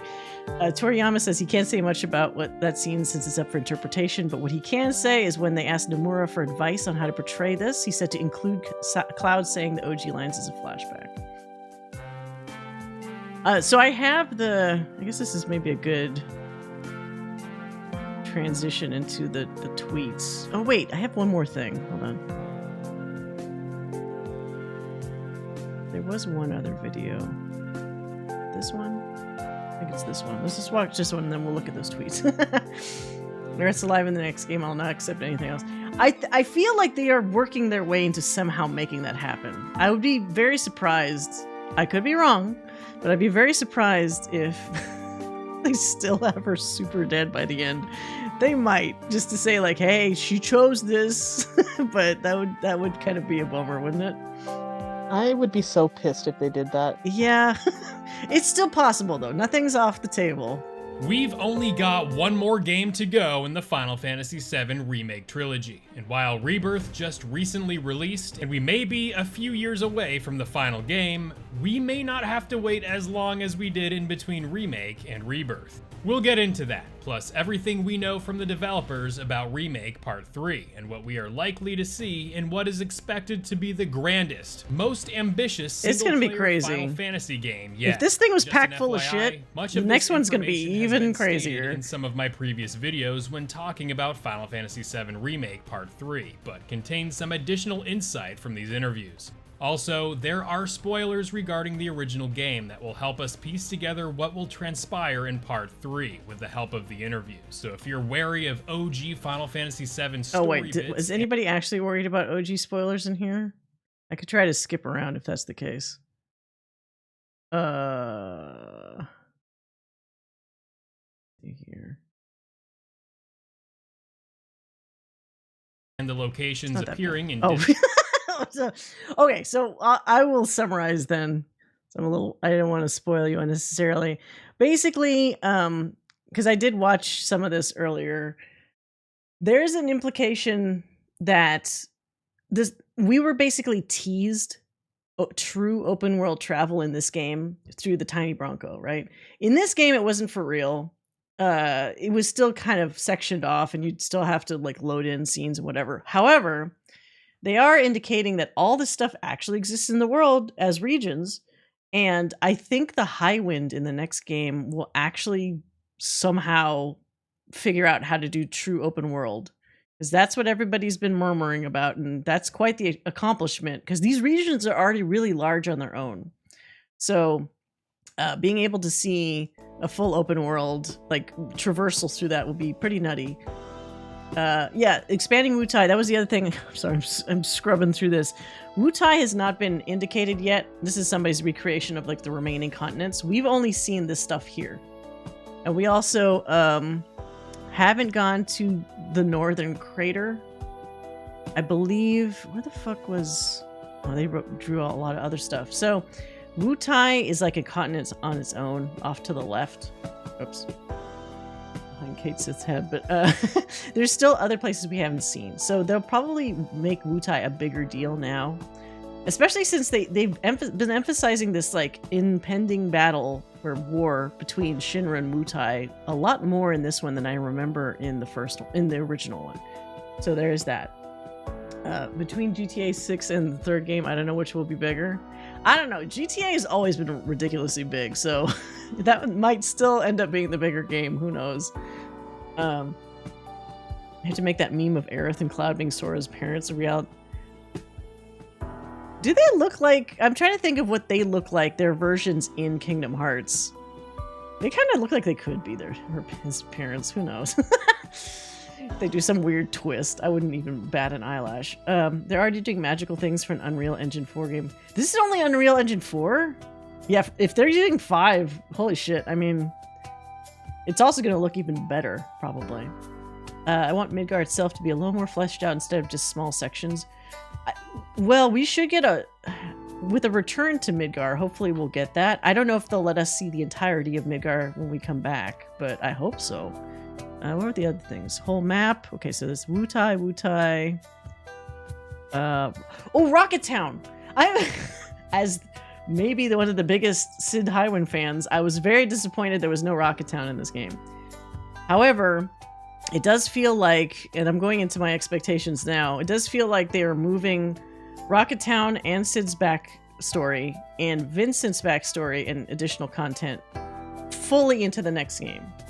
So we're looking at that shoved into the next game, the weapons shoved into the next game, because they kind of referred to weapons, and we saw the little whale versions, but those aren't like the real weapons. So all those battles are definitely going to be in the next game. Let's see what else. Weapon fights, war with Wutai. Oh, and then Cloud's inevitable mental collapse. I'm wondering if that also happens differently. He does have a pretty bad collapse in the original, but he's got even additional problems in this, what with, you know, timeline fuckery and all kinds of other crazy shit. The whales seem like the precursor. Yeah, I would be very surprised if the actual weapons look like those whales, but those are probably like the low-level weapons, because shit hasn't really hit the fan just yet. Because there's supposed to be a response from the planet when something damaging is happening to the planet. So maybe they're just sending out the initial shitty weapons to like test the waters, and then they'll send out the heavy duty like actual weapons when Meteor has been cast. Does Cloud have an actual mental breakdown? Yeah. It's complicated. You'll see when you play the game. It's really different. I wanted to show the actual clip where that happens, but I won't spoil it for you. But it visually, for a PS1 game, it's done in a very interesting way, I will say. I haven't been hit with post-game depression like Rebirth in a really long time. I want more, but not ready for it to be over. Oh, it's because you invest so much time in it, right? I think with a lot of games where you've put in, or series, when you've put a lot of time in, you don't want to let go, you know? Like, it does feel like almost like it sounds stupid to say, but like an old friend, you know? Like, and you don't want that to end. You want it to continue endlessly. In which case, you should probably try Final Fantasy XIV with the ongoing MMO that may never end. Let's see. So this is Rocket Town. You know about this. Nibble region. The original world map had. Just as the grasslands served as the introduction to Rebirth. Okay, yeah, so they're talking about that. Great Glacier. So there's other things that haven't been done yet. There's a whole, like, I remember there's a whole, like, snowy area too, right? To see in greater detail in Remake Part 3. Now, after the events that take place at the Great Glacier in the original world, for many fans, some closure for Aerith and seeing certain events like laying Aerith's body in the water for her burial could play out here to give totality to the reality that the rest of the party experienced at the end of Rebirth. And further remove the clouds of Cloud's mind to position him with a healthy mindset for him to truly move forward. It's this coming to terms with his mind and his past that fans that's part are of it there. anticipating. And Square can really capitalize on this, which could retroactively make the ending of Rebirth less contentious. Heading back to Mideel as a region, I definitely think it can be expanded on here. This region contains an archipelago of islands that may add an additional element of island hopping that can serve in a similar way to the Gongaga region, but just in an I hope it's not like actual Gongaga. I was fine with many of the the regions in the game, but the weird verticality of Gongaga was really not fun for a lot of it, where I was trying to find specific things and it was like, no, you got to do this weirdo roundabout way to get to this one spot that looks really clear on the map to get to, because it needs you to go on like 5 different mushrooms hopping to get to this weird alcove that was not visible before. Yeah, I don't like the Gongaga region. The other ones were fine though. And there was the whole section is padding considering that none of this shit existed in the OG. They super expanded what was like a very small area to like an entire zone pretty much. Island setting, because this Gold Saucer will be updated to contain new mini games like the upcoming snowboarding game. Yeah, snowboarding. The Great Glacier region, along with maybe some submarine battles and perhaps dogfights with the Highwind, if we are to do that with both Shinra and that would be cool. Thanks to Rebirth director Naoki Hamaguchi in his interview with the Washington Post, he claims that much of the work it's for real the third quick. game is already done, thanks in large part to the world construction being completed in Rebirth. Hamaguchi addresses that the challenge for the final game will be in getting the massive airship, the Highwind, to be fully playable in the world map. But with the groundwork already laid out in Rebirth for the existing world, that would mean that the developers will need to develop the Great Crater, Rocket Town, Wutai, and Mideel regions and some other areas for Part 3, rather than an entirely new game world. With much of the world already completed on the world map, we are likely to see another speedy release for Part 3, just as Rebirth was when it was released less than... Well, just because I do think that having all that stuff already prepared certainly helps them along, but if they have as many fucking cinematics as they did in this one, it's still gonna be a bit of a wait, I think. There's a lot of stuff to watch still that has to be made. Yoshinori Kitase, the producer of the Final Fantasy series, Air battles could be really cool. I didn't think about that. Claimed that Rebirth's speedy development was in part due to employee retention, with more than 80% of the team that worked on I hope it's not PS6 release, because I don't want to have to buy another console just to play the ending of this. Along with not having to hire and train an entirely new development team, was able to be made swiftly in just a few years, even with Rebirth being significantly larger than Remake. We are likely to see this same thing happen with Part 3, even though Part 3 is expected to be significantly larger in scope than even Rebirth, as Tetsuya Nomura, back in June 2022, stated that work on Part 3 had already begun. In the fall of 2023, in an interview that Rebirth took... So what's funny too is that I was reading somewhere that they actually did want to call the third one Reunion, but since it was literally already taken, they were like, well, I guess we can't do that now. But I just found it funny that there was a confirmation officially that they would have called the third game Reunion. Like, yep, that's what I thought. So yeah, there's all that. Let's see, what did I have for my own personal thoughts? They still have not answered why Cloud is so important. Why him? That's my question. Right? Out of all the characters, what does he offer? What does he bring to the table that A wants Sephiroth to be so like I feel like this game's Sephiroth, or this series Sephiroth, is far more fixated on Cloud than the original one ever was. I feel like almost the original one didn't give a shit about Cloud until he actually became a problem. But this one, right from the jump, I guess because this Sephiroth knows the future or something, was like hornily fixated on Cloud constantly, like always behind him, whispering in his fucking ear, like really into Cloud. But I want to know, what makes him so important, so special, whatever. And I hope there's an actual reason. And not just like because he's the main character. Yeah, like give us a reason why is Sephiroth so, like, why did he like imprint on Cloud so hard? It's a good point. I guess we could say from the canon lore about Cloud, I guess he's one of the few, well, no, there's been other, like, soldier experimentation with Sephiroth, Genova cells, whatever, has kind of a hit or miss success rate. But there's other soldiers and stuff that have survived that experimentation just fine. And Zack did, for example. But maybe they'll try to do some angle of like whatever gross genetic cocktail that's been put inside of Cloud over the years has made him like the optimal choice for being the linchpin behind all these different timelines. I don't know.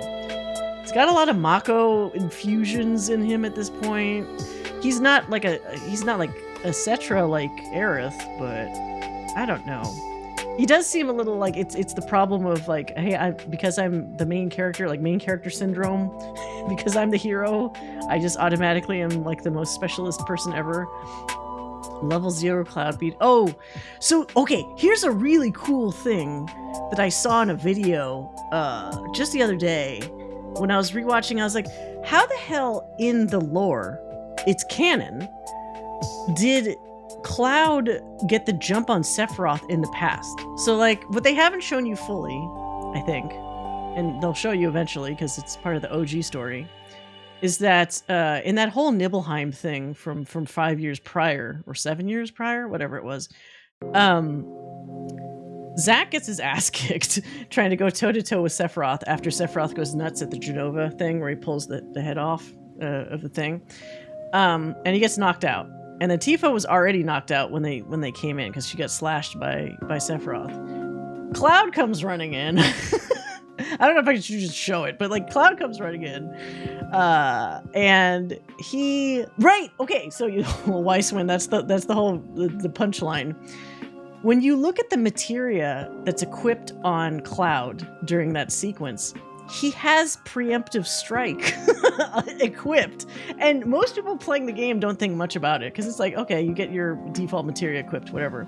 But narratively, it's fucking clever. Because remember, we were talking about the problem of ludonarrative dissonance in the previous stream, about how things in the gameplay don't line up with how things happen narratively. But this is one case where it was actually perfect, where he actually had a materia equipped that lore-wise lets you always have this first strike in a battle and have it connect.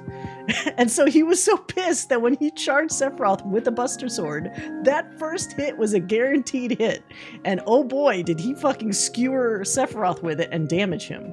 So the thing that's not explained is how he could survive Sephiroth's Masamune being put in, skewered through him, and just lifted it up and tossed Sephiroth into a pit to die. Like, that part is less clear. But they got the first strike thing down perfectly. So that's kind of impressive. But yeah, so presumably in part 3, they're going to show you the full flashback, similar to how they did later in the game on the main one, about how that shit all went down. Because as of this story, you don't know that all the shit you're fighting is not like a true Sephiroth. True Sephiroth is like in a crystal, and just hanging out, just chilling. Strength. Did he have strength materia on him? I can't remember. I just remember the preemptive strike one. He's in really bad shape, to be honest. I think Hojo just took him in and patched him up before going ham on the experiments. Oh, you mean Cloud? Well, they had them in those like look back to tank looking things for like it was like several years, which is horrible.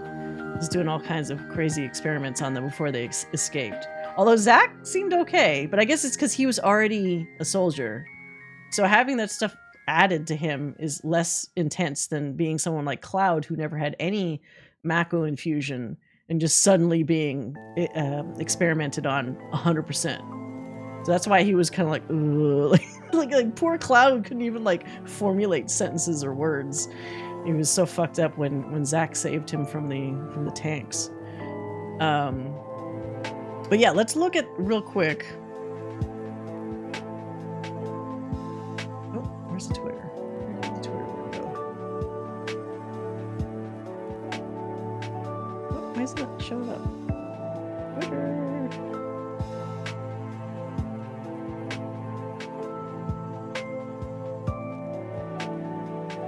There we go. Okay.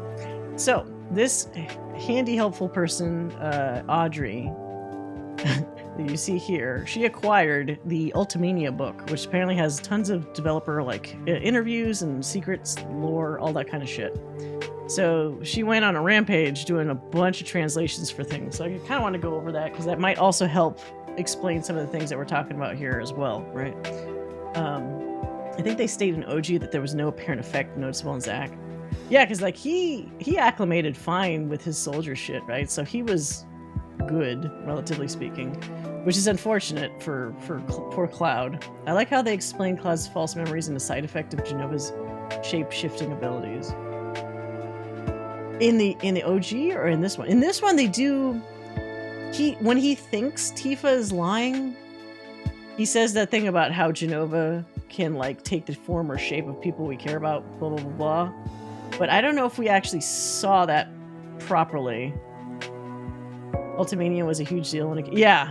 I kind of don't like these Ultimania things, because they do that with other stuff too, right? Where it's like, you gotta buy the book if you want the real information. It's like, come on. You can't just have it more obvious in the actual source material.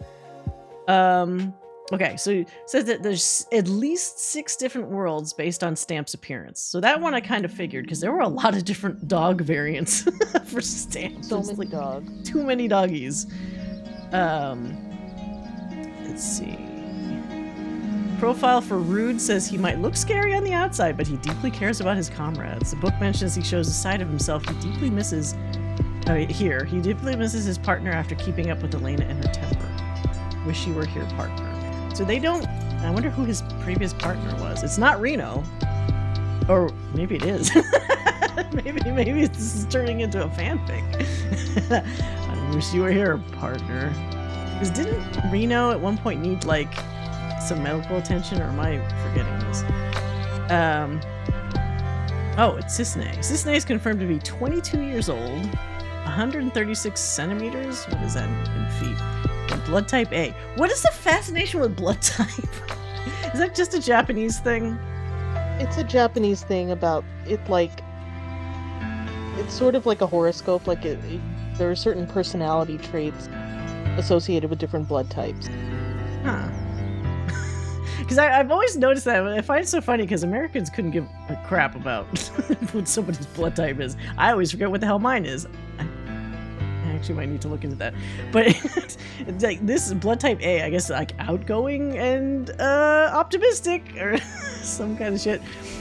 You know who else people deeply miss the memories? Yeah, the people underneath the plate that fell. Yeah, maybe they should think about that.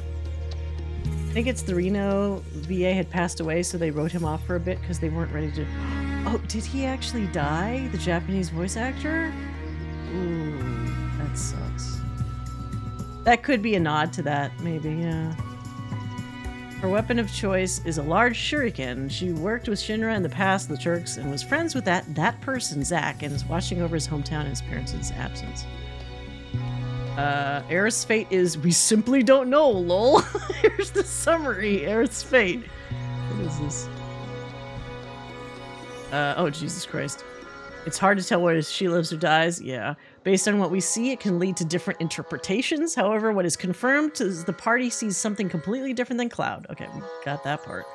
The party fights Genova with full limit breaks because of anger, except for Cloud. I did notice that. Remember, I was like, oh, they already have the limits.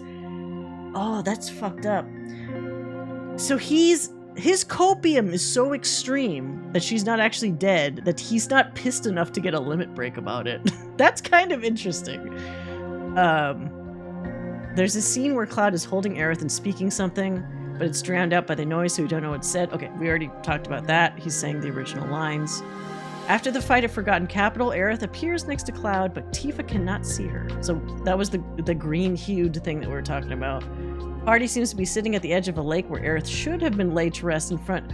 Oh, I didn't think about that. They are near water.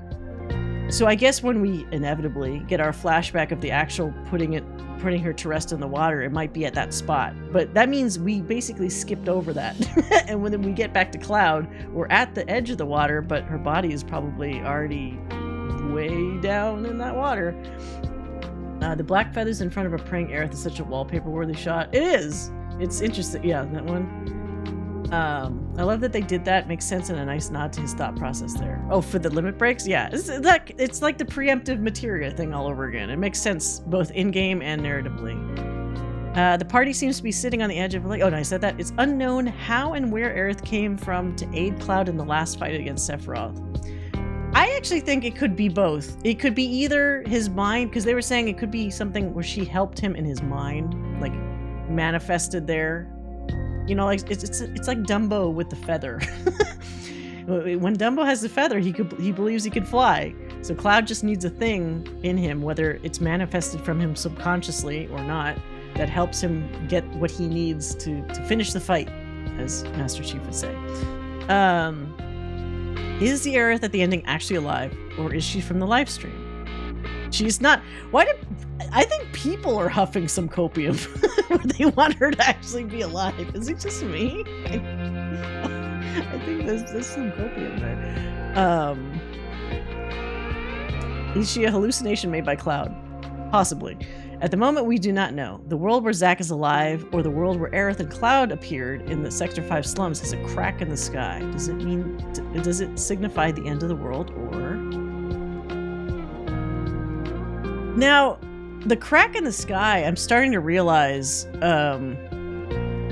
remember when we were at that weird, like, date in the market with Aerith?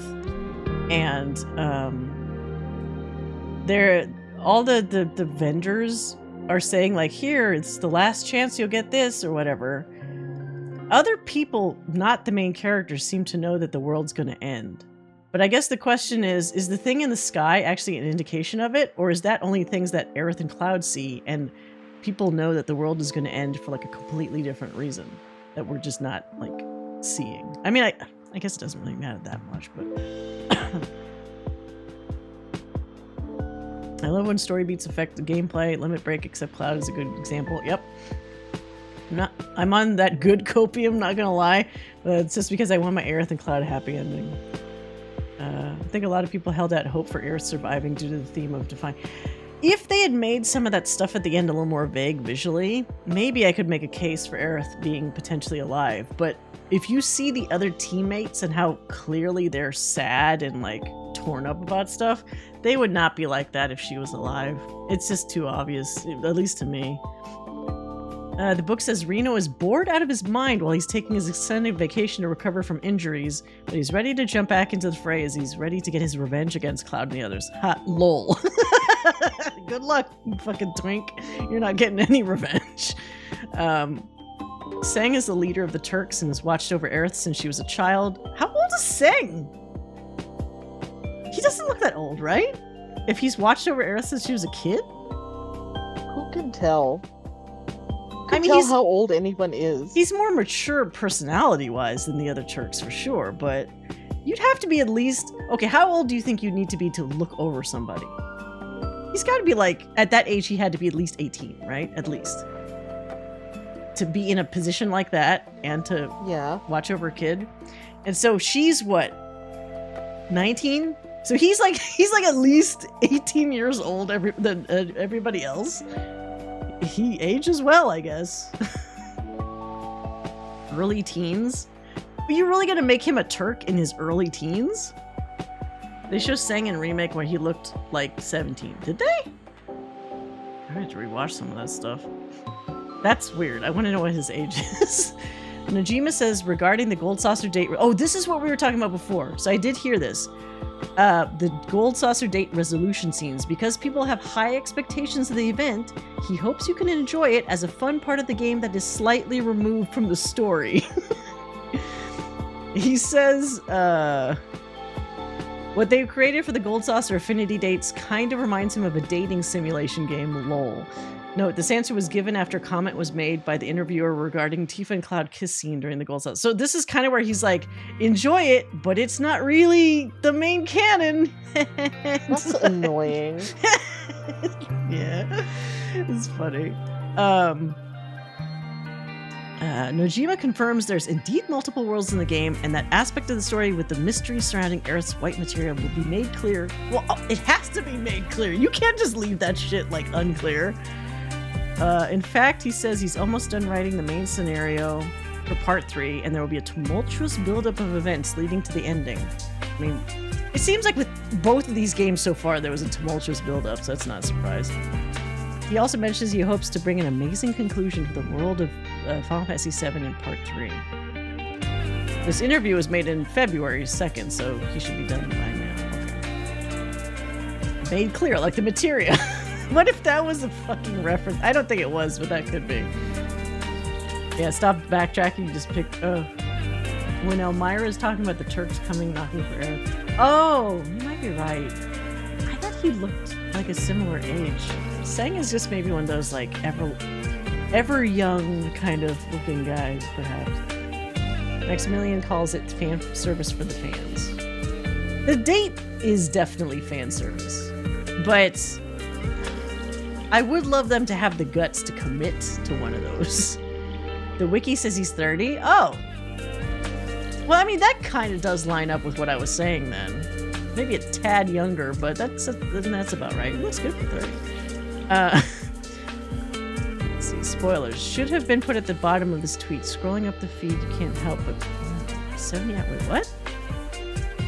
Nomura says that in Ultimania interview, he actually wanted to have 7 Remake 2 be titled Reunion. Oh, this is what I was talking about. He wanted to... This is their planning. He wanted it to be called Reunion, but since the title went to Crisis Core Final Fantasy VII Reunion, what a mouthful, he couldn't use it for Part 2. He says he has not disclosed Part 3's title to anyone yet. Uh-oh, what is this? Is this... Okay. I was like, anytime I see a spoiler thing to reveal, it's like, am I gonna get in trouble for seeing this? Nomura says that the words at the ending, "No promises await at Journey's End," is a translation of 2 messages. The first one saying, there is no promise to the end of the journey, and... What's the other one? The ending has nothing decided. Okay. What the fuck? These are very awkward sentences. The end has nothing decided. There's no promise at the end of the journey. Okay. I mean, that could be anything. We haven't decided yet. Haha. Oh, this is that jerk when he was younger. Glenn. Nomura says that Glenn Lodbrok was originally a character made for the Rebirth story, who later then became the main character to Ever Crisis, the first soldier. Who exactly Glenn and the mysterious Saruf is will be... Look, I might be totally off my rocker. Saruf clearly looks like just a bastardized Rufus backwards. Am I not wrong? They didn't show Saruf, because remember when Glenn's little, like, rebellion video or whatever played during the Junon event, he's like, Admiral Saruf blah blah blah couldn't come today, and then the camera kind of looks to the side where it's just like nobody there. It's like, interesting that person conveniently couldn't make it to this event. And also, I mean, there is an A in this, but it's also like a translation, so if it's Rufus, it's like Saruf, like, okay, come on. They were also working, they were in cahoots, so it's like, that's a pretty easy jump to make, in my opinion. Nomura has an interesting comment in the Rebirth Ultimania where he says the line from the release date trailer, "Will you be in the world that I'm trying to save," is intertwined with Aerith's fate. Fascinating insight. That's ominous. Will you be in the world that I'm trying to save? This is still making it very unclear as to whether she's gonna survive by the end of all this shit. Or wait, no. In the scene, it looks like it's Zack. Zack is also the question as well, right? Like, will he be in the world that they're trying to save? I hope so. Hamaguchi says in the 7 Rebirth Ultimania that Part 3 should cover parts related to the OG, such as Icicle Inn and Northern Crater, the awakening of the weapons, flying around airships, etc. Okay, so exactly what we thought it was going to be. However, he's wondering exactly how much to represent the freedom of flying in an airship with a game with such high graphic detail. He hopes to bring something surprising to the experience, much like how Part 1 and 2 introduced new and exciting features as well.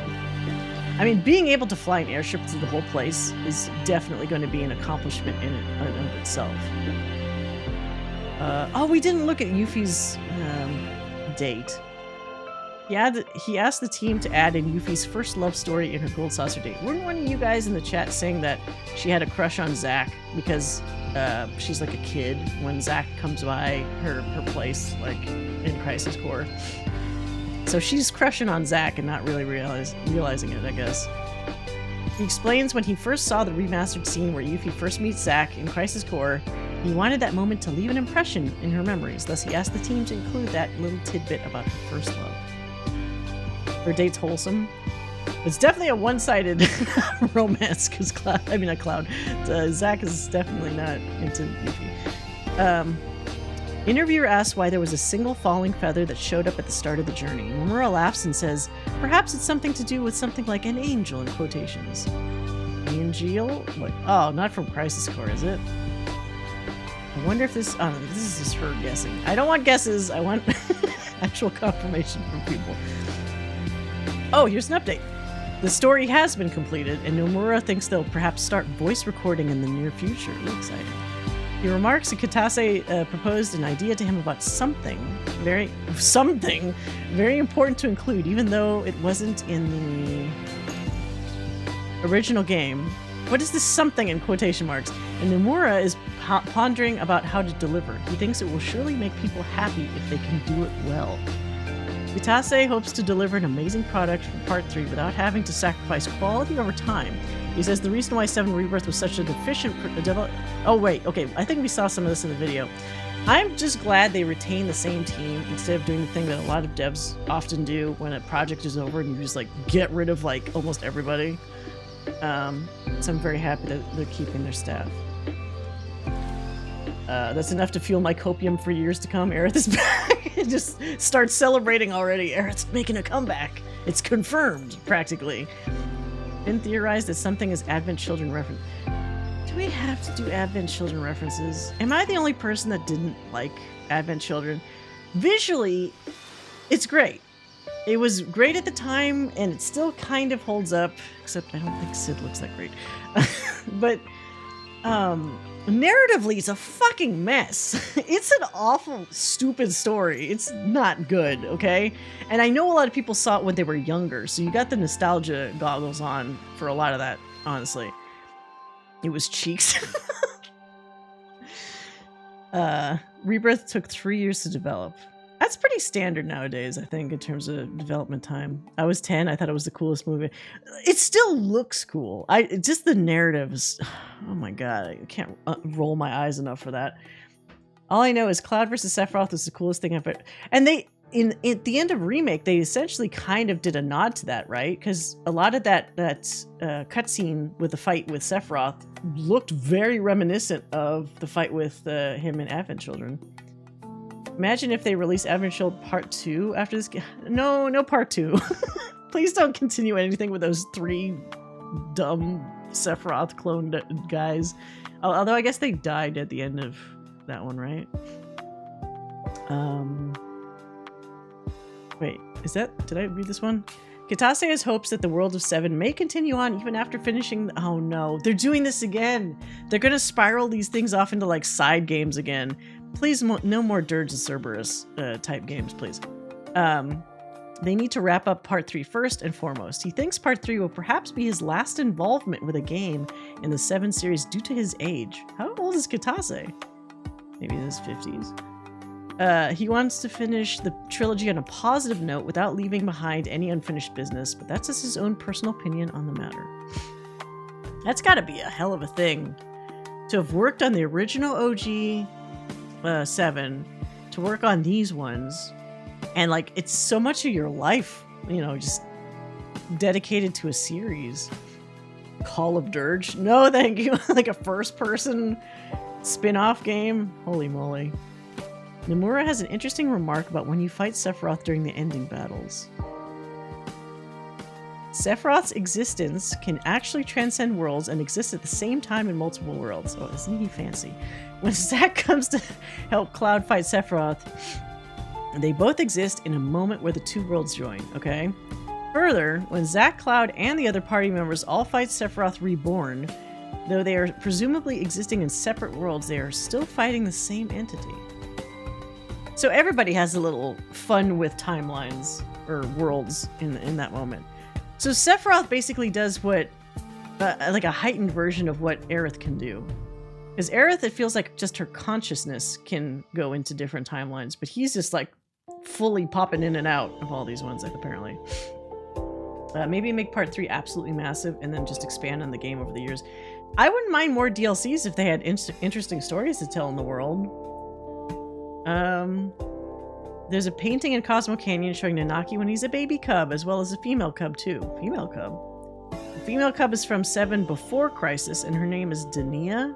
She apparently is a childhood friend of his. Like, what are they? That's a weird detail. Yeah, isn't that weird? How many of his type are there? He clearly has a mom and a dad, and a friend. Friend cub. But, like, are there more of him in the world? Like, he's pretty much the only creature, and other people seem surprised when they see him, so it's, like, pretty rare, I guess. Rufus and Glenn, the stuff people don't care about. They have strong ties to Wutai. Rufus used to fund... Wait, what? Rufus used to fund Avalanche's Wutai branch? Why did he fund Avalanche's Wutai branch? Glenn met up with Sephiroth near Wutai at the beginning of First Soldier. Matt and Lucia, I don't know who Matt and Lucia, I'm assuming they're Ever Crisis characters, are name dropped in Chapter 7. All these above are apparently continuities that lead up to their story in Rebirth. Why? He's trying to do some funny shit here, where he's secretly funding stuff that he normally, shouldn't be funding. Yeah, reason to fight? I guess so. Glenn Lodrock is 38 years old. This is a 38-year-old, everybody. And apparently messed up on Mission 15 years ago. Hello, spoilers, lol, and deserted Shinra. He works with Viceroy Saruf in Wutai. Oh, see, look, note that it's just Rufus spelled backwards in katakana. So they tried to... Why did they make it spelled differently in English? If it's so obvious that it's literally reversed in Japanese. Just have this A be a U. What the fuck? Trying to trick us dumb Americans. Like, you'll never know who Saruf is.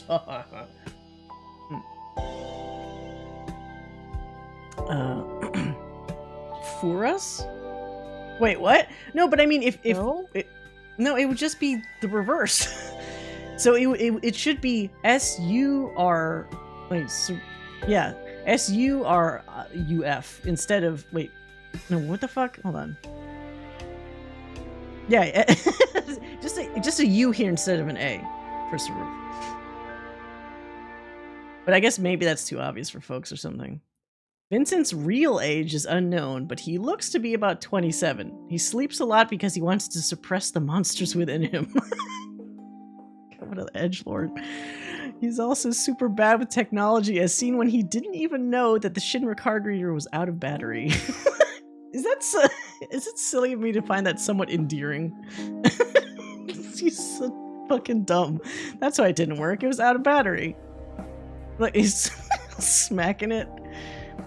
He's more adept with old tech, like the radio and the tiny Bronco. See, that's just fueling my Sid and Vincent shipping background. According to the affinity charts, Barrett has the highest chances to get affinity based on dialogue, side quests, minigames, and battle mechanics. Oh, then why was red so high on mine? The amount of instances for affinity for all gold saucer date options are the following. Okay. So he can get 26 points. Red gets 24. Tifa and Aerith actually have lower? Interesting. I know these are just instances where you can get affinity points. The amount of points differs depending on your dialogue choices. Like the time I told Aerith to shut up. I'm surprised they let me do that. When she was making that speech in front of the fire, and I made Cloud say, "Stop talking." It was an option. I was curious. It was so awkward. Okay, he mentions that many wanted to see Aerith avoid that fate in the OG for Rebirth, and that's why the team delivered, having Cloud successfully deflect Sephiroth. There is a question that then asks why every time Cloud gets a headache with noise, he sees random flashbacks. Nomura says there's a lot of elements that go into this, but for now, all he can say is that it represents Cloud's state of mind rejecting those scenes from the flashbacks. Also to note, the follow-up Q&A to this is Nomura saying that Cloud and Zack, their fight shows that two worlds are existing at the same time, and Sephiroth's existence can transcend... Okay, so they said that before. So he's just in hypercopium mode, where he's like, no, that didn't happen. I refuse to believe that shit happened. Tifa does not recall Cloud being part of the Nibelheim reactor mission, so she doubts Cloud's recollection. Cloud also thinks it's strange Tifa survived the incident with Sephiroth, so the two have conflicting memories. I mean, she did get slashed by a Masamune. She should just be fucking lucky that she's alive. Tifa hides her true self and puts up a front for others, and she has done this ever since her youth. It seems she dislikes that part of herself. She wishes she could be more like Aerith or Yuffie, who are able to voice their true opinions without a second thought. Ironic, considering I really thought that Aerith was kind of hiding a lot of shit in the past game and a half. She sheds tears for Jessie during her loveless performance. At the gondola, she gets caught up in the atmosphere and Cloud reaches over and... Smoochy, smoochy. They did that funny debate initially, right? Where he looks like he's trying to just shake her hand. And I remember thinking, like, come on, dude. You don't just shake somebody's hand in a romantic... Like, that's almost, like, worse somehow than just even a hug. That was kind of cute, though, because he's so awkward. He is... I find him very endearing when, A, he's not being controlled by Jenova or Sephiroth, and B...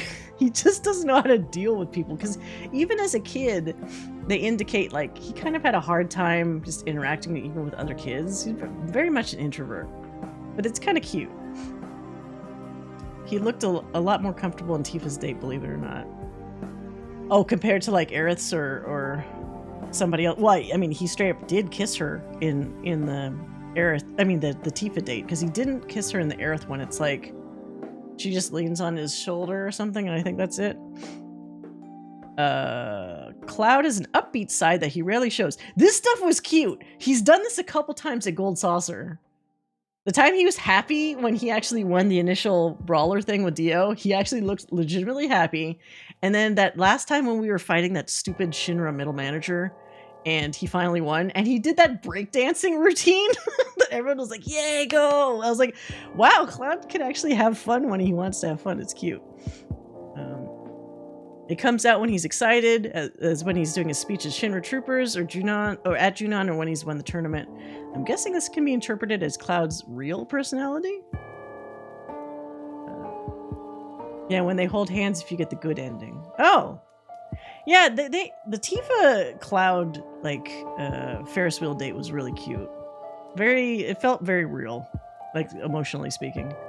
Sid's profile says when he was younger and still learning to be a pilot, he often frequented the Shinra building. This is where he met Aphalna and young Aerith, and he recognized Aerith's likeness to Aphalna when they met again in adulthood and wanted to help her. Yeah, I remember that part. That's a new part. I don't think that was in... I don't remember that being in the OG. Toriyama states that this idea was borrowed from remake Traces of They made a light novel? How much content is there? Traces of Two Past light novel, and Nojima created a scenario based on the possibility that the two could have met in the past. I mean, out of all the characters, this makes the most sense because he literally was employed by Shinra. So, it's fine. Sephiroth is after Cloud for his breakdancing skills. Can you imagine with Sephiroth with his fucking breakdancing skills? He would snap his Masamune because, like, Cloud somehow breakdanced with his sword on his back. I don't know how the hell you do that. Received a lot of requests for info about the G. The book is very sparse on this info, and it sort of reiterates what G Natak mentioned in the game. Some further info, though. Their homeworld was destroyed, and they ended up in this world. Oh yeah, they didn't say that before, right? I mean, I guess you assume if they're never part of the live stream, they couldn't have come from this planet. They're just on like a little rocket ship that landed on Gaia and go like, oh well, we're stuck here now. The live stream rejected them since they're not from this world. I'm guessing kind of like how the live stream rejects Genova. Since Etc. didn't want to coexist with them, they created the black materia to destroy this world. That's kind of a fucked up reaction. Oh, instead of taking our ball really and going extreme. Home. Yeah. A dancing game. You know, a dancing spin-off game I might almost look into if it was fun. If it was FF7. There's still no explanation why Sid has a different personality. It's either retcon or is... You know what? I'm wondering if it is somewhat of an act, because the longer that he's part... Like, initially he's very polite. He doesn't say much. The longer he's around the crew, you could start seeing him become a little bit more rowdy. Like, he starts making more jokes. He starts swearing more. He's not, like, at the level that when we see him, you know, like in the OG for the first time. But I do feel like that's going to probably become more of a thing. Especially if they do have us go back to Rocket Town and fully embrace his backstory. That would be the prime time for me to have him fully embrace his prior personality. However, I do think they're trying to make him a more... I'm not going to say palatable, because I liked him before, but apparently some other people didn't like him before. But I guess I'll say that for everybody else. Maybe a more palatable character where he's not quite so rough and abrasive. So maybe that's a permanent thing. I don't know. People got really bent out of shape that he didn't... In his original design, he has a little pack of smokes on his goggles headband. He noticeably doesn't have them anymore, as you can see here. It's just a headband. Everybody got bent out of shape about that, but who knows? Maybe that's just kind of part of his restructuring of his personality. I mean, it's a cigarette, who cares? Yeah. Several requests for Reeves' profile. Oh, look, he's got the Kate Sith in the background, just as another clue that that's not a real thing. It's not a real being. Really not much new info about him, but the book does remark that he has a soft side when we see him in the game, changing the wanted posters while humming to himself and keeping a cat plush at his desk. Do you think he's hot? No. Huh? No? No, I don't. No. I mean, okay, not hot, but like attractive at all. No? Well, not really, no.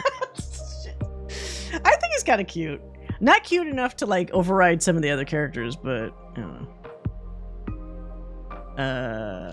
He's like both not pathetic enough and still a little too pathetic. Oh, because he's actually just like a, you know, salary man kind of guy. He's yeah. He's okay looking. His Kate Sith persona is the best. So I was saying there's a bunch of times, like for example, when he's like trying to hold up the little pedestal, you know, in the temple and all that kind of stuff. Isn't that all just him acting? Because it's Kate Sith the toy is not real. Like, it's not a real person or being. So he has to just like be extra theatrical, I guess, for everybody else's benefit. Because he's not really there. He has to make it seem like it's a big dramatic thing he's doing. That kind of makes me laugh a little bit, because he's like, well, what a theater kid this dude must secretly be to have this cat act this way. Kate Sith is his persona. It's okay. Fursona. Maybe he's secretly a furry. Yeah. Yeah. Cat VTuber, salary man. Yeah, I guess that's the equivalent of like a VTuber for him, isn't it? Apparently in Queen's Blood, the devs wanted to weave a sort of urban legend in the card game lore by saying the battle between Shadowblood Queen and the Emerald Witch is supposed to represent the struggle between Genova and the Cetra. Interesting. Oh! that kind of makes sense. You get the greenness of the Emerald Witch, the super evilness, and also the restrained look.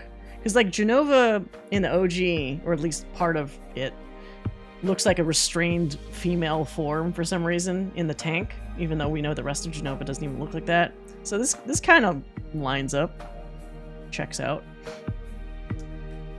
That's somebody else. Lots of people asking about Marlene's profile. Not much new info. There's a small note that says she starts to trust Zack. She decides to tell him the secret shared between her and Aerith the moment they touched in Remake. The moment they touched? Wait, what? Who touched who? I don't know this sentence. Aerith touched? Did Aerith touch Marlene? I don't think Wasn't there something about? Didn't Aerith like pass on her memories or something? Oh yeah, Aerith did touch. I guess because she picked her up too, right? So that's very easily like maybe that's when that could have happened. She certainly passed something on because now this Marlene, yeah, it's an Omni Marlene. Like, because that Marlene now also has knowledge she shouldn't have. The nice lady's gonna die. Like, what? She's gonna die because a big, scary man with gray hair is gonna stab her in the chest. And Zack is like, huh? It's pretty funny. In a bar because she was crying. Oh, you're right. Wait, she gave her memories to calm her down? Was that the reason, though? Or was that an accidental thing, maybe? I could see Aerith doing something like that, though. Most of the Sephiroths that appear before Cloud is from an illusion that he is there, which is projected onto the black-robed individuals. Okay, that's what I figured. The rest of the party cannot see the Sephiroth that Cloud sees and watches on anxiously. When, though? Because there's definitely times that they see a Sephiroth, so what the fuck are they seeing? And remember the end of Remake, everybody saw that Sephiroth. This is the part maybe that confuses me the most, because now that we've established we have, in our own vision of looking at the game, an unreliable narrator, visibly. I can't tell which scenes. I was trying to look back at even the temple scenes where Sephiroth appeared and started making all those like tentacles and shit everywhere. Did the other people see them? And it looks like they see them, but they always make a point of kind of having everybody's visual reaction off on one shot and then Sephiroth on another. So this could be like one of those like Fight Club fucking plot twists where it turns out everybody's looking all freaked out because they're seeing Cloud freak out. You know, it's like that's why they were looking anxious. But I was hoping there would be at least sometimes like he definitely stabbed her. He stabbed Aerith, so that time was not an illusion. That was like Sephiroth, right? That had to be. Unless they're... See, if they saw Cloud stabbing Aerith, I don't think they just would have been content to just be sad about it. They probably would have actively fought Cloud. So I feel like, right? Like that's a guaranteed time, at least once, where it was actually a Sephiroth of some type. Whether it's a robed guy that was turned into him, something... I'm just confused. Did they see Sephiroth, or did they just see Aerith dead? Oh no! Don't say that. Now it's making me okay. like... I can't let this game gaslight me. But oh my god, you're right though, because they ran up when Cloud was already embracing Aerith. Yeah. Because remember, that's when Tifa's like, she looks like visibly shocked because she's seeing the two different like dead, not dead things, but that's already when she's like being held by him. Oh no. It could be... Oh. Barrett says, I'll kill you when they see her body. Okay. Yeah, he wouldn't have just said that to Cloud and then they just go about their business. Because that would be insane. I think that's a good point. That's a very good point.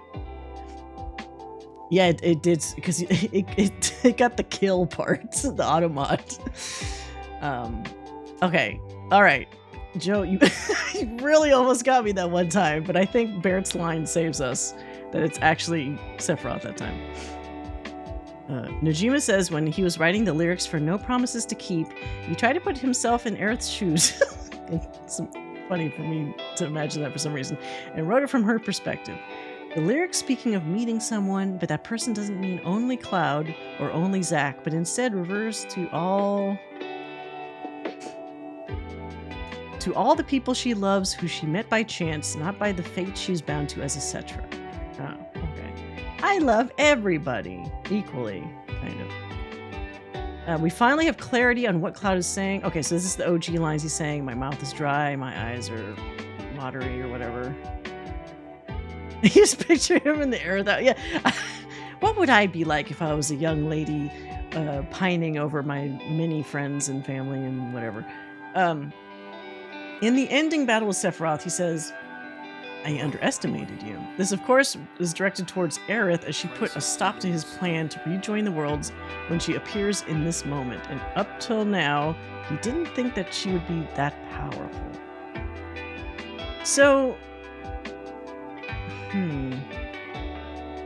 this is the one that's contentious with people where she appears to Cloud as if from like a light portal, and even when she steps down, each time she steps down, there's like light or whatever. So maybe that is like life stream or Omni, whatever, Aerith, and not just a copium in Cloud's head about her coming to help. Unless, here we go again, unless he's saying, I underestimated you to Cloud, saying, I didn't know you could do all this nonsense in your head to make it so that you could fight me. I mean, I don't like how these things are so purposely vague that you could read it like a couple different ways. It's hurting. That's the problem with unreliable narrator stories, honestly. Yeah. I personally really don't like them. There's just so much, and now that it's established like he could have been unreliable from even further back, it murkies the water for like even more shit. The Cloud is, because we've been Cloud and we've seen things he's seen. It's like, oh no. I would have preferred that NTPK be a response to Hollow, but I do like that it's meant for the group since the perspective. Oh, for the song, yeah. She's thankful to everybody. Can't be fully all-knowing Sephiroth if he didn't see Aerith being a problem in his plan. I mean, that's a tiny fragment of him showing his frustration, but I think, like I said before, I wanted to see more of it. This is not nearly enough to me for him to be like slightly irked for like a second and then go right back to being like, well, I still have everything under control, ha ha ha, you know. Yeah, complimenting Cloud is a step too far. It's probably actually an Aerith that's part of the life stream, and that's how she's able to be all these places at once. That's the, if we're doing the Occam's razor thing, that's the most obvious option there, in my opinion. Nojima says he studied Buddhism's Yogchara and Carl Jung's collective unconscious theory when writing the, oh my god, the scenario for 7 Rebirth. These concepts can give you a better understanding of the world and also possibly hint at the story's ending. Thoughts? Don't make me start reading that stuff. Please. Oh, here's something about Roche. Nojima wanted to write a fitting end. This is a fitting end for Roche's story. Oh, but he saw Roche was still alive at the end of the game in the helicopter, though in black robes now. Scenario writer Iwaki says Roche is indeed still alive, lol. I mean, alive in what capacity, though? He was groaning and moaning and not looking very good. I love this 4D chess. You know what? It kind of does seem like she's literally fucking Obi-Wan Kenobi versus goddamn like Darth Vader. She's like, strike me down, I'll just become even more powerful than you could imagine in the live stream. And she's kind of making good on that shit. This is weird. Best part showcasing that was him getting pissed at the white materia being there. So like he definitely didn't like that she handed the materia off to Cloud successfully before shoving him back into his own time. So that's maybe a saving grace there. The problem is, they had the holy material in the original game, and that still didn't stop Meteor from happening. Because don't they do something in the original where they try to use the materia, and they're like, oh, nothing happened. And it only fucking does anything at the very end when it's kind of almost too late, where the meteor is going to like destroy the world. So I wonder if him having it earlier even makes a difference. She still drops it into the water when she gets stabbed. So I guess it's just because it's there. I think it stalls a little enough for the live stream to say, fuck it, we ball. Fuck it, we ball. Funny. Yeah, I guess so. All right, so this is going to be bad, though. Yeah, because he is with Hojo in the helicopter, so I think he is going to do a monster phase. He's going to turn into a monster. And then he's going to have a distorted voice who's like, my best friend, Cloud! It's like, kill me, please. Some, like, horrific shit. Monster, Roche. Battle director Teruki Endo reveals they actually made one more Cloud and Sephiroth synergy move, complete with motion, camera work, and effects, but it didn't match the situation for the Materia Keeper boss battle. He says the other move was really well done. This is what always happens with animation. You bust your ass to work on a thing, and then it gets cut. It just happens. It was really well done, and it's kind of a waste they put all that effort into it to not be used. I mean, this is ... so maybe they could find a way to use it later, but it also could just be something that, like, oh well. Or maybe they could swap Sephiroth's place with Zack's, perhaps? Nailed it. I know. Thank you. Moving on.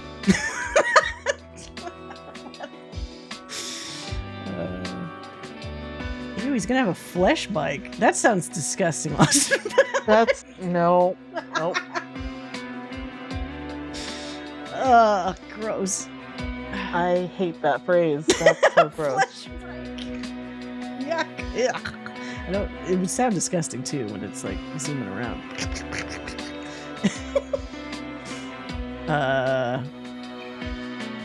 Okay. Oh, this is the song "No Promises Keep" was originally supposed to only play during the ending, which it did. However, he thought it might be more impactful if the song showed up somewhere in the story, a la Final Fantasy VIII or Final Fantasy X. So he decided to add it to the stage. I actually thought it was kind of cute. I think that was actually a good choice. However, he thought, and then decided to add it to the stage play at the Gold Saucer. It was a little Disney musical-esque, kind of, but I thought it was fine. She wanted her moment. See, he mentions he wants part 3 to have even more freedom to explore the world. Okay, so we got that part. Still points to the map you're told. Okay, so more world freedom. Yes, please. Nomura says that while Aerith remains a key presence in the story of 7, at the same time, this is Sephiroth's story too. Hasn't he had enough of this story? God damn it. They want the FF7 story to not only be from the perspective of the protagonist, but also show the antagonist side too. Interesting. This is in response to why they chose the word rebirth for part 2. He says, compared to the word remake, which has many interpretations, the word rebirth focuses more on the characters themselves. What? What does that have to do with fucking Sephiroth, though? Did we really get anything from his point of view, honestly? I mean, I guess he did have that moment where he actually, as they were flying through the nothingness, he tried to explain to Cloud about the whole multiverse thing, sort of. It might be the one time he wasn't talking, like, in nonsense. Monologuing. Yes? The Nibelheim flashback? But I mean, they did that before. The Nibelheim flashback, unfortunately, didn't really give us a lot. Like, a lot of the stuff he even says in the flashback, wasn't that even in portions of, like, Crisis Core and, like, the OG? We still see him freak out in the span of just a couple hours into just going into devolving into total super evil insanity. I don't know. I think they could work a little bit harder on this if they really want us to understand his point of view. Right now he just seems way too like supervillain. What is there to see other than Mother and the world is mine? Yeah.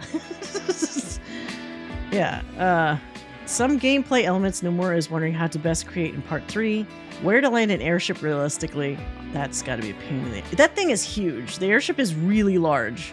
Just to land it wherever you want. How to portray giant weapons roaming the world, also fucking difficult, yes. How to traverse the ocean floor. Oh my god. If you can go anywhere in the ocean, this is going to be a ginormous game. That's a headache for somebody else to worry about. Interesting tidbits about the voice acting in 7 Rebirth for Cloud, Red, Barret, and Reno. Nomura's comments. Cloud's flashback is supposed to... Oh god, what is all this? Last flashback is supposed to be him projecting himself on top of Zack's memories. So when they explained the scenario to Takahiro Sakurai, the voice actor, he immediately understood the assignment and gave his own suggestion and interpretation as well. To Nomura, Sakurai's voice is Cloud, lol. When deciding on the voice for Red 13, oh god, let's hear the explanation here. From the start, they knew they wanted the voice actor for his older voice and his younger voice to be the same person. They decided on having Yamaguchi Kappei to do both parts, and the English version honored the same tradition by having Max Mittelman voice both versions. It would be too weird to actually have two different voices, because then he'd almost seem like he had split personalities as opposed to just, pretending to be a different personality. I would have preferred that. You would have preferred different voices? No, I would have preferred a split personality. Oh, as an explanation? I almost kind of would have too, because that means at least the other one would have been like a real personality at some point instead of just complete falsehood.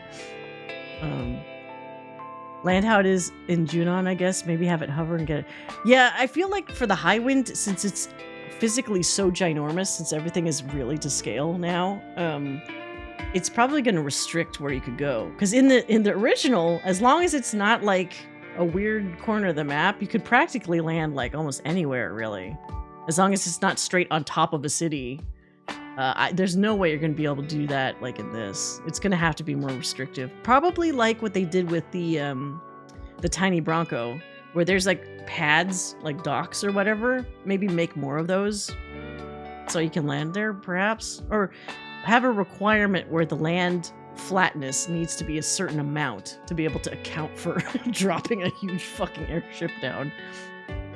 In the original, it was zooming around with no regards to size. It really was. That thing was a speed demon of an airship.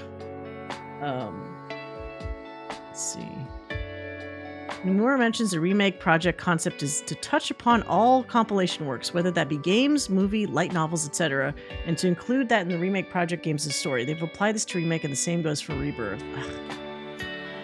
We have all those Dirge villains in the Yuffie DLC. Nomura and Kitase also mentioned that initially the team was unsure as to how many installments they wanted to create. You assholes actually saying you're going to do more than 3 parts originally? I'm going to be like a fucking senior citizen. Oh, I would have been a senior citizen by the time they finished this whole series, I guess. They almost decided on having it be only 2 parts, but that would sacrifice a lot of content to make it happen. Bullshit! Bullshit. Just cut some mini games. Cut the fucking mini games. I'm saying bullshit on that. There's so much extra. Like if I hadn't been a completionist and done all the extra stuff, it would have been a way shorter game. No, thank you. That almost makes me mad. Don't use that as an excuse and then make a bazillion mini games and things and be like, oh well, didn't have any room to fit in more content. Pieces of shit. Nojima says that a character-centric script he really enjoyed seeing in 7 was Aerith's lines at the water tower in Nibelheim. He thinks that when she opens up, and the way she says it with a tone of the voice, the way she kicks her feet, what is this? Her expressions, everything about it was perfect. Oh. I guess?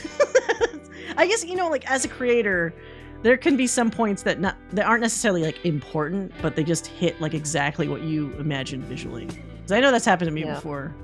It's like when you execute on a scene and it's like what you saw in your mind's eye, that can be pretty satisfying. For sure. They could have cut so much padding in the remake. They could have. Remake in particular, like Rebirth, maybe you could make an argument for some things. But remake, remember we kept saying like, oh, like you arrive in town and the first thing Tifa makes you do is do all these like fetch quest errands to learn how to be a better business person. It's like, why? It's Cloud. He just kills shit for money. He doesn't need to help people put in water filters and all this other stuff. Like, what the fuck? It's like not important. I don't think we'll see a remake project that will be done to the same extent as 7 Rebirth. I hope not. I mean, I'll be honest, like this is overall amazing, but it takes so much time and effort. Like, I don't know if I like something taking 12, 15 so years just to completely tell a story. I would like to potentially be alive, knock on wood, by the time these things are done. instead of having it be like somebody's entire first third of their life, you know. Wait until this is done. That's how, just how I feel about it. Someone had asked him what his favorite dialogue he wrote is. It's casually thrown in. Oh, yeah. Yeah, please talk out a word for me as well. Toriyama is the one who requested the team add Vincent Valentine to be one of the opponents. He's the last opponent too, right? For the Queen's Blood thing.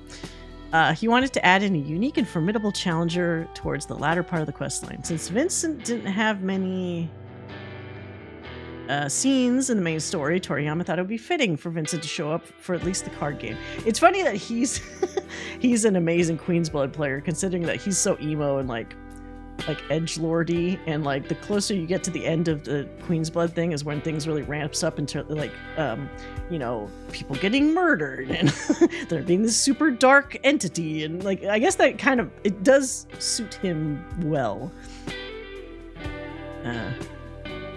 Nomura says the theme that greatly represents Seven's story is life, but for Rebirth specifically, he chooses the word bonds. This is not only to represent the bonds between characters in the story, but also the affinity system and synergy game. Okay, now you guys are it's like, duh. It's like, okay, fine. To clarify what Nomura says about the themes of 7 and Rebirth, as there seems to be some debate in this, he says the following. One of the biggest themes of the 7 story as a whole is life. Didn't you just say this? This is repeating.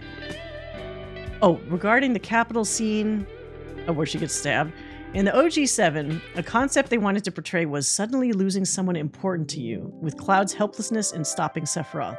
In Rebirth, they wanted to portray not being able to accept the loss of someone important in that same scene. The latter two were concepts relating to Aerith's death scene, not necessarily the overall theme of the story.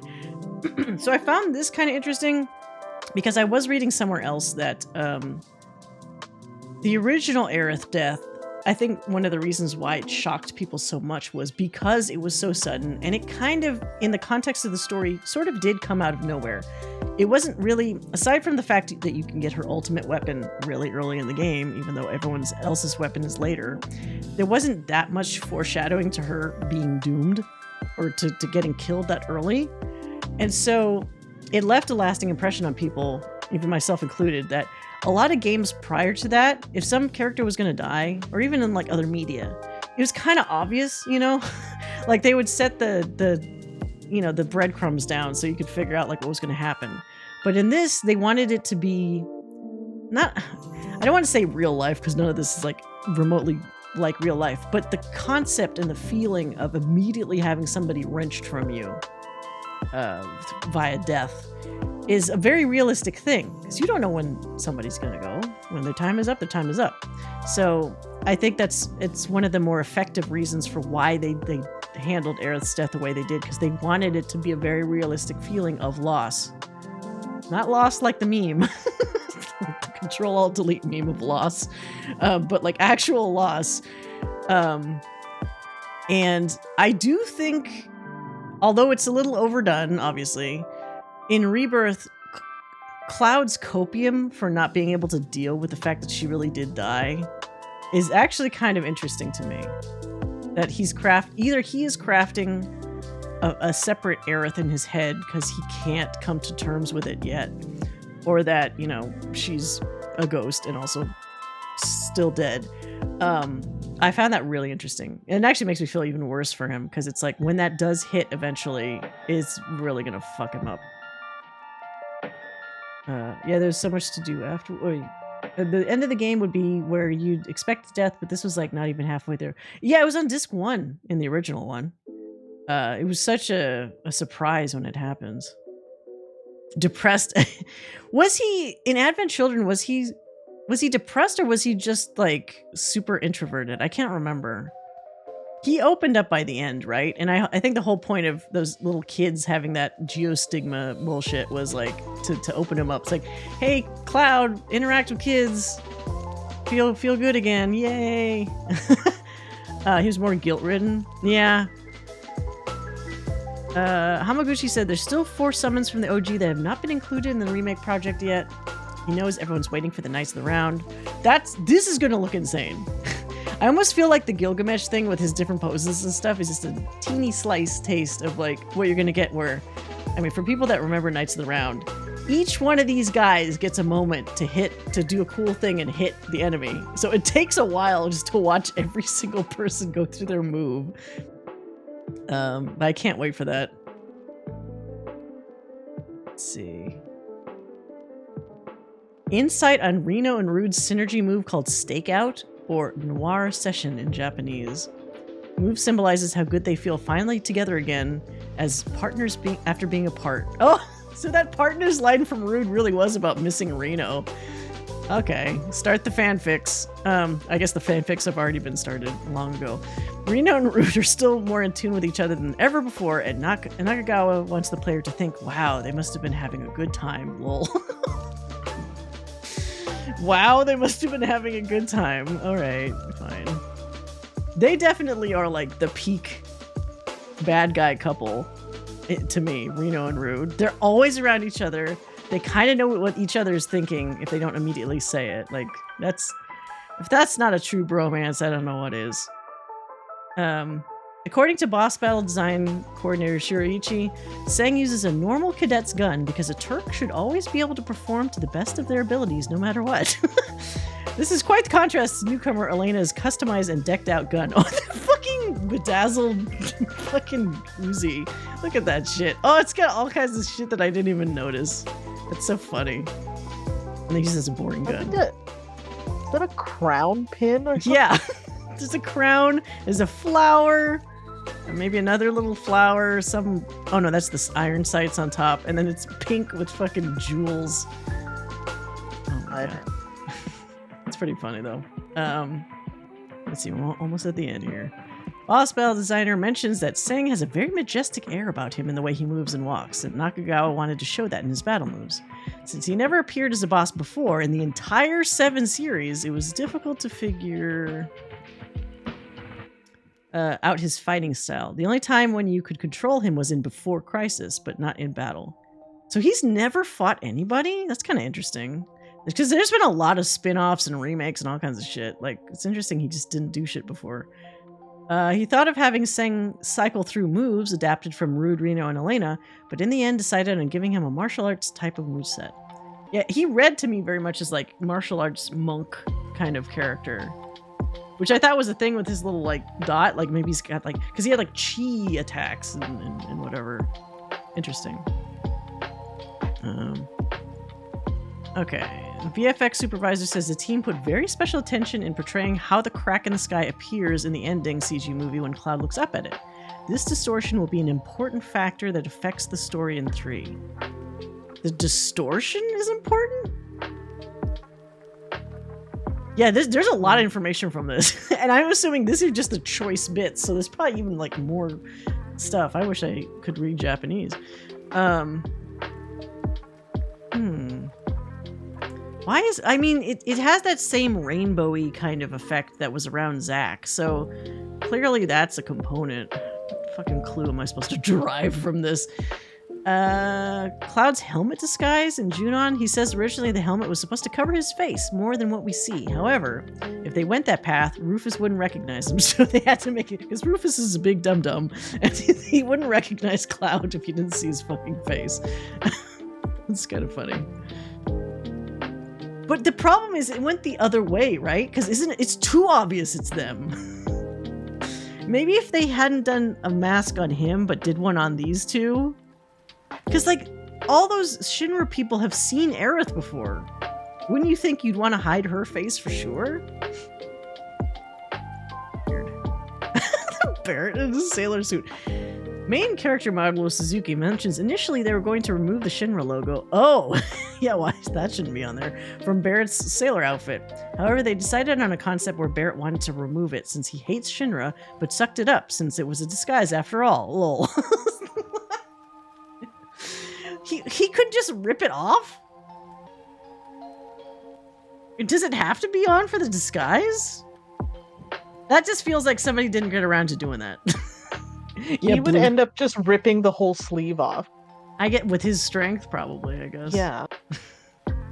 Nobody has one of those little seam rippers with them from like the sewing kit. Shouldn't Aerith or somebody? I don't know, whatever.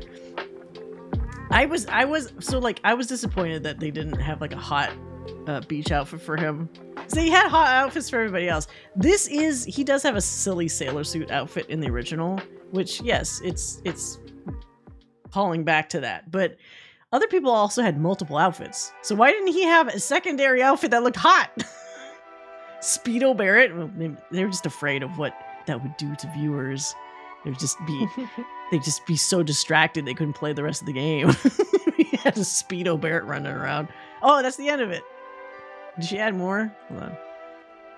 That's a lot of stuff. Yes, oh, this was just 3 hours ago. You guys got that news hot and fresh while we were streaming. Man. That's a lot of stuff from the Ultimania book, honestly. Yeah, let's see. Are there any other... I'll play this in the background while I talk. This is 15 minutes of Cloud just being insane. So many times where he was just nutty. This one was particularly awful because he attacked Tifa, and that was almost unforgivable. I also think it was terrible that when she woke up, or it was Tifa woke up, he didn't apologize. He was just like, oh, I went kind of crazy, whatever. And then it became all about him again. We're like, oh, Cloud, are you all right? Hey, Tifa, are you all right? Considering that he almost killed you. I thought that part there was pretty cool. Where he dodges the bullets just by effortlessly moving his fucking head. Yeah, my bad. He didn't even say that. Sometimes I think it's a little too focused on Cloud, to the detriment of focused on Cloud. Yeah, because like he almost killed her, and then she like almost drowned. Right. In live stream like, this is shit. So many near-death experiences at one time. Like, give her a freaking minute. Yeah. Well, although we were talking. This is prime example of that ludonarrative dissonance I was talking about. In the game, we mow these guys down like they're nothing. But now, because it's a narrative, it's dramatic that he's killing people. And she's like, stop, that's enough. It's like, I killed like 10 people earlier and you didn't care. The same thing with the one where, I think it's later on here, where he's like, it's not a death, it's a homecoming, or whatever. Where is it on here?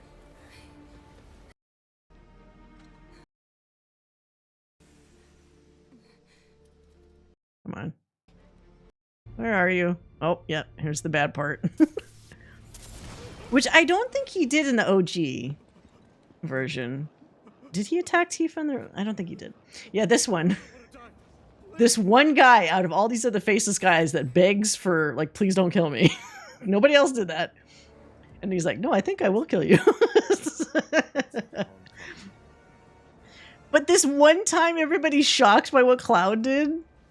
I wish there was some way to like I've done those moves. I did an upper slash at somebody, and now they're like, oh, no. How could you do that to the faceless guy? Oh, yeah. It's because he's got the blood on his face. Wipe yourself off. I dislike that there's no killing now. We're used to having a sharp ass buster. So I mentioned that a couple times in some previous streams where so much of what we're doing is either bloodless or the characters don't die. So many of the bad guys we've come across, we kick their ass, but it's almost the equivalent of like we just spanked them. And then they went, wah, and they ran off somewhere else. But they're still alive. And it feels irresponsible. This is like, I think, Joe, didn't I talk about this before? It's like the Batman versus Joker shit, where it's like, yep. They survive, and then they do horrible stuff again later. And then at that point, it's on us because it's like we could have killed them before and we didn't. That time that Barrett has a gun, literally his gun arm, literally trained on Hojo in Remake, and he doesn't fire for some reason. Just fucking fire. He's just a human. He's not even imbued with any Mako shit. He's just an awful scientist man. Just kill him. He fires blanks. At that time, he did, I guess.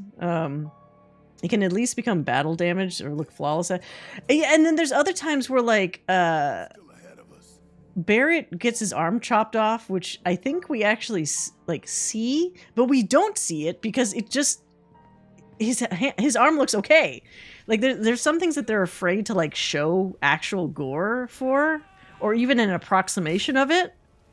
And all they'll do is like a little what is the term in film? Fuck, I forgot what it's called. The little special effect where it spurts blood. It starts with an S. I can't remember. But it's like we have only that equivalent in these games. Squib, yes, thank you. We're just getting squibs everywhere. Like when Dyne gets shot, it's squib, squib, squib. You don't even see bullets go through him. It's almost like they don't want to, like, no, too violent for me. Please no. So I wish they'd have a little more guts in showing guts. You know, it doesn't have to be a gory, like Resident Evil kind of thing or something, but just sometimes you need to see enough damage to really hit home how awful a thing is. And when you don't see that, it starts fucking with your head, sorry Cloud, about like how violent the event actually was. Because you see people realizing like, oh no, that's so horrible. It's like, what? But nothing happened. Are you overreacting? Like, what the hell? They all watch Cloud kill that black robe guy. Oh, for like Sephiroth? Like, I don't even know.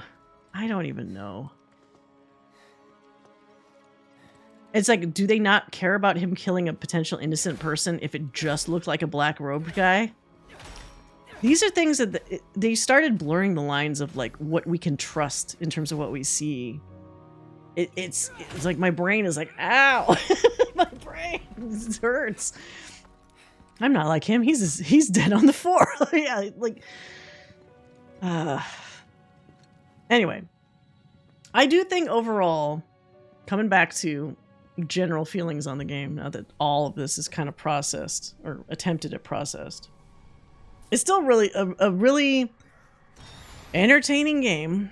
It sure eats up a lot of time, so it's well worth your $1. I just think a lot of the ultimate satisfaction is hinging on the next game, a completely separate game, fixing or tying together all these things that they've made way too vague and like unclear in this one. It's kind of like I was gonna say it's kind of like Empire Strikes Back, but the problem is even on its own, Empire Strikes Back is still like wholly entertaining without like they don't do any weird mind fucks in Empire Strikes Back. I mean, maybe the Luke, I'm your father technically, but like I don't know. It's basically the Empire Strikes Back of the 3 series, and it'll remain to be seen whether that's a good thing or a bad thing with the next game, but it kind of can't stand on its own because of that, because it's so much as riding on it being finally concluded later. Yeah. And that's the hard thing about the middle of a story, right? The middle of a trilogy. It's so hard. It's so hard to write the middle of a story. Yeah. Like, I've written a trilogy, and that middle book, that middle story, when you have established characters that you have to give a brand new arc to, and then have an ending, but not too much of an ending, because there's still stuff to do for the third one. It's like writing that is sometimes just pure suffering. Yeah. And I think they were pretty successful in like pacing it well. I mean, there were some parts that I think we even talked about it that like kind of felt a little bit like you're just dragging it out. Yeah. But overall, I think they really paced it, a lot of the story beats, pretty well.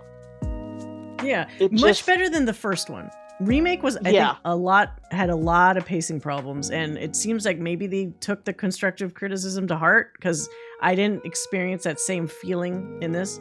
And I fully understand, like, there were times I complained, like, oh god, a new area, but a lot of that stuff was technically optional.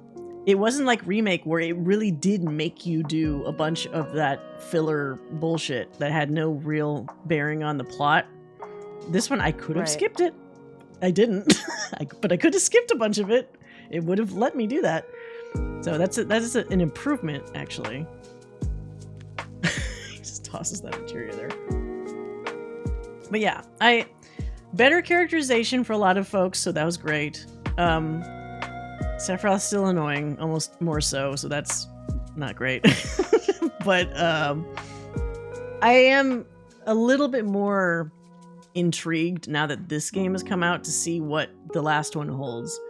The first game, remake, everything only really kind of went wonky towards the end, where they started to do the Kingdom Hearts fight that kind of came out of nowhere with big creatures that are made of smoke or some shit, and it's like, what are we doing here?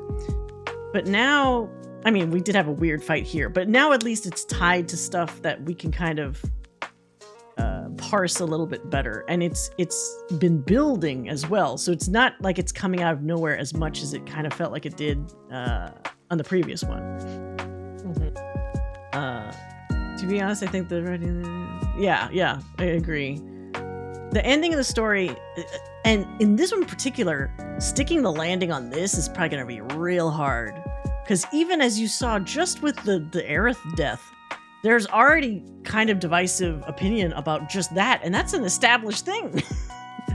We're moving into uncharted territory with this last game, where we are slowly sloughing off all the things that were known variables in this and the previous game, and we're fast approaching something that's going to have to craft something new for the ending. Because there's no way in hell, well, okay, I'm jinxing myself, but there should be no way in hell that we experience the same ending that we had in OG 7 now that we've seen all this stuff.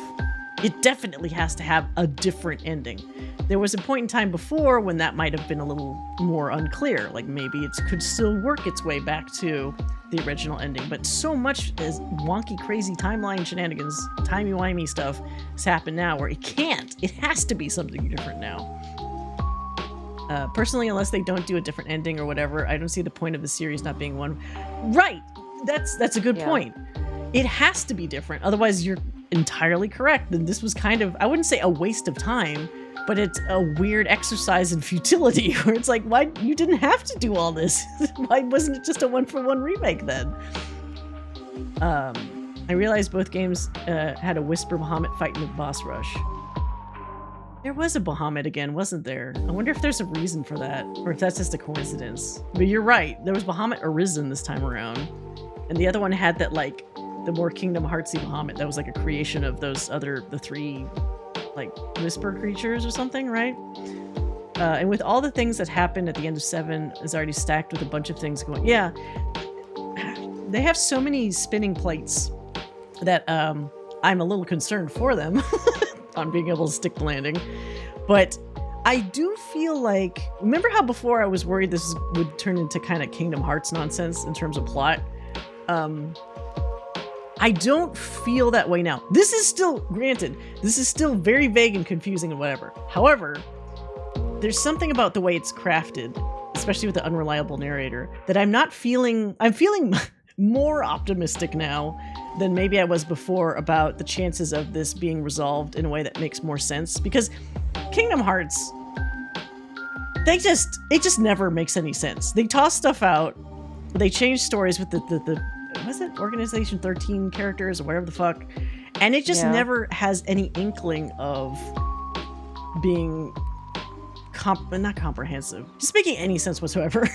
This, it does feel like it's trying to give you a couple little, like if there's a bridge, it's trying to put a couple slats out there to be like, see, you can kind of see where I'm putting this bridge out, sort of, like it is doing some of the legwork in weird and unspecific ways to kind of let you feel like we are building towards something. We're not doing the Kingdom Hearts 3 thing where, like, you think you're finally getting an ending to this story. It just ends up being a whole bunch of nonsense. I was so mad with Kingdom Hearts 3. Like, 2 was like a middle of the road story, so it's like, okay, it still feels like it's going somewhere, so I can forgive it. But 3 felt like they should have wrapped up some of that stuff, and they just, I don't know what I was experiencing with that game. I didn't like the plot at all. Unpopular opinion, but I'm down for the multiple endings based off the path the player chooses. So somebody mentioned that. Was that you that mentioned that in one of the other streams? I'm just not sure that they're going to do that. And the reason why I'm not sure is the reason why I'm not sure is because even in that Ultimania thing, it talked about the dates, them not committing to what the dates meant. And they want the primary story to be a significant, like, this is our view, our take on what the main, oops, I guess we're done with that, the main plot is. And I don't know if they're gonna want there to be multiple canons, I guess, for the ending. They just feel to me like they want a specific, what is this? Oh, this is the Cactuar thing. They want like a concise, like, this is the way this thing ends. Especially if it sounds like they might once again want to do some, oh, is this the teenage Sephiroth? Sorry, I'm gonna play this while we're talking because I'm curious now. Oh, there's Glenn that nobody cares about. If they are really going to shoot this off into, okay, are there always feathers when fucking Sephiroth arrives somewhere, even if it's from fucking birds? It's so ridiculous. If they're spinning this off into other media and other games, they probably want to make sure it is one canon ending. Because it's like, it reminds me of the BioWare shit, where they kind of, not that they shot themselves in the foot, but it causes issues where if you have a bunch of endings that could be equally viable, it actually makes it difficult for you to continue off of that because you don't have one singular path to follow. You have to almost account for all the other possibilities that could have happened. So I could be wrong. They could totally do multiple endings. If they're, you know what, if they're really worried about appeasing everybody, they could possibly do that. But if they're holding true to this vision that they clearly seem to have for like how they want to shape this, my gut is telling me it's going to be like the one ending. Now I agree with that. Right? Yeah. Yeah. I hope it's a clear ending and not like whatever we got for Final Fantasy 16. But and I know some people are like, what do you mean? It's totally clear. No. It's purposely not clear at all. I think Yoshida even specifically said they wanted it to be so like people could see what they wanted to see out of the ending. See how this is fucking Riku, evil Riku. Look at this guy. This is Riku. It's freaking me out a little. That's what Sephiroth looked like. Oh, what's he sound like? Is this in English? Oh no, it's Japanese. He even for a young looking dude, he still kind of has a deep voice. Oh Jesus. I wanted to see more of that. Anyway, just look at the background now.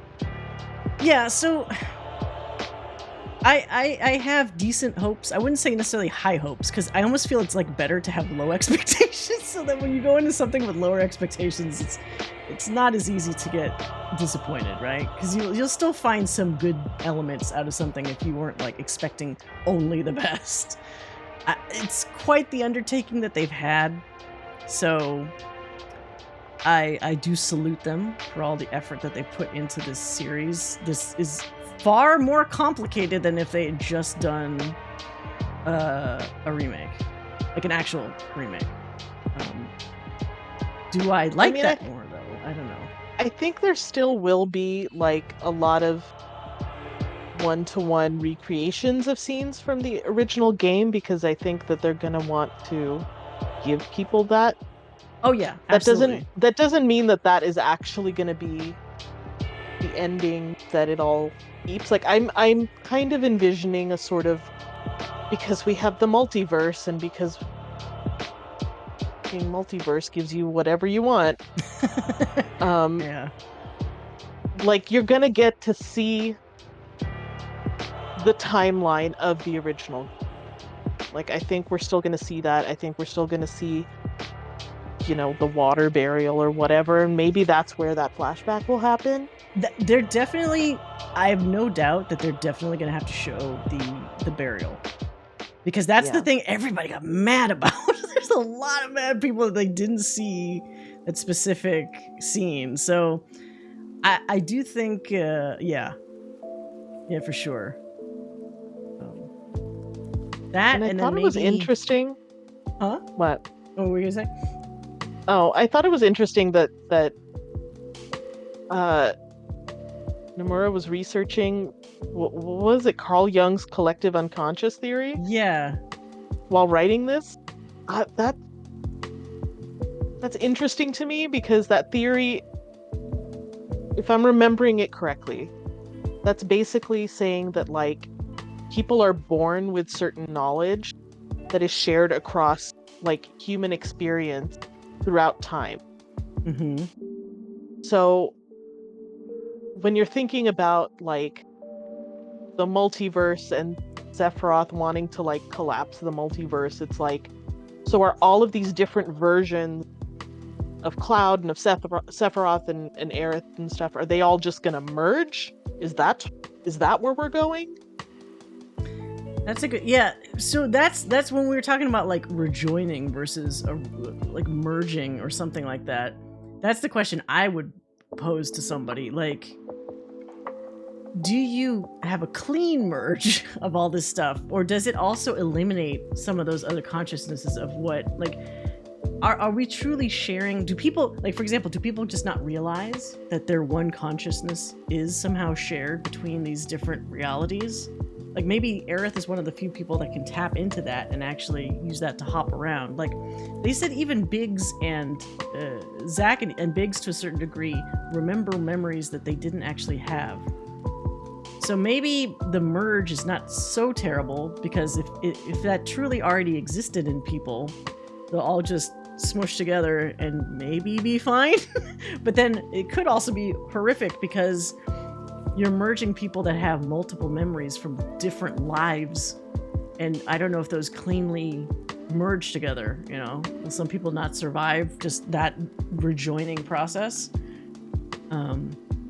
Yeah, because some of those people are dead in multiple realities, so like what happened? Well, that's the question for Zack, right? Because Zack is definitely dead in a bunch of those realities. Yeah, schizophrenic. It makes like 90% of the population schizophrenic because they just don't know, like, oh, I'm remembering all these things suddenly. What the fuck happened? Like, you know, Zack is definitely dead in like probably at least half of these realities. So what happens for somebody like that? Maybe it's an easier merge because there's less of those differing memories to have to combine. But he also makes a point, Sephiroth, if he's to be believed, he does make a point of saying some of those realities don't last long. So it may do a bunch of offshoots into different realities, but they fade away, you know, quickly. So I don't know how they fade away, whether reality is destroyed, whether it just literally ends or something.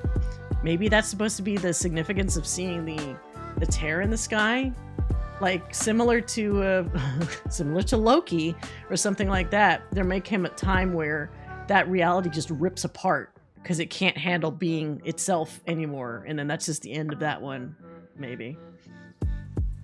Oh, the church scene? Yeah. Well, I was noticing even in that church scene, when she set the little portal to push him away, that also has like, there's definitely a visual thematic element with rainbow effects whenever people transcend certain barriers.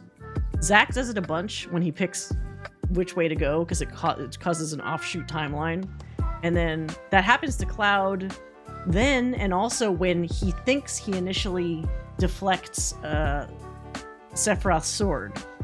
Because I guess maybe the implication there is that creates a timeline, which is what we were talking about before, where he could be potentially stuck between two existences at the same time. He could have just made another timeline where she does exist still. There's just purposely so many possibilities that they have not committed to, like, yes or no on any of these.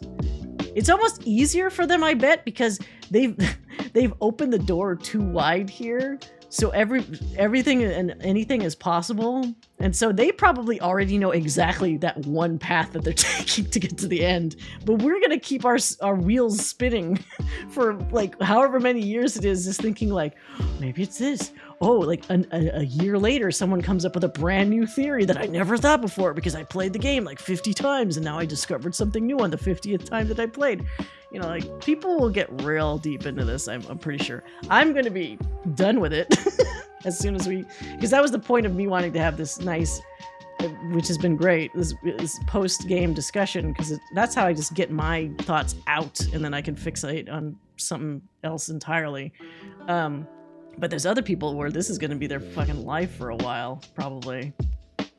Just mulling about, like, oh, what could this mean? What could that mean? Like, doing the, what's the Zapruder film? Like, back, like, frame fucking all this stuff, trying to figure out, like, do I go 2 frames here and then I see a thing I didn't see before, go a couple frames back, and what do I see that? Was this when Cloud only saw Sephiroth? What is, you know, you can really get too far into this, and I don't doubt that some people will do just that. And calling you out like that, I mean, as long as it keeps you, it gives you something to do, keeps you entertained, great. I just hope people don't get like too wound up in something like this, because again, it's just made by people. There's a very good chance, if we're unlucky, that this thing falls flat on its face in the execution of the, you know, the finale. So that would certainly be a big bummer to everybody that spent so much time trying to figure out like what all this stuff means for so long. To be honest, I've been tuning. Challenge. Oh, sorry. Go ahead. Oh no, I was just reading tuning into a lot of first-time player streams these days. It's nice to see blind. Yeah, it is nice to see different perspectives. What were you saying? That's kind of the challenge of having a multiverse story, and like, you know, maybe unreliable narrator. Honestly, I don't even know at this point. Because it's like, there's, like you said, there's so many doors open. Yeah. That like you can undo anything and create anything with these types of stories. So it's like they almost left themselves too much room. Yeah, well, in some ways it could be smart, because like they got a while between. I mean, they will still be actively working in the game, of course, but they have a while between now and the release of the next game, with the finale.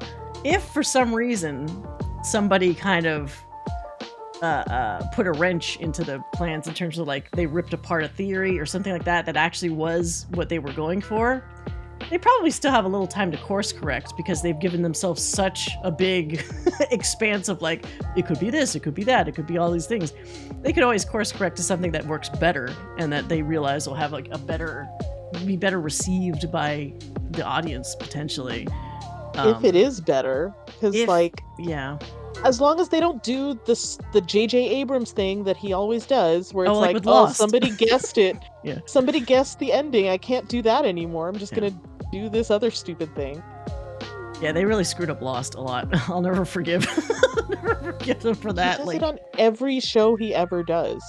Did he do that with what was the spy one? He did it with Alias. Yeah, Alias. He absolutely did it with Alias. It made no fucking sense.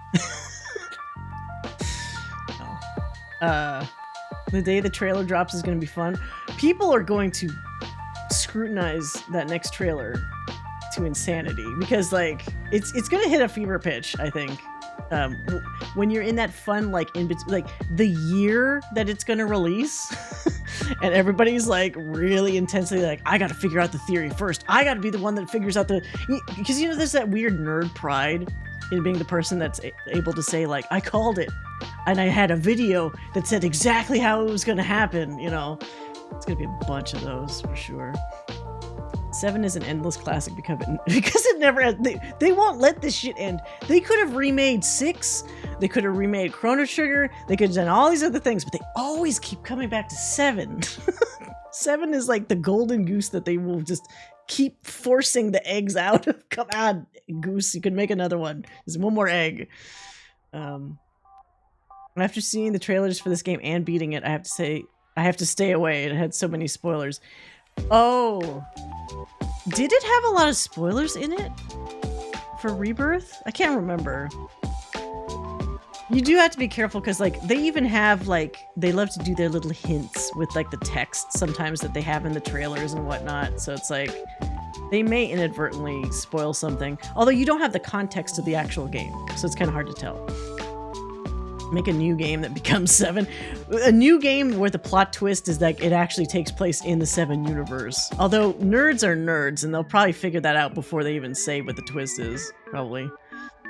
I think their state of play before the game dropped was spoiler as hell. Really? Why would they do that?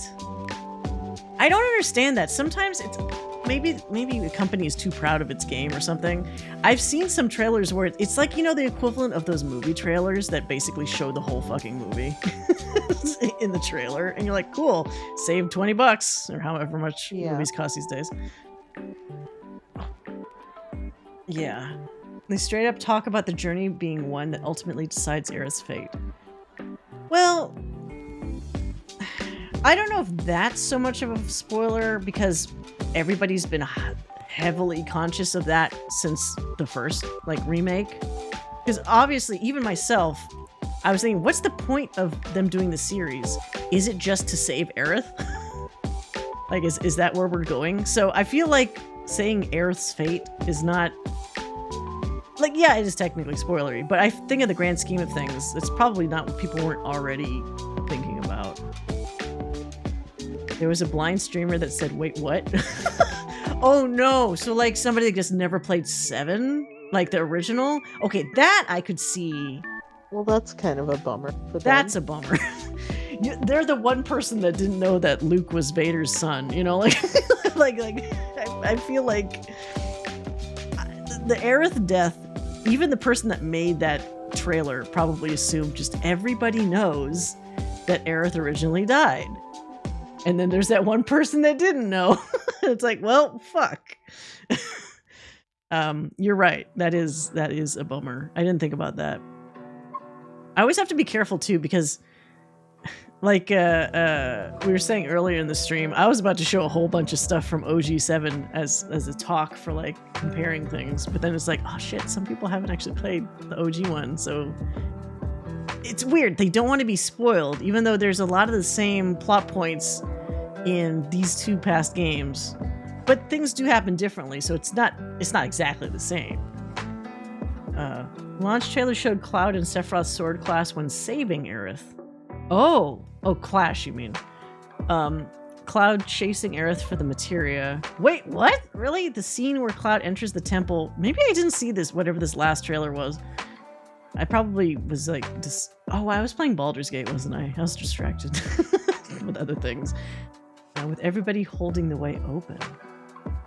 Maybe they shouldn't have done that. It's like they can't help themselves. They know everybody loves Sephiroth and Aerith and all those particular moments, so they just want to show those moments. We're at that point in generation where the younger crowd hasn't played OG because it's kind of dated now. Well, remember, as we saw, Chadley's voice actor was literally born after Final Fantasy VII, and that's Chadley. So there's probably a whole bunch of people that actually haven't fully played, or they're playing it recently, So I do have to consider that. I am an old fogey, and I've played these Final Fantasy 7, 6, 5, and I didn't play 5. It's not that old. I haven't played that one yet. Still got a lot to catch up on, actually, with the older Final Fantasies. Trailers should probably not have things from the last chapter. They really shouldn't. I do think that's a mistake.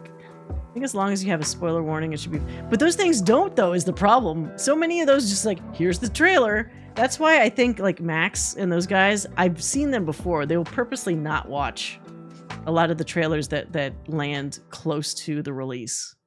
They're like, nope, I'm gonna play it for the chat, and I'm gonna go somewhere else, then come back when it's over. He was very serious about that stuff, I remember. Yeah. We'll see. We'll see. They're stronger than me. I know, I would watch it. I can't help it. I'll be the first person to watch this stuff, especially since I want any little tidbit of seeing a playable or further exploits of Sid Highwind. And I keep wanting to say Sid Valentine because my brain is just that way. But yeah, I want to see more. Spoilers don't really bother me in general, but I don't like it when they intentionally put them in trailers. Yeah. I think the Aerith death thing is kind of touchy just because they definitely made that trailer with the idea in mind that they're probably expecting people had played the original, because otherwise why would you show that? It's a very spoilery thing to show if you did not if you're playing Rebirth just like on its own, right? Like you wouldn't want to show that. So that feels like they wrongly assumed that literally everyone on the planet has played or knows the spoilers to 7. I don't mind spoilers either for the most part. I tend to look for them. Oh, I do like a certain degree of spoilers. I have a threshold where I'll stop when I know I probably won't enjoy the subject matter as much if I know like everything. Sometimes like, you know, just a little taste. Very, very careful taste. Yeah. Anyway, it's been a hell of a game. I almost 100%ed it. I probably could have done more if I cared about the updated Gold Saucer, my brain. Gold Saucer content they added, because I know there's like another 3D battle, whatever. But I did like all the region stuff and side quests. So we did, I think the final hours I had on the game it had to be something like 130 hours at least. Which is insane. I mean, it's a lot. It's a lot. But I also did it so that I don't have to replay this game ever again, which, unlike Remake, which I did replay, I don't know if I could replay this one again. Not that I didn't like it, I liked it, but it's just a lot of stuff. And me being a stupid completionist, I'm probably going to do this, even though I don't want to, I'm probably going to do the same thing again where I complete every single bit, and I'm just going to burn myself out before the third part like hits. So I'm probably not going to do that again. Why would you do that? Huh? Why would you have to feel compelled to like play the whole? I'm just like that all way. the mini games and everything. I'm just that way. Well, it doesn't help that a bunch of completing the quests and mini games actually gave you like decent materia or gear or something. So my brain is like, but I always want to get the best gear. So then I'll just fucking do it again. So no, I'm not going to do that again. I'll probably just watch my own stuff if I really need a refresher, but this stuff hits so intensely that I'm probably going to remember a decent amount of it for a while. My memory usually is kind of spotty, but this stuff is very memorable, which is, I will say it as a good thing. Can't say I'm a fan of every little detail from upcoming films getting revealed before it's even finished. Yeah, well, it's also bad nowadays because it's so easy to see somebody, like, you have to be careful even on Twitter.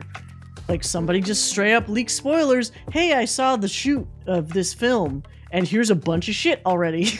Like, here's spoilers of whatever's gonna happen here, because people can't help themselves, and they want to post things. They want to be the first person that posts things that's like cool content. Me first. So you know that's gonna happen with a game like this, like as has happened with some other game companies. If there's like a fucking leak, or somebody gets an early copy, or some kind of craziness, that shit's gonna spread like wildfire online. I hope it doesn't. I hope none of that stuff happens, because it's always the worst thing in the world for a developer to have a leak. I know some people can say like, oh, but it makes them more excited for the game, whatever. Nah, man, it sucks. It always sucks. Overall, a great game for the most part. I just hope they did the death scene a little better as well. Yeah. They really wanted to fuck with you with that death scene. Maybe almost to the detriment of the death scene landing. Because there's so... I think Max actually made a really good point of saying...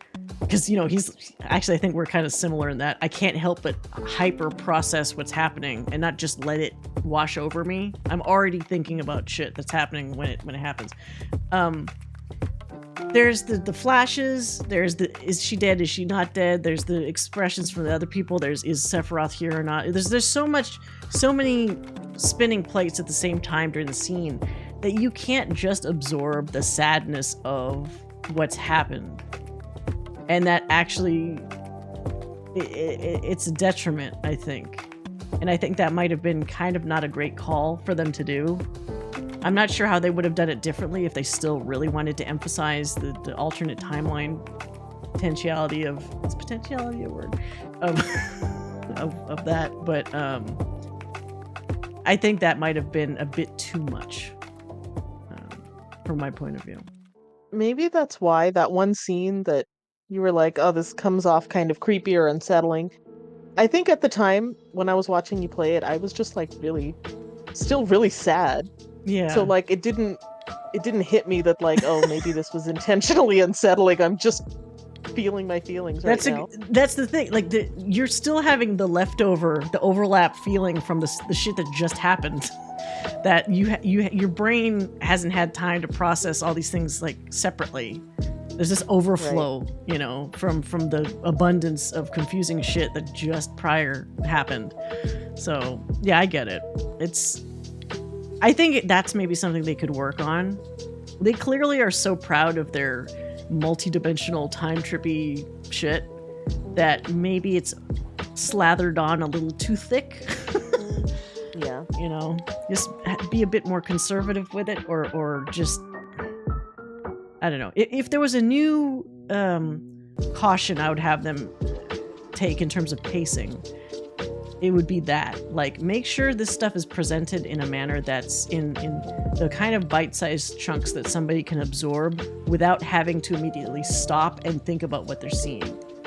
There is that threshold that you reach where there's too much going on that somebody's brain like mine will stop just like taking in the scene and will actively be starting to try to process and figure out like what's the theme, what's going on. And that blocks you kind of from absorbing the rest of the stuff that you should be enjoying. So that would be my cautionary criticism for them moving forward, because there's certainly going to be a lot more confusing shit. I think if this is any indication, it's not going to slow down. It's probably going to speed up. So that it's crucial that they handle that properly. But here's fingers crossed that they do that. God, Vincent's hot looking. He's hot in such like a bummy kind of way, because he's such a, look at his robe, like his capelet or whatever. Like everything's a mess. He probably stinks to high heaven. He's been sleeping in a coffin for like 100 years, right? he's probably rank. He probably is disgusting, but his face is hot. He's like a very emo hobo. He's an emo hot hobo with clothes that need to be swapped out immediately, hair that needs to be cut. Are you flirting with me, Commander? Wait. Don't tell me. Let me live in the illusion. Hey, intolerance. Yeah, like Vincent just needs to like one of those people that's like makeover. Like gives him like, the whole wait, did somebody who did the makeover in remake? The lady? Was it the blowjob lady? Not blowjob, sorry. Hand job.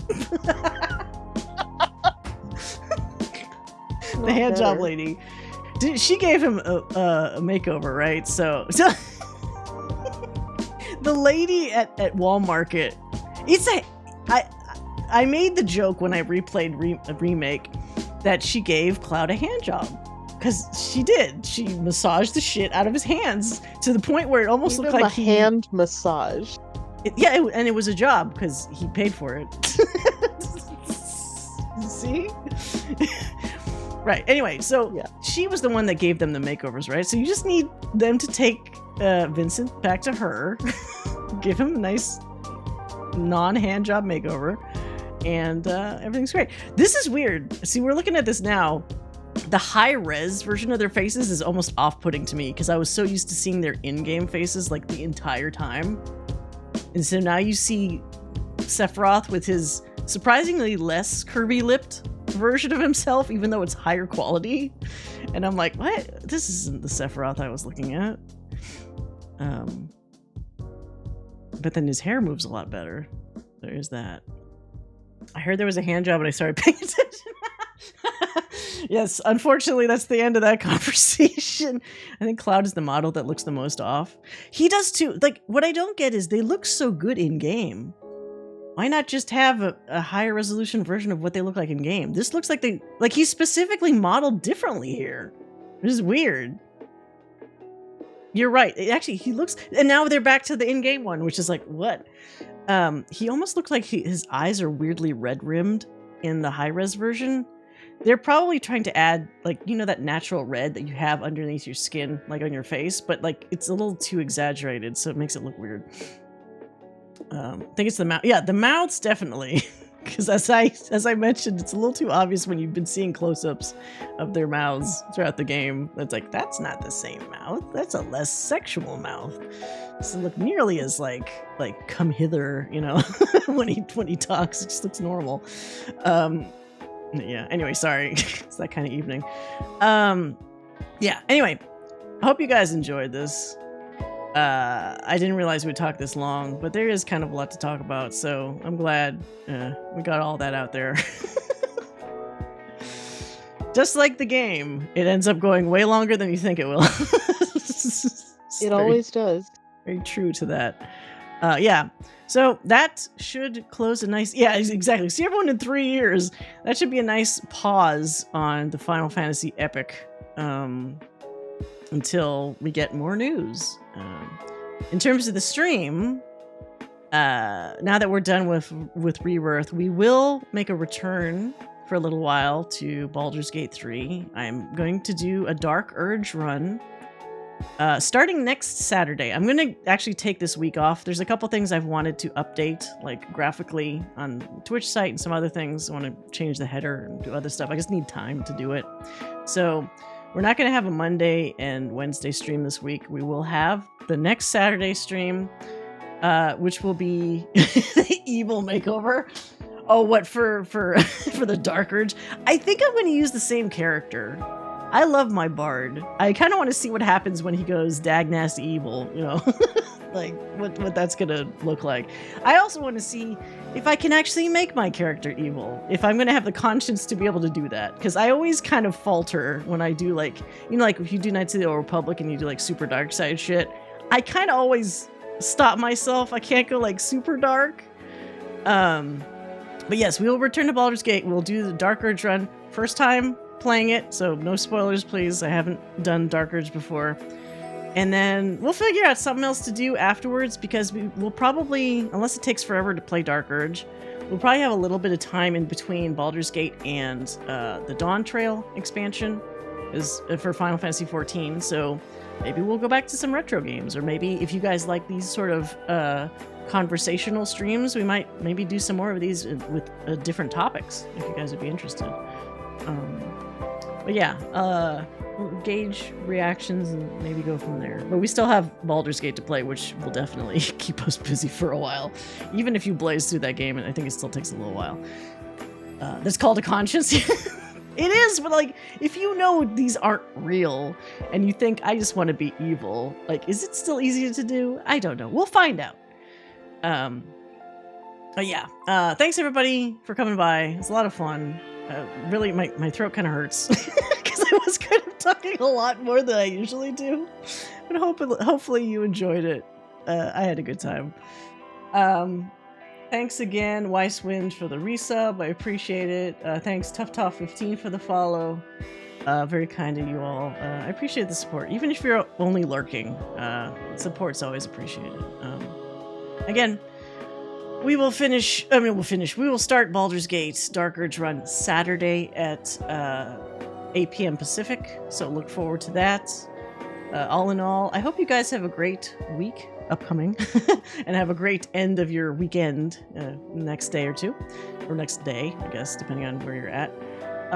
Until next Saturday, have a good one and take care.